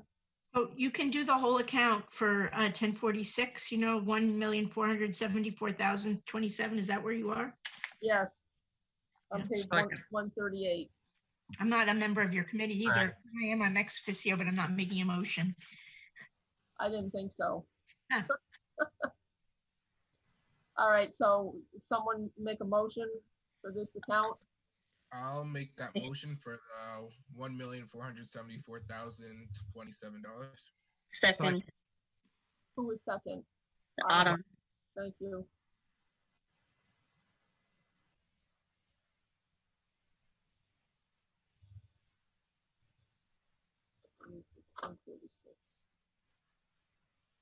All right, any questions or discussion?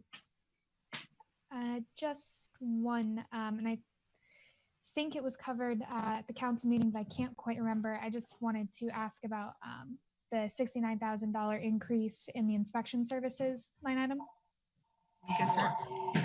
This is John Reiner, Director of Planning and Development Services. Good afternoon, everyone. Good afternoon. We, about 18 months ago, kind of saw the writing on the wall with this item. And when we were hiring our last inspector, we had to hire someone instead of an inspector 2, an inspector 1, and take them through all of the training to get to certain levels of certification.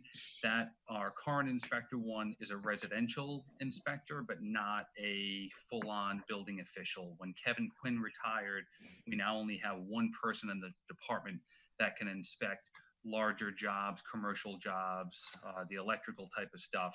We have been trying to fill a position since Kevin retired, the assistant building and zoning official position. We advertised for that. No qualified applicants. For a senior inspector, no qualified applicants. An inspector 2, no qualified applicants. So we're back down to have to hiring another inspector 1 and take them through all of the training to get them up to a building official. At the same time, our workload has not changed, so we've had to bring on 2 part-time consulting inspectors. It's actually 2 gentlemen that have retired that have all of their certifications throughout the state. They've been a great help to us, and I see this being a pattern for at least this year, if not 2 years, until one of our new inspectors can get up to that full building official standard. Okay, so this is just an appropriation in case we fill that position. Well, hopefully we fill that position. Well, we will still be filling that inspector 1 position. We're not going to. It's open right now, but that person has to get trained, and while they're going through that training process, which could take up to 2 years or more to get all those certifications, I still need those consulting inspectors on, so that's why there's that increase. Okay, thank you. All right, any other questions?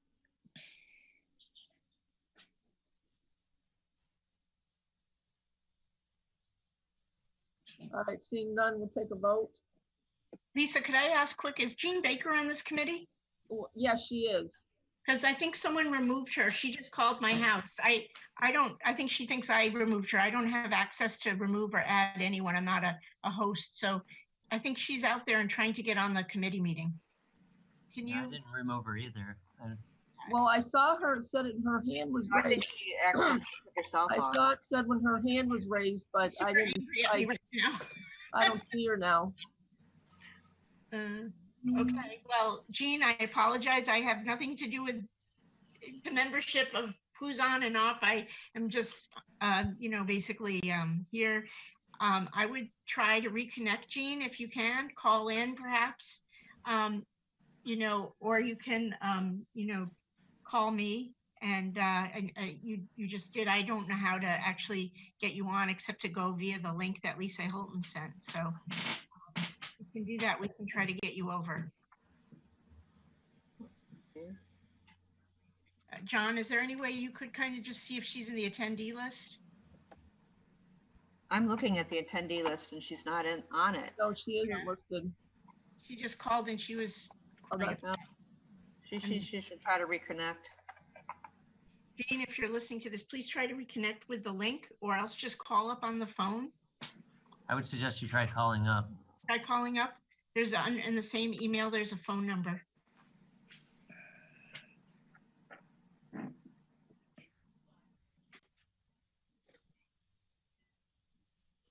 Items are pretty self. Okay. So yes, she is on this committee. Sorry, I guess she, All right. I don't know what No, her. I know, because when I saw her name come up, I was looking to see why she wasn't connected. All right, so we're gonna take a motion on the 1,474,027 moved for line item 1046. And all those in favor, raise your hand or say aye. Aye. Aye. And Representative Gauthier, we don't have video of you anymore. Just. Yeah, I walked away from my desk quickly, but I'm still on audio. Okay. My vote is aye. Aye, okay, and all those opposed? Any abstained? All right, that motion carries.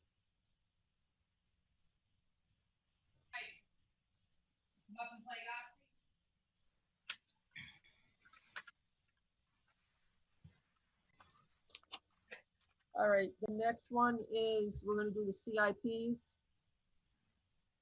The first one is on page 246.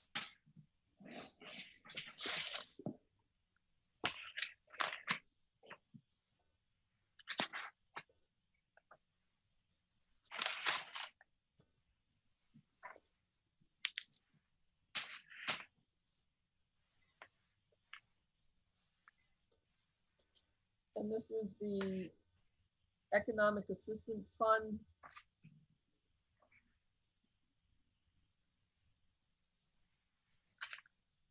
And we have a number for 50,000. Does someone want to move that? Second. I'm moving. It's supposed to be for 0.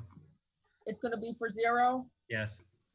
Okay. I move 0. Second.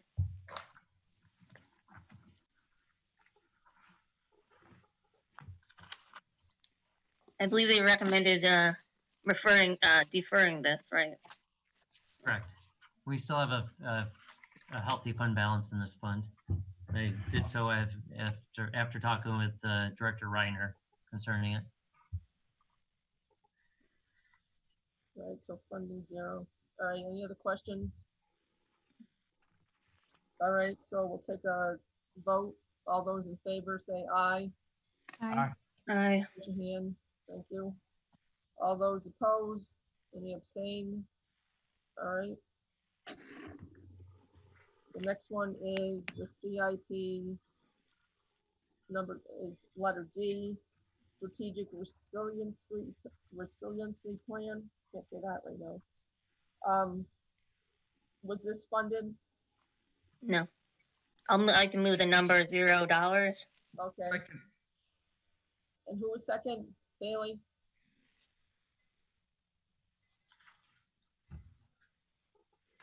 Any discussion?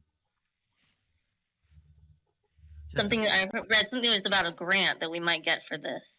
We are applying for a grant in replacement of us funding it. I believe, John, correct me if I'm wrong, it's the same grant that the city recently received.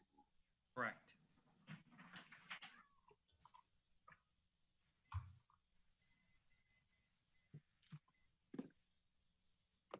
Okay. Any other questions, comments? All right, take a motion, a vote, please. All those in favor say aye, raise your hand. Aye. Thank you. Any opposed? Any abstentions? Okay. And then the last CIP is 8F, which is Mystic Parking. Mystic Parking, downtown Mystic Parking. All right, were we funding this? Mm-hmm. I'd like to move the number $50,000. We have to move 50 just because it's got the Groton, the Stony. All right, in a second. Yeah. I'll second for purpose of discussion. All right, thank you. So I do have a question on this. I was looking at Stonington's proposed budget for 21.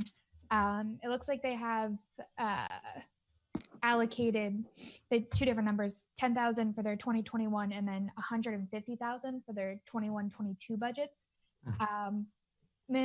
Mr. Burt, do you know how much this is going to cost us later on down the road after the planning and engineering phase? Do we have any idea? Well, this is just first to come up with ideas on how to solve the issue. So until we get the plan done, there's no way of telling what it might cost later. I will tell you though, I'm on the traffic authority, and this Mystic by far is what we get all the complaints about, as well as it's become an issue with the planning commission. So if we want to keep growing, it's a problem we have to solve. And we're teaming up with Stonington. It's better to do an overall plan for both sides of the river. Do you have maybe an idea why they have $150,000 allocated on this line item? I do not. 21-22? I do not, but I don't know. John, do you have any idea? I don't know. There's John Reiner again. I don't know why they have 150 for the 2022 year, but we know we wanted to do a management analysis of the parking this first year. And if they're putting 150 out a whole nother year, I think we'll be revisiting that item for next year's budget. We're not sure what the implementation measures will be, nor what they'll cost. Okay, and like I said, they only have 10,000 on their line item for this year. So, I mean, as far as theirs is laid out a little bit differently than ours, of course. So maybe the rest of the 15,000 is elsewhere. But are they funding it at the same level that we are? This study? I'm not sure, again, John Reiner, not sure at this time. The last discussion we had with them, we were hoping to get both sides to contribute the same. We had also spoken to some of the business representatives in the area to see if they could potentially contribute. That was also pre-COVID-19. I think a lot of businesses are going to be in a tight spot over the course of the next year. So it's imperative that we do this analysis. Best case scenario, we're doing it with Stonington. But either way, we have to move forward to at least understand what's happening on our side of the bridge so that we don't stop all future development because of not having a full handle on the management of our own parking. And if Stonington doesn't put in their other half, are we going to use other funds to fill that gap? No, we would only do our side then of the river. And if they don't fund, we just wouldn't go ahead with this project for this year? We would do our side of the river. Okay, thank you. Representative Gathia, what was the number you said that Stonington had for 21-22? So for 21-22, they on their line item, it's $150,000. 150,000. All right, thank you. Yeah. All right, so any other questions? All right, we can take a vote on this. Raise your hand or say aye. All in favor? All right, I see one hand. Oh, I see two hands. See somebody voting. All right, well, I haven't got there yet. Representative Bailey. All right, so did you raise your hand too, or say aye, Representative Gauthier? No, I'm voting no on this. Okay, so we have two, and those those opposed? Those opposed, the other two? And I'm in favor of it. All right, so 3-2, motion passes. Okay, now we have account 1051, Human Services. And that is on page 141. I'd like to move the number $581,541. Second.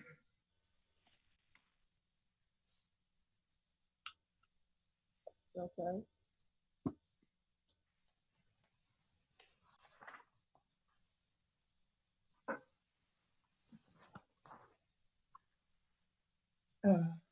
Who was second, Bailey? Yes. All right, Thank you. thank you. All right, we have Marge Fondulis with us from Human Services. Do you have anybody have any questions or for her?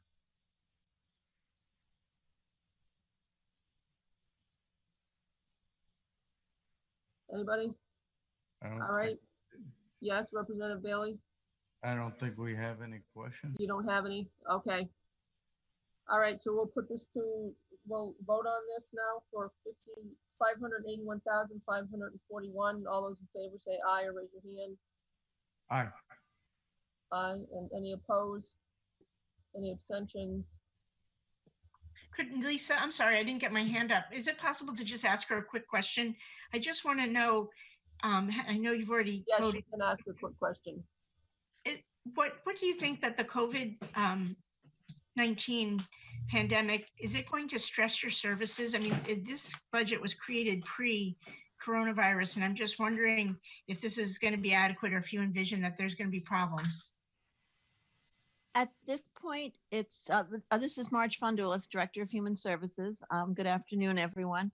At this point, I'm not anticipating any impact on our budget as far as COVID-19. Right now, the biggest impact we're feeling has to do with our food locker, which is actually one aspect of our department that's not included in the town budget. The food locker is operating under the auspices of the Mystic Congregational Church. That's the fiduciary for the food locker. So any significant impact at this point, and actually looking forward as well, I think we'll be more involved with the food locker end of things. We are having many more requests for food from people who have been laid off and are in difficult circumstances because of the current situation, economic situation. But I think down the road, hopefully there will be relief coming to those people who have been laid off, so that, and also the stimulus plan that's been created by the federal government will be impacting people, helping them hopefully. So I don't think at this point there's any reason to believe that our department budget will be significantly impacted going forward because of COVID-19. Thank you very much. Well, it says 1054 on the spreadsheet, but it's really 1084. And the council moved each of those numbers separately. Health and service agencies. I'll make a motion to move 1084-0 Ledgelight Health District for 285,160. Second.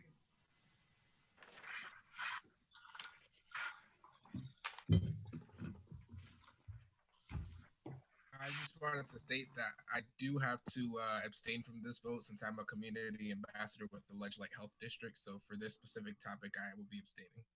Okay, thank you.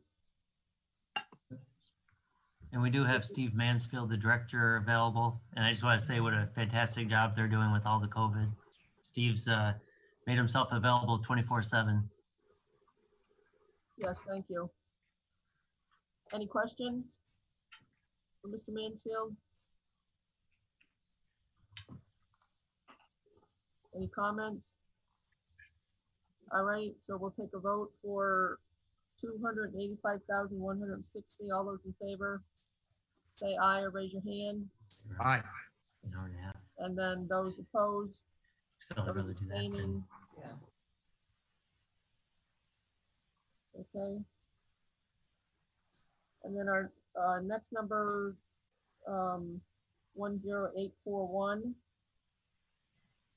I'll move the number of 1,081,278. Second.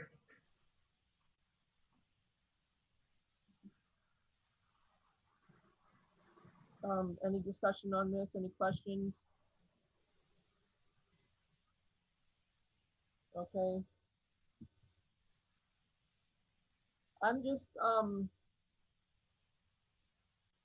I do have a question. I was just wondering, why isn't this cost in the education budget?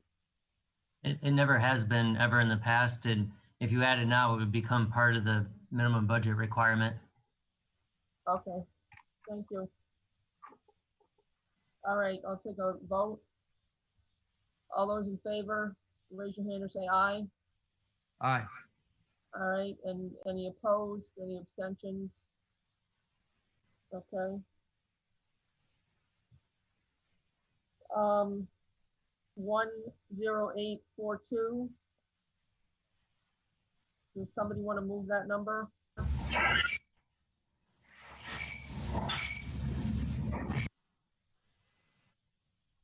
Yes, I'll move that number. All right, thank you. You want to tell us what the number is? Oh, sorry.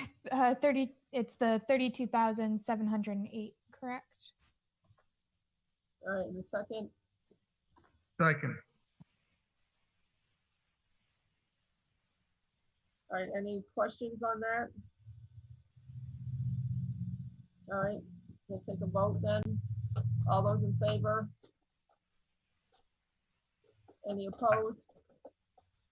Any abstentions? All right, that carries. All right.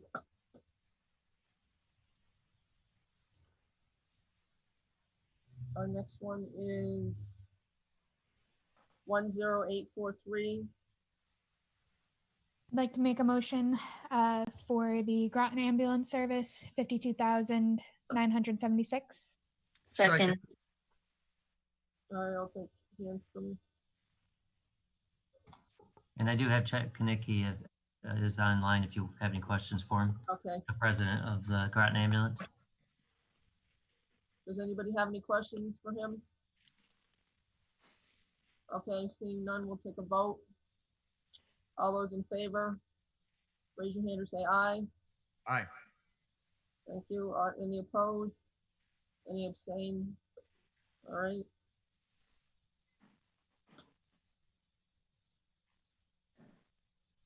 All right, the next one, 10845. Service agencies. That was broken down on the next page. Does anybody have any questions about that? Make Oh, go ahead. Sorry. We got to make a motion first, right, for a number? I'll make a motion to move $72,500. Seconded by Gothier. Hold on one sec, please. The service agencies. Yeah. Isn't it 83,594 now? Same as last year total. Who seconded that? That should be 83,594. It was increased to be equal with this current year. It was? I believe so. Cindy's double checking. No, because I remember watching that on the. Oh, it is 72.5? Yeah, it looks like you put it back sorry, down. It is 72.5. You're fine. Thank you. Sorry. So it is 725? Yes. Yes, that's what I thought, because there was a lot of discussion over that. I remember distinctly watching that part with interest. So who was it that, Representative Hanscom, you made the motion and who seconded it? Gothier did. All right, discussion on this? You have any comments? Representative Hanscom? No? All right, we'll take a vote on that. All those in favor say aye. Aye. And any opposed? Any abstain? Okay. All right, the next one is marine sewage disposal, 10847. Like to make a motion for 19,980. Second.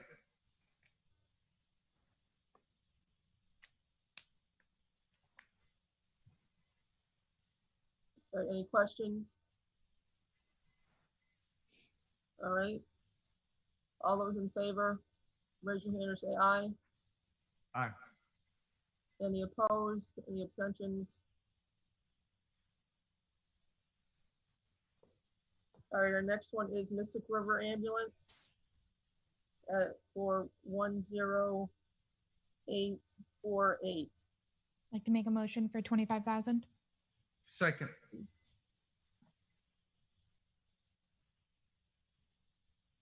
Any questions? All right, we'll take a vote. All those in favor say aye. Aye. Aye. Any opposed? Any abstentions? All right, that carries. All right, 10849. I'll make a motion to move for 1084-9 Mystic Knowing Library. On page 181, $115,000. Okay. And a second? I'll second that. Thank you. All right, any discussion, questions?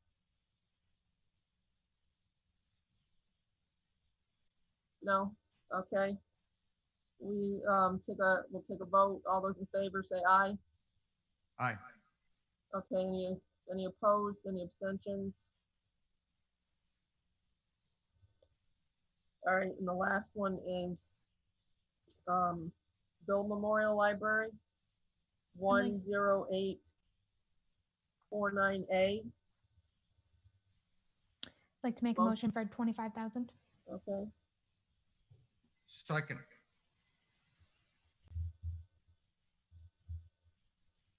any questions? All right.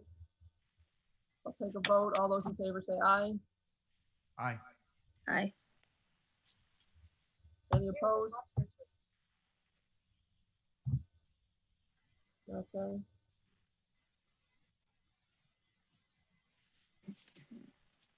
All right, now we'll move on to, that's the last one, right? Almost there. All right, 7320, which is on page 145.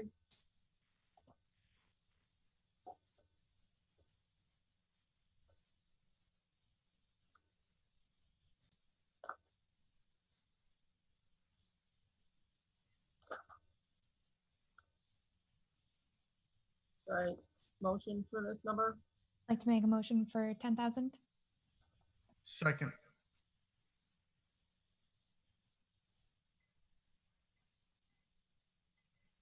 I have a question. This is a trust, I believe, right? So we really can't change it? It is a trust. I mean, if you want us to, I mean, I guess you could limit spending.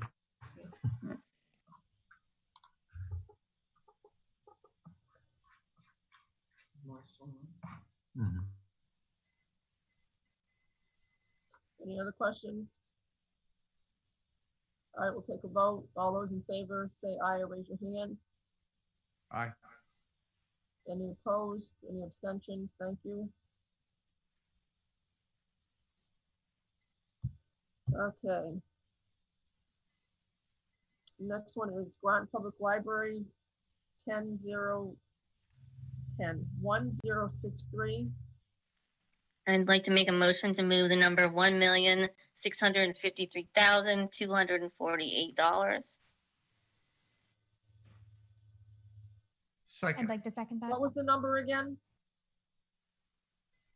Oh, sorry, $1,653,248. Okay, thank you. And who was the second on that? Second. All right, do we have any discussion on this? Any questions?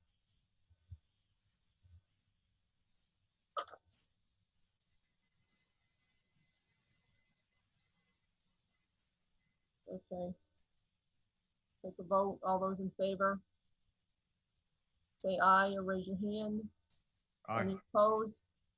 Any abstention? All right, that carries.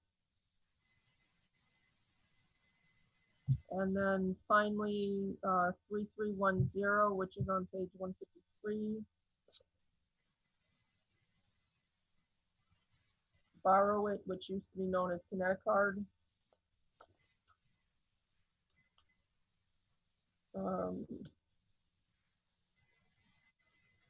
That was 3310.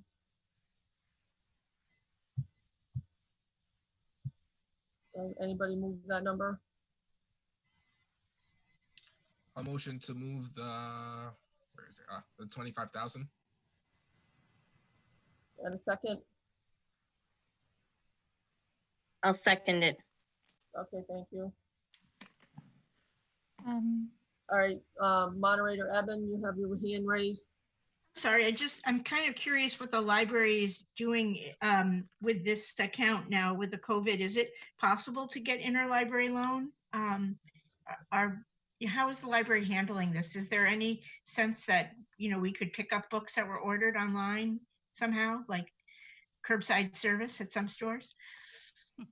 I'm just sorry. I know this is a little, I'm just, actually have a lot of library books right now at my house. It's a good idea. It's a good idea. This is Jennifer Mealy, Director of Library Services. We have deliberated on some services to offer to the public, but we're very concerned with doing the curbside service because they did say, scientists have noted that 72 hours is basically what we're looking at for, the virus to be on these materials. And we're just concerned that, going back and forth with people, how are we going to bring them back and then, put them to the side to disinfect them. And so we just want to keep people safe right now. Regarding the Borrow It funding, that is state aid that we get from obviously the state, and we have been utilizing that for our CERC system, which is the backbone of our library service. It's software, and we are moving it into our operating expenses because of Borrow It every year could be cut, and in regards to COVID, it could certainly be cut definitely this year, but we haven't heard just yet what's going on with that. Thank you so much. All right, thank you. I have a question. Yes, go ahead. Why was the requested appropriation 25,000 when previous years hadn't even got close to that before? Every year the state doesn't put out what we get, or even if we're getting anything, till almost after we do all these deliberations locally. So we estimated it per year prior. So last year I estimated 18,300, but we actually had a fund balance. So I wanted to utilize all of the money before we realized that it may get taken away. So this year we're asking for also the fund balance on top of the money that we asked for last year. Thank you.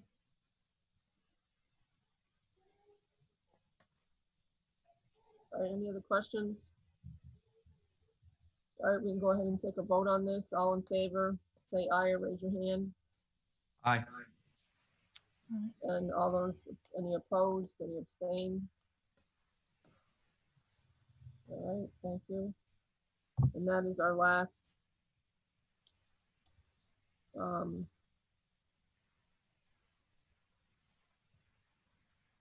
that's our last account. All right, anybody like to motion to adjourn the meeting? Motion to adjourn. Thank you. Welcome.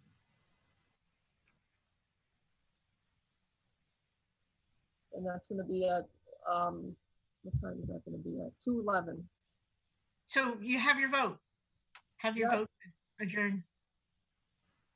Yes. Oh, do we have our vote? Did everybody vote in favor? Yes. I'm sure. All right, thank you. Wow, Representative Flax. We're doing voter registration, correct? Correct. No, so voter registration was actually taken up by, I think it might be. We're doing finance. So we're passing that, and we're also going to skip town clerk's office, which was also done by community and development and services. They were double listed, so we've already. Gotcha. Okay. And then I have no question. We're starting with finance 1013, page 103 in your book. And we have a motion on the floor, and it's been seconded.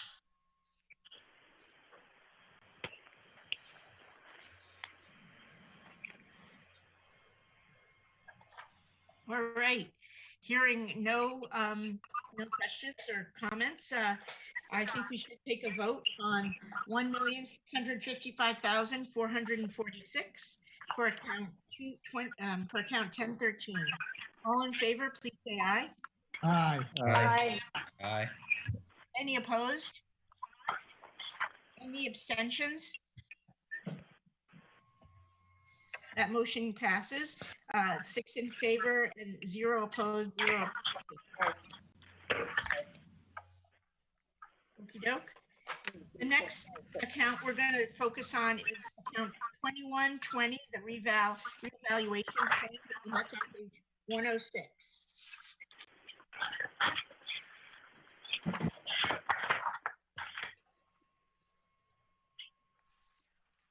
I'd like to make a motion for $502,025. Second, Foster. All right, so we had Lambert made the motion and it was seconded by Foster for $502,025. And this is the reevaluation fund, account 2120. Is there any discussion on this item? Yes, this is Representative Lambert. I have a question. Yep. Could the town manager explain the reevaluation fund and how it works and when will the funds allocated be used?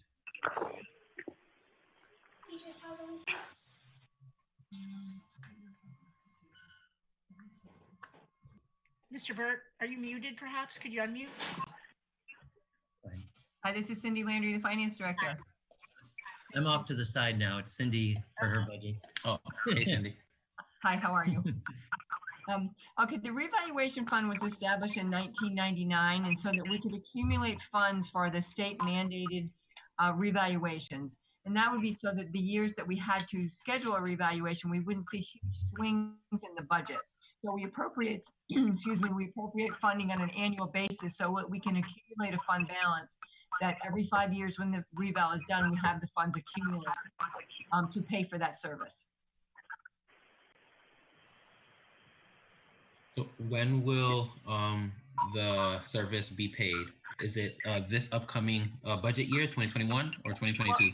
The actual budget, excuse me, the reval is going to be effective 10/1/21, but we have to do it the year before that. So we'll be putting the funds into the budget to start that in after July 1st.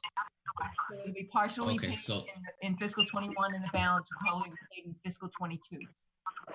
okay, so this is the last time we have a chance to, I guess, finish off the payment for the reval.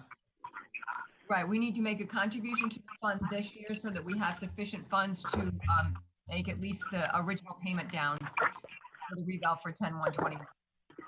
Okay, thank you. You're welcome. Okay, thank you. Any other questions? I have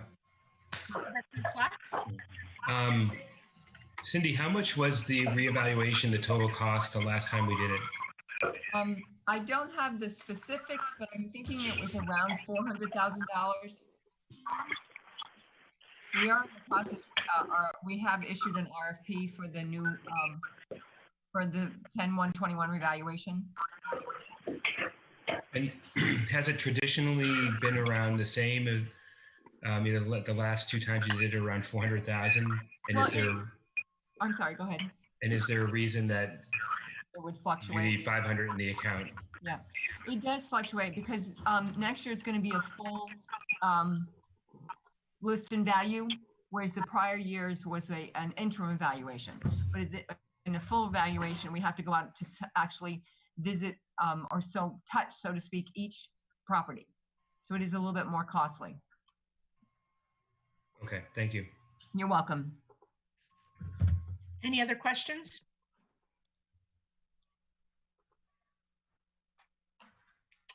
All right, seeing none, I think we may be ready to vote on account 2120, which is a reevaluation fund in the amount of $502,025. All in favor, and you can unmute yourselves. Please say aye. Aye. Aye. Aye. Aye. Any opposed? Any abstentions? Representative Katowski, you were muted. Did you vote aye?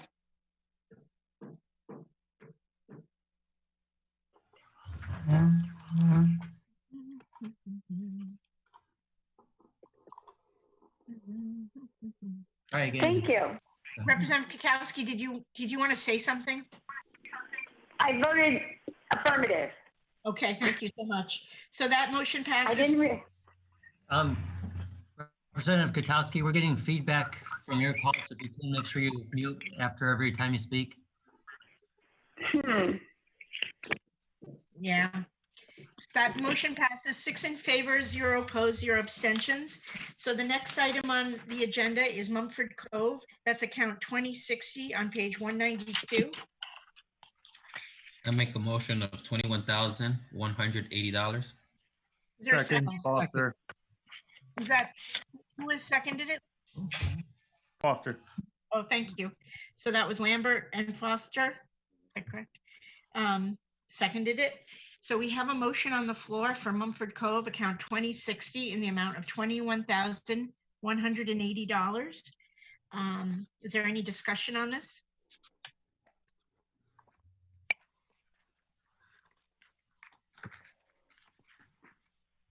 Would anyone like to speak?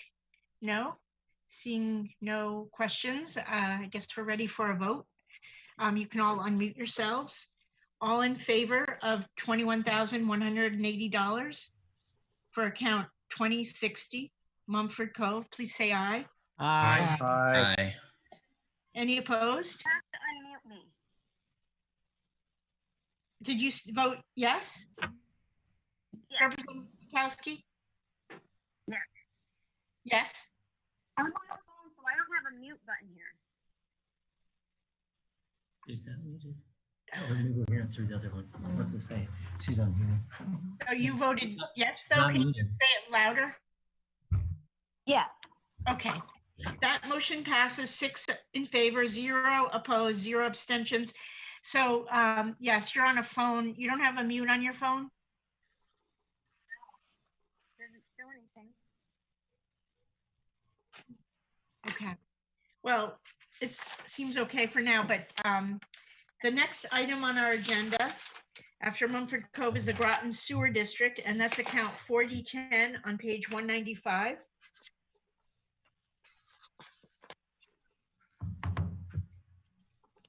I make a motion for $1,398,745. Second. What's that? That was a motion made by Representative Foster and seconded by Representative Powers. And that's account 4010, the Groton Sewer District, $1,398,745. Is there any discussion on this? Any questions for Mr. Burt?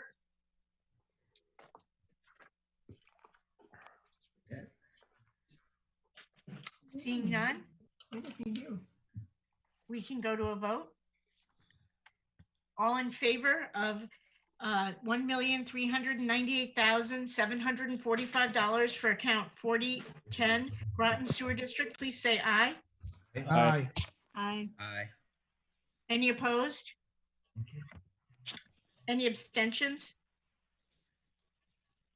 That motion passes 6 in favor, 0 opposed, 0 abstentions. All right. The next account that we're going to deal with is account 1012 Human Resources on page 87. I make a motion for $380,682 for account 112. Second. All right. And was that Foster again? Yes. And who seconded it? I'm sorry. I did. Flax. Okay, that was a motion made by Representative Foster, seconded by Representative Flax in the amount of $380,682 for account 1012 Human Resources. Is there any questions on this account? Well, I have a question. Please go. Okay, it looks like from my notes from the town council meeting, the town manager suggested $340,682. Are my notes correct? When we looked at the list of cuts, I had recommended a $40,000 cut for the DEI diversity study. Not that I'm very supportive of it, but as we were trying to find cuts, but the council felt it was worthwhile. I think it was unanimous. I think it was unanimous vote to keep it in there. My list was really just for things to consider. Okay, so I'd like to move another number. Yes. What's the motion? 340,000. I'd like to move another number. Yep. $340,682, which was the town manager's suggestion. Is there a second for that? Second. Is that Flax? Flax Yeah. second? So we have a second number on the floor in the amount of 340,682 made by Representative Katowski, seconded by Representative Flax for account 1012 Human Resources. Representative Katowski, would you like to speak to it further? No, thank you. All right. Is there any other discussion on the second number? And I do have Bob Zagami's logged in if you have any questions on the DEI study. I'll ask one. Mr. Zagami, could you just tell us what the DEI study was about? Yes, that was for diversity, equity, and inclusion. So we were looking at there was having well, not just an employee, but all manager commissions and boards and residents would have 8 different classes that could house over 100 people. And at that point, we would talk about getting inclusion and equity as recognized throughout the whole town. So that's, we're trying to bring that about. We have a small committee right now, but this training would enhance the whole town. So the town would be in community would all be in on it with us together.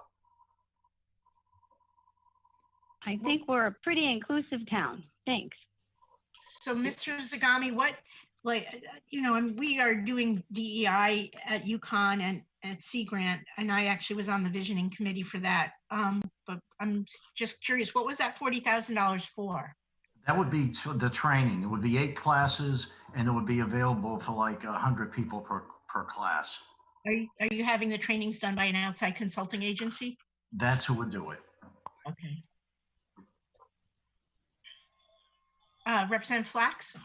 Yeah, it sounds like it's worthwhile. It also sounds like in this year right now that we're going into, how things are going to shake out after like the dust settles, that, how much time there'll be for those size classes and whether it can wait a year for it to be implemented, I think is a possibility and a way to, support the number that Roseanne proposed.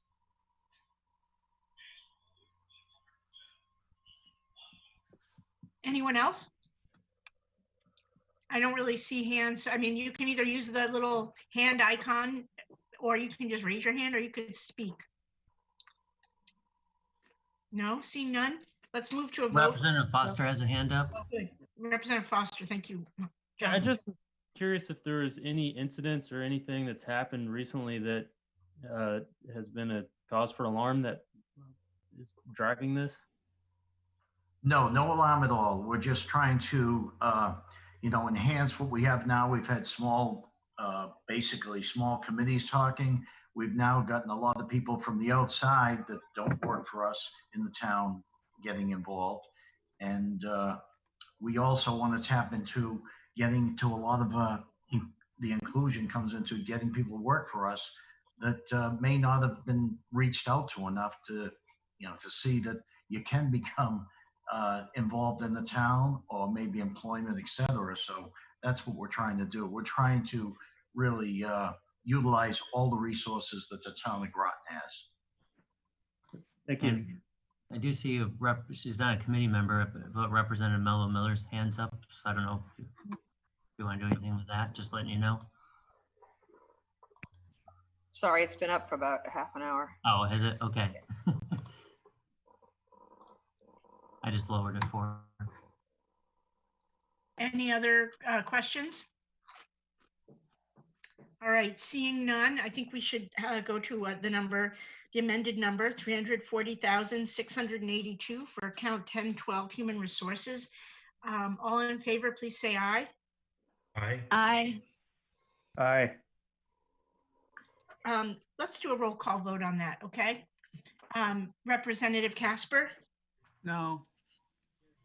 Representative Lambert, No. Representative, oh God, I was looking at the list and it keeps changing. So Casper, Lambert, Powers, No. what was that? No. No, sorry. Did I call in Representative Flax yet? Yes, you did. Okay, sorry, the list keeps No. moving, people keep moving. So I only have 3 people who I've listed for, so. I can tell you. Let's have Betsy do it, because I'm trying to use a list on a computer that moves every time I say something. Right, okay, I'll do it. I have no problem. Representative Casper, No. Representative Flax, Yes. Representative Foster, Yes. Representative Gutowski, Yes. Representative Lambert, No. Representative Powers. No. Yep, it's tied. It fails. All right, so that fails. We go to the first number that was moved, which was That was 5, wasn't it? It was 6 people. 6 people, because Bev's not here. You don't have Bev. Okay. We'd have 7. We needed a tiebreaker. Wait. Oh, I got it. Got it. Sorry. 3-3, that motion fails. Got it. Thank you. The next item, the next number rather that was moved is the original number, $380,682. Let's do a roll call vote on this one too, but Betsy, could you help me out? Oh, absolutely. Are you ready to vote? Here we go. Oops. I just lost my picture. Representative Casper, Yes. Flax, Yes. Foster, Yes. Gutowski, No. Lambert, Yes. Powers. Yes. It's 5-1. It passes. That passes. 5-1. Yes. 5 in favor, 1 opposed. All right, the next item on our agenda is insurance and claims, account 1070. And that's on page 92. I'd like to move $690,581. Second. Foster. So that was Lambert, and was that Foster seconded it? Yes. Thank you. All right, we have $690,581 moved for account 1070, insurance and claims. Is there any questions or discussion on this item? I have a question for Mr. Zagami, if he's still here. I'm here. Okay. This is a 7% increase, and I was just wondering if that is from increased claims or just from increased premiums. That's really increased premiums. That's a nationwide increase that we're seeing because of coastal damages. Even though we're not experiencing it, it is still coming up that way for the rest of the country. Thank you. Any other questions? I have a hand up. Oh, Representative Lambert. Yes. So due to the COVID-19 pandemic, where does our unemployment compensation stand currently? Well, right now on the unemployment, a bit of it is an estimate, basically. That's where we are with it. So I don't really have a firm number right now on that. That's we're also experiencing on the COVID. I guess the best way to put it is we haven't laid anybody off. Let's put it that way. But I am still experiencing unemployment claims coming in from people who previously worked for us, and their particular businesses may have have put them on layoff. So even though they haven't recently worked for us, they still fall in those quarters. So I will be getting claims from them. But I don't have the claims on all in or close to that now. I've just seen a couple so far. And just to follow up on that question, if this pandemic were to sustain itself for a few months, do we see the town laying people off where the unemployment compensation that is currently requested, where that may change or be insufficient? Yeah, that would certainly be insufficient, but. But at this point, there's no plans on laying off. I was just going to say that. We don't have that plan in place. Thank you. Any other questions?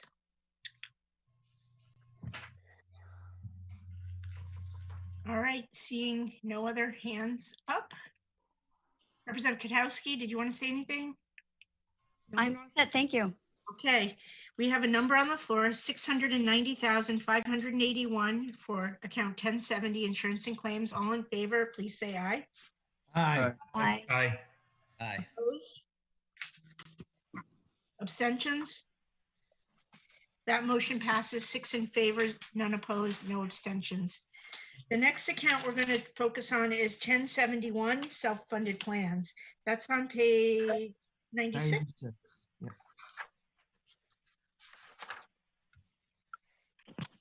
And I believe this, let's see, was cut by the town council. I'd like to make a motion for 10,331,944. Second. Okay, so we have a motion made by Representative Foster and seconded by Representative Powers in the amount of $10,331,944, and this is for account 1071 self-funded plans. Are there any discussion on this item? Yes. Can Manager Burt please explain the cut, please? Sure. Historically, we've put more like 1.3 million towards OPEB.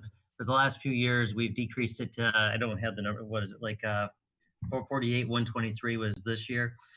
We wanted to get that back up, to better fund future retiree health benefits, but this is not the year to do it. So we removed the increase to keep it level.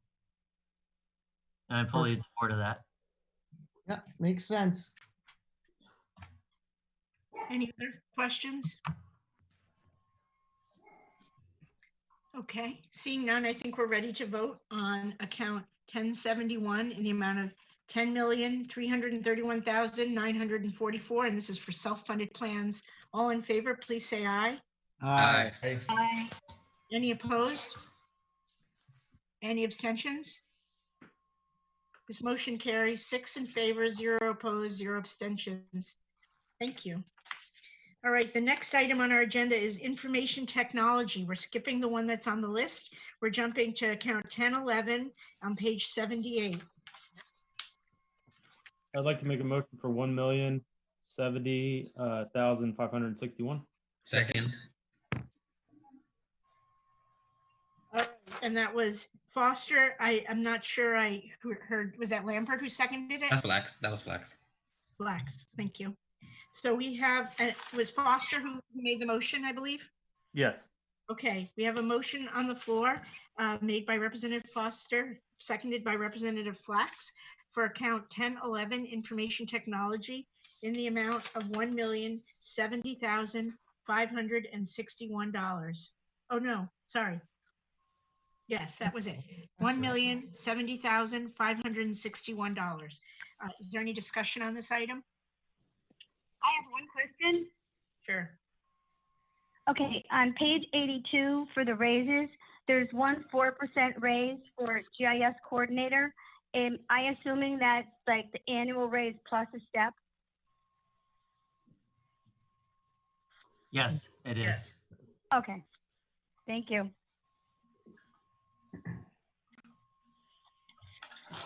Thank you. All right, any other questions? All right, I think we can move forward with a vote on account 1011, information technology in the amount of $1,070,561. All in favor, please say aye. Aye. Aye. Opposed? Any abstentions?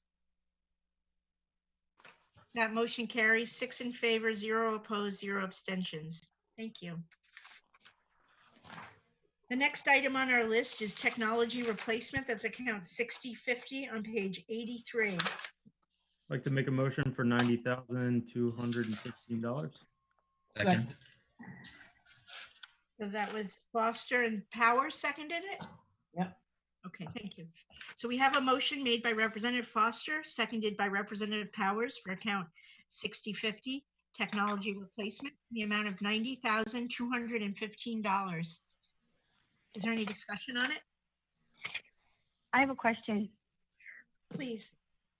Okay. Last year, the IT director really explained to us in the finance committee his computer rotation schedule and his spreadsheets, and showed us everything. This past year, I believe the town manager mentioned at the town council budget session that he wants to move towards laptops versus computers. So my question is, if our goal is to have more laptops, why are we scheduling 67 computers for this year?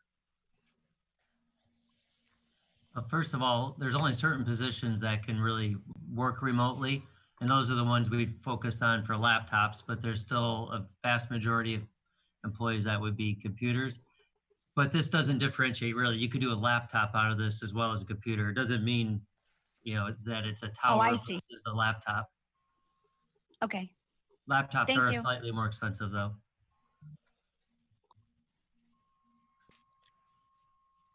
Any other questions?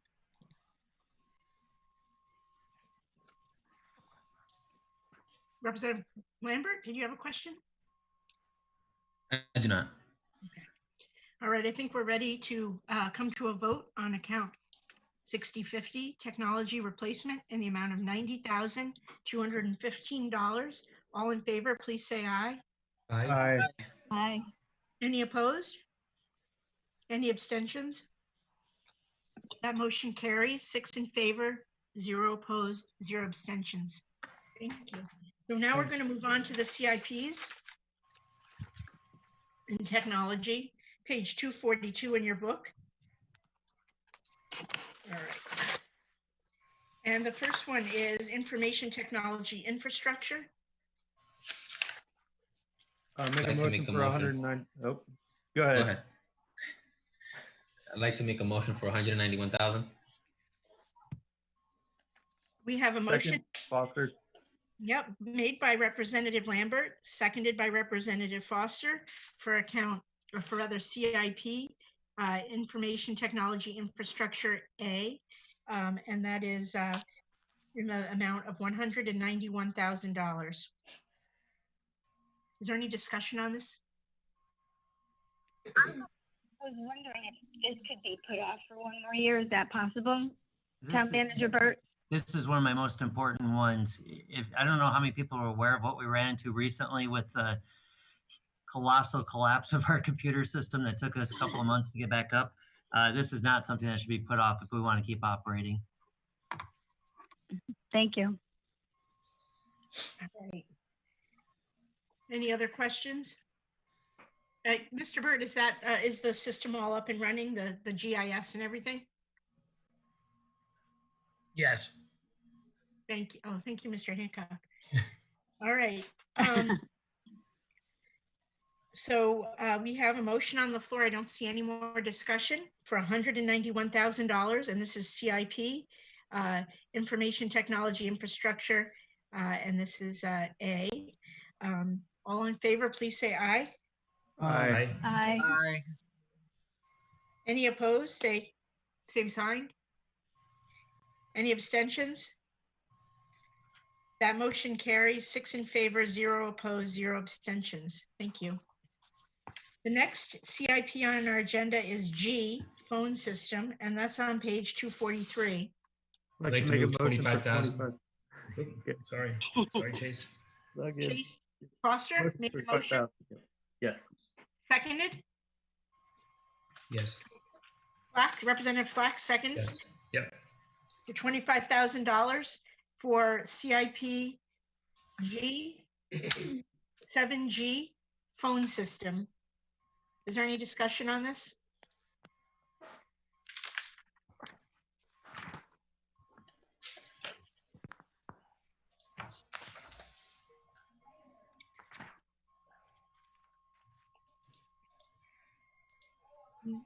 No?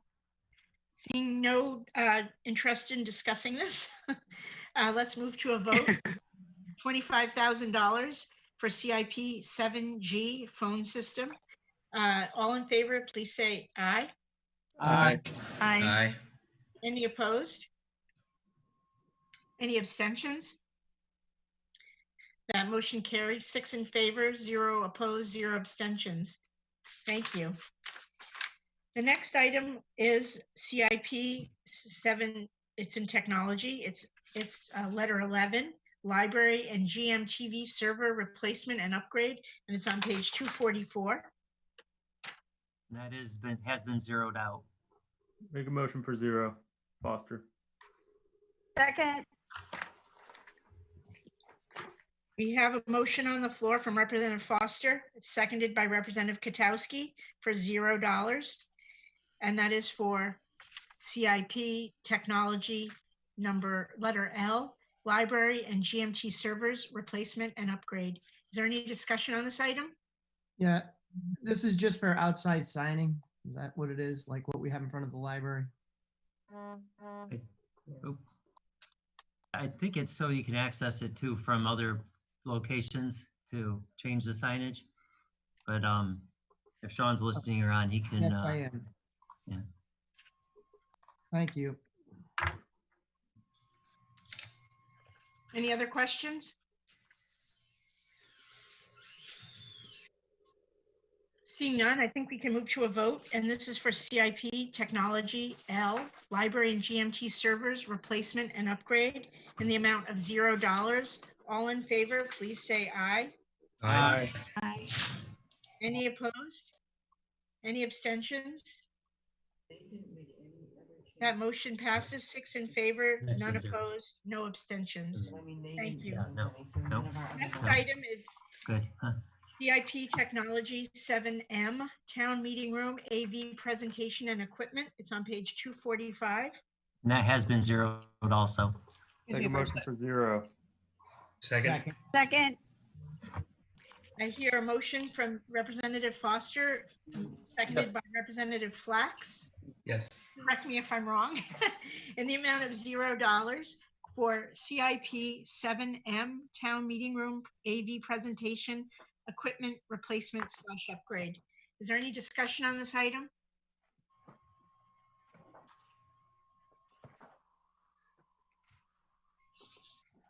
All right, seeing none, I think we are ready to come to a vote.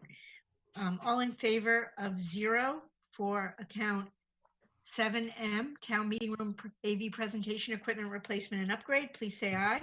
Aye. Aye. Any opposed? Any abstentions? That motion passes 6 in favor, 0 opposed, 0 abstentions. So that brings us out of the CIPs and up to debt service, which is account 1076 on page 171. I'd like to make a motion for $8,104,482. Second, Foster.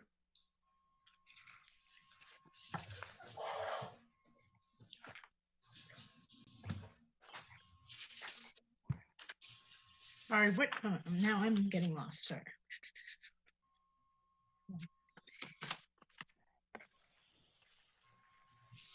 It's page 207. Oh, I got it. Okay. Sorry.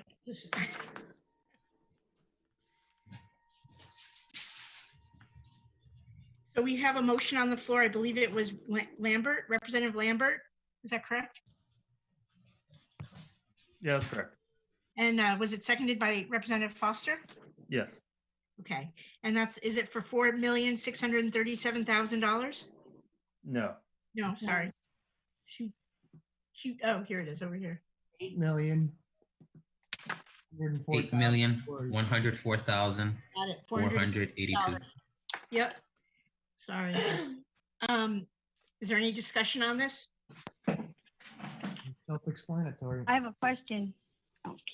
Please. Representative Katowski? Yes. Thank you. Is this inclusive of our debt service, including bonds, including any other leftover bonds, or is it just for the school? This is for all bonding. Okay. So why were the bonds for the sewer account approved separately?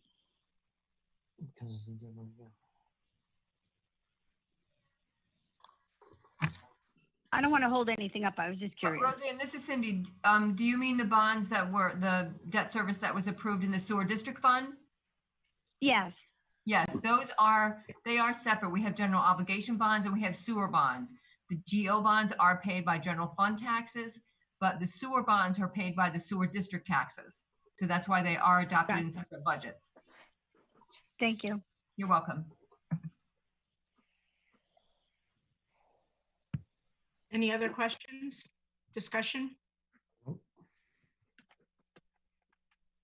All right, seeing none, we have a motion for $8,104,482, rather. Let me say that again. $8,104,482 for account 1076, debt service. All in favor, please say aye. Aye. Aye. Any opposed? Any abstentions? That motion carries 6 in favor, 0 opposed, 0 abstentions. Thank you. We can move on to contributions to other funds. This is account 1073 on page 171. I think this is where I went last time by accident. Sorry. Make a motion for $977,341. Second.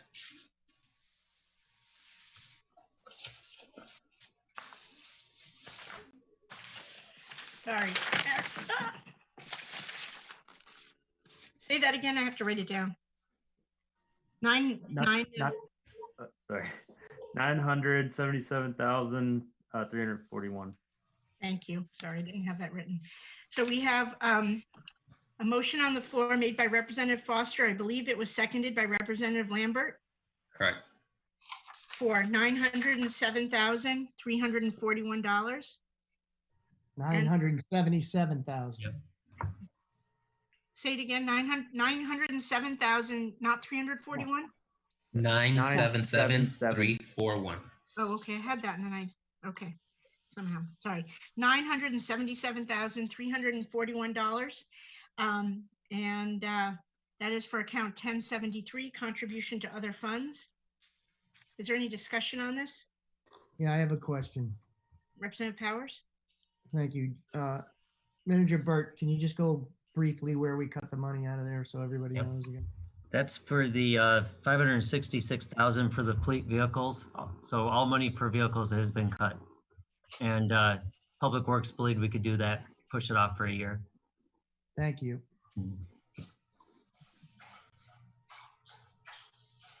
Any other questions? Representative Katowski?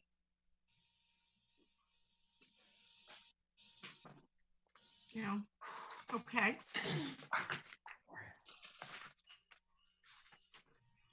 All right, seeing no more questions, I think we're ready to vote. I'm sorry about my screw up with the number. $977,341, and this is account 1073, contributions to other funds. All in favor, please say aye. Aye. Aye. Any opposed? Any abstentions? That motion carries 6 in favor, 0 opposed, 0 abstentions. The next item is the capital reserve contribution. That's on page 200. Make a motion for 535,000. Second.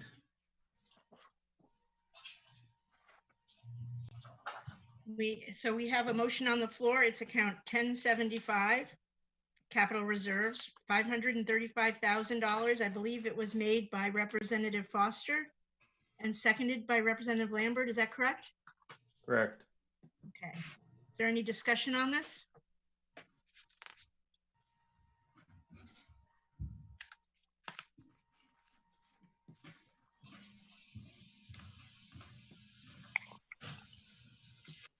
Representative Flax, did you want to say anything? No.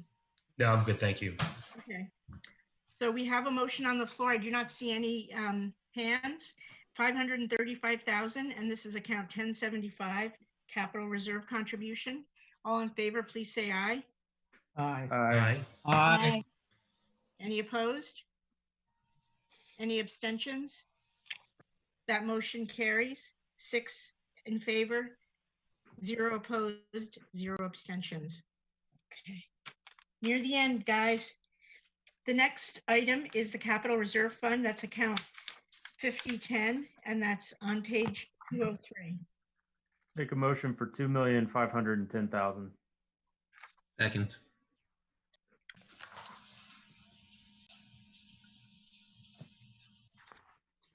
We have, that was Representative Foster, I believe, and seconded by Representative Lambert. And that is in the amount of $2,510,000 for account 5010 Capital Reserve Fund. Is there any discussion on this? Yes. I have a question for Cindy. Oh, sorry. Representative Chesky?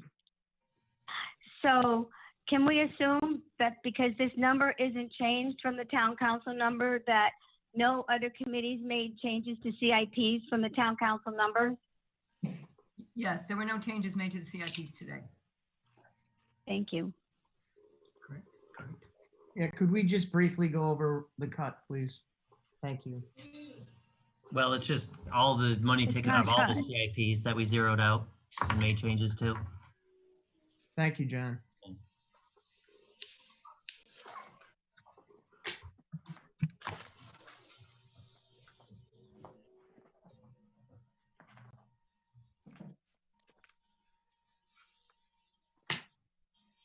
Sorry, I lost my place again. You can tell I've been at this for a long time today. Mm-hmm. It's right in front of me. But You're I seeing haven't- the end of the road. Why can't I find this? Oh, here it is. Yeah. Just getting lost in the masses of paper and numbers. So we have a number rather on the floor, and that number is $2,510,000, and that's for account 5010 Capital Reserve Fund. Seeing no more discussion, I will ask all in favor. Aye. Aye. Aye. Aye. Any opposed? Any abstentions? That motion carries. 6 in favor, none opposed, no abstentions. And that brings us to our last account, which is contingency. And that's account 1094 on page 213. Make a motion for 350,000. Second. Second. All right, and I think that was Representative Foster made a motion that was seconded by Representative Lambert for $350,000. This is account 1094 contingency. Is there any discussion on this? I understand the reason it's a little less than the book is there was just a kind of a, I don't know, a typo, or if you will, it usually. Yeah, it's 350,000 for this year. But when we started out, there was a typo on a spreadsheet that said 400,000. So it was intended to stay flat. So I removed the 50,000. Now that should be enough for us. The only thing I can't predict the future with COVID. If COVID comes back in the fall and winter, that could throw things off, but we'll deal with it at the time. And hopefully we'd have other savings in other parts of the budget to help account for anything. Thank you, Dr. All right, is there any other questions, discussion? Seeing none, I think we can move to a vote, and this is account 1094 contingency in the amount of $350,000. All in favor, please say aye. Aye. Aye. Aye. Any opposed? Aye. Was someone opposed? No. No, it's just a little delayed on my end. Sorry. Any abstentions? All right, seeing none, that motion passes. 6 in favor, none opposed, no abstentions. And that wraps it up, at least as far as I can see, for the Finance Committee. I have just before we adjourn, did any changes get made throughout the course of the entire day from the town council budget besides the bridge not passing? No. No, I've been keeping. The bridge didn't pass? You know what, the committee voted for the amount of 25,000, which was the town council number, and then they voted for the full 1.23 million, and that they both were tied, which is a fail. Right. So the numbers stand for the town council numbers. Yeah, we'll cross that bridge when we get there. Literally. Is that a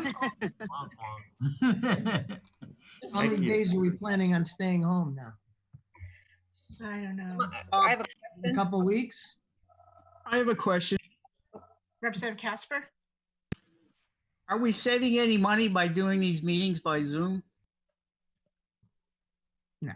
Not really, because there's really no cost to meetings, other than some of the committees might have some staff, a little bit of staff overtime savings, but not with RTM. So with the having Sean is going to be there, whether we're convening in the senior center or not. Oh, wait a minute. There is some savings because we're not setting up the senior center. And we don't have Dawn here. Oh, that's it. Well, she'll be with us next week, probably. I don't know. You know, it's scary to do this on your own, believe me. I can believe you. Well, yeah, but you make a good point, Betsy. You know, there's the senior center employee isn't there. There's no custodial services. No one's, using the water or utilities. So that's a good point. Right, but I do have to make one point that you see you're voting on this budget for next year. Once it's passed, that's the taxes that will be raised. That money's raised, whether what happens when we lay people off. They should still be paid because we've raised the taxes, you see. I don't understand why people are being furloughed or even laid off from some municipalities. And that's not a question for this body, I know. Just to point out, if we can adjourn the actual finance committee so Sean can stop Motion rolling. to adjourn. Thank you, Wilmer. We have a motion to adjourn by Representative Lambert, and it was seconded by Representative Casper. All in favor? Aye. Aye.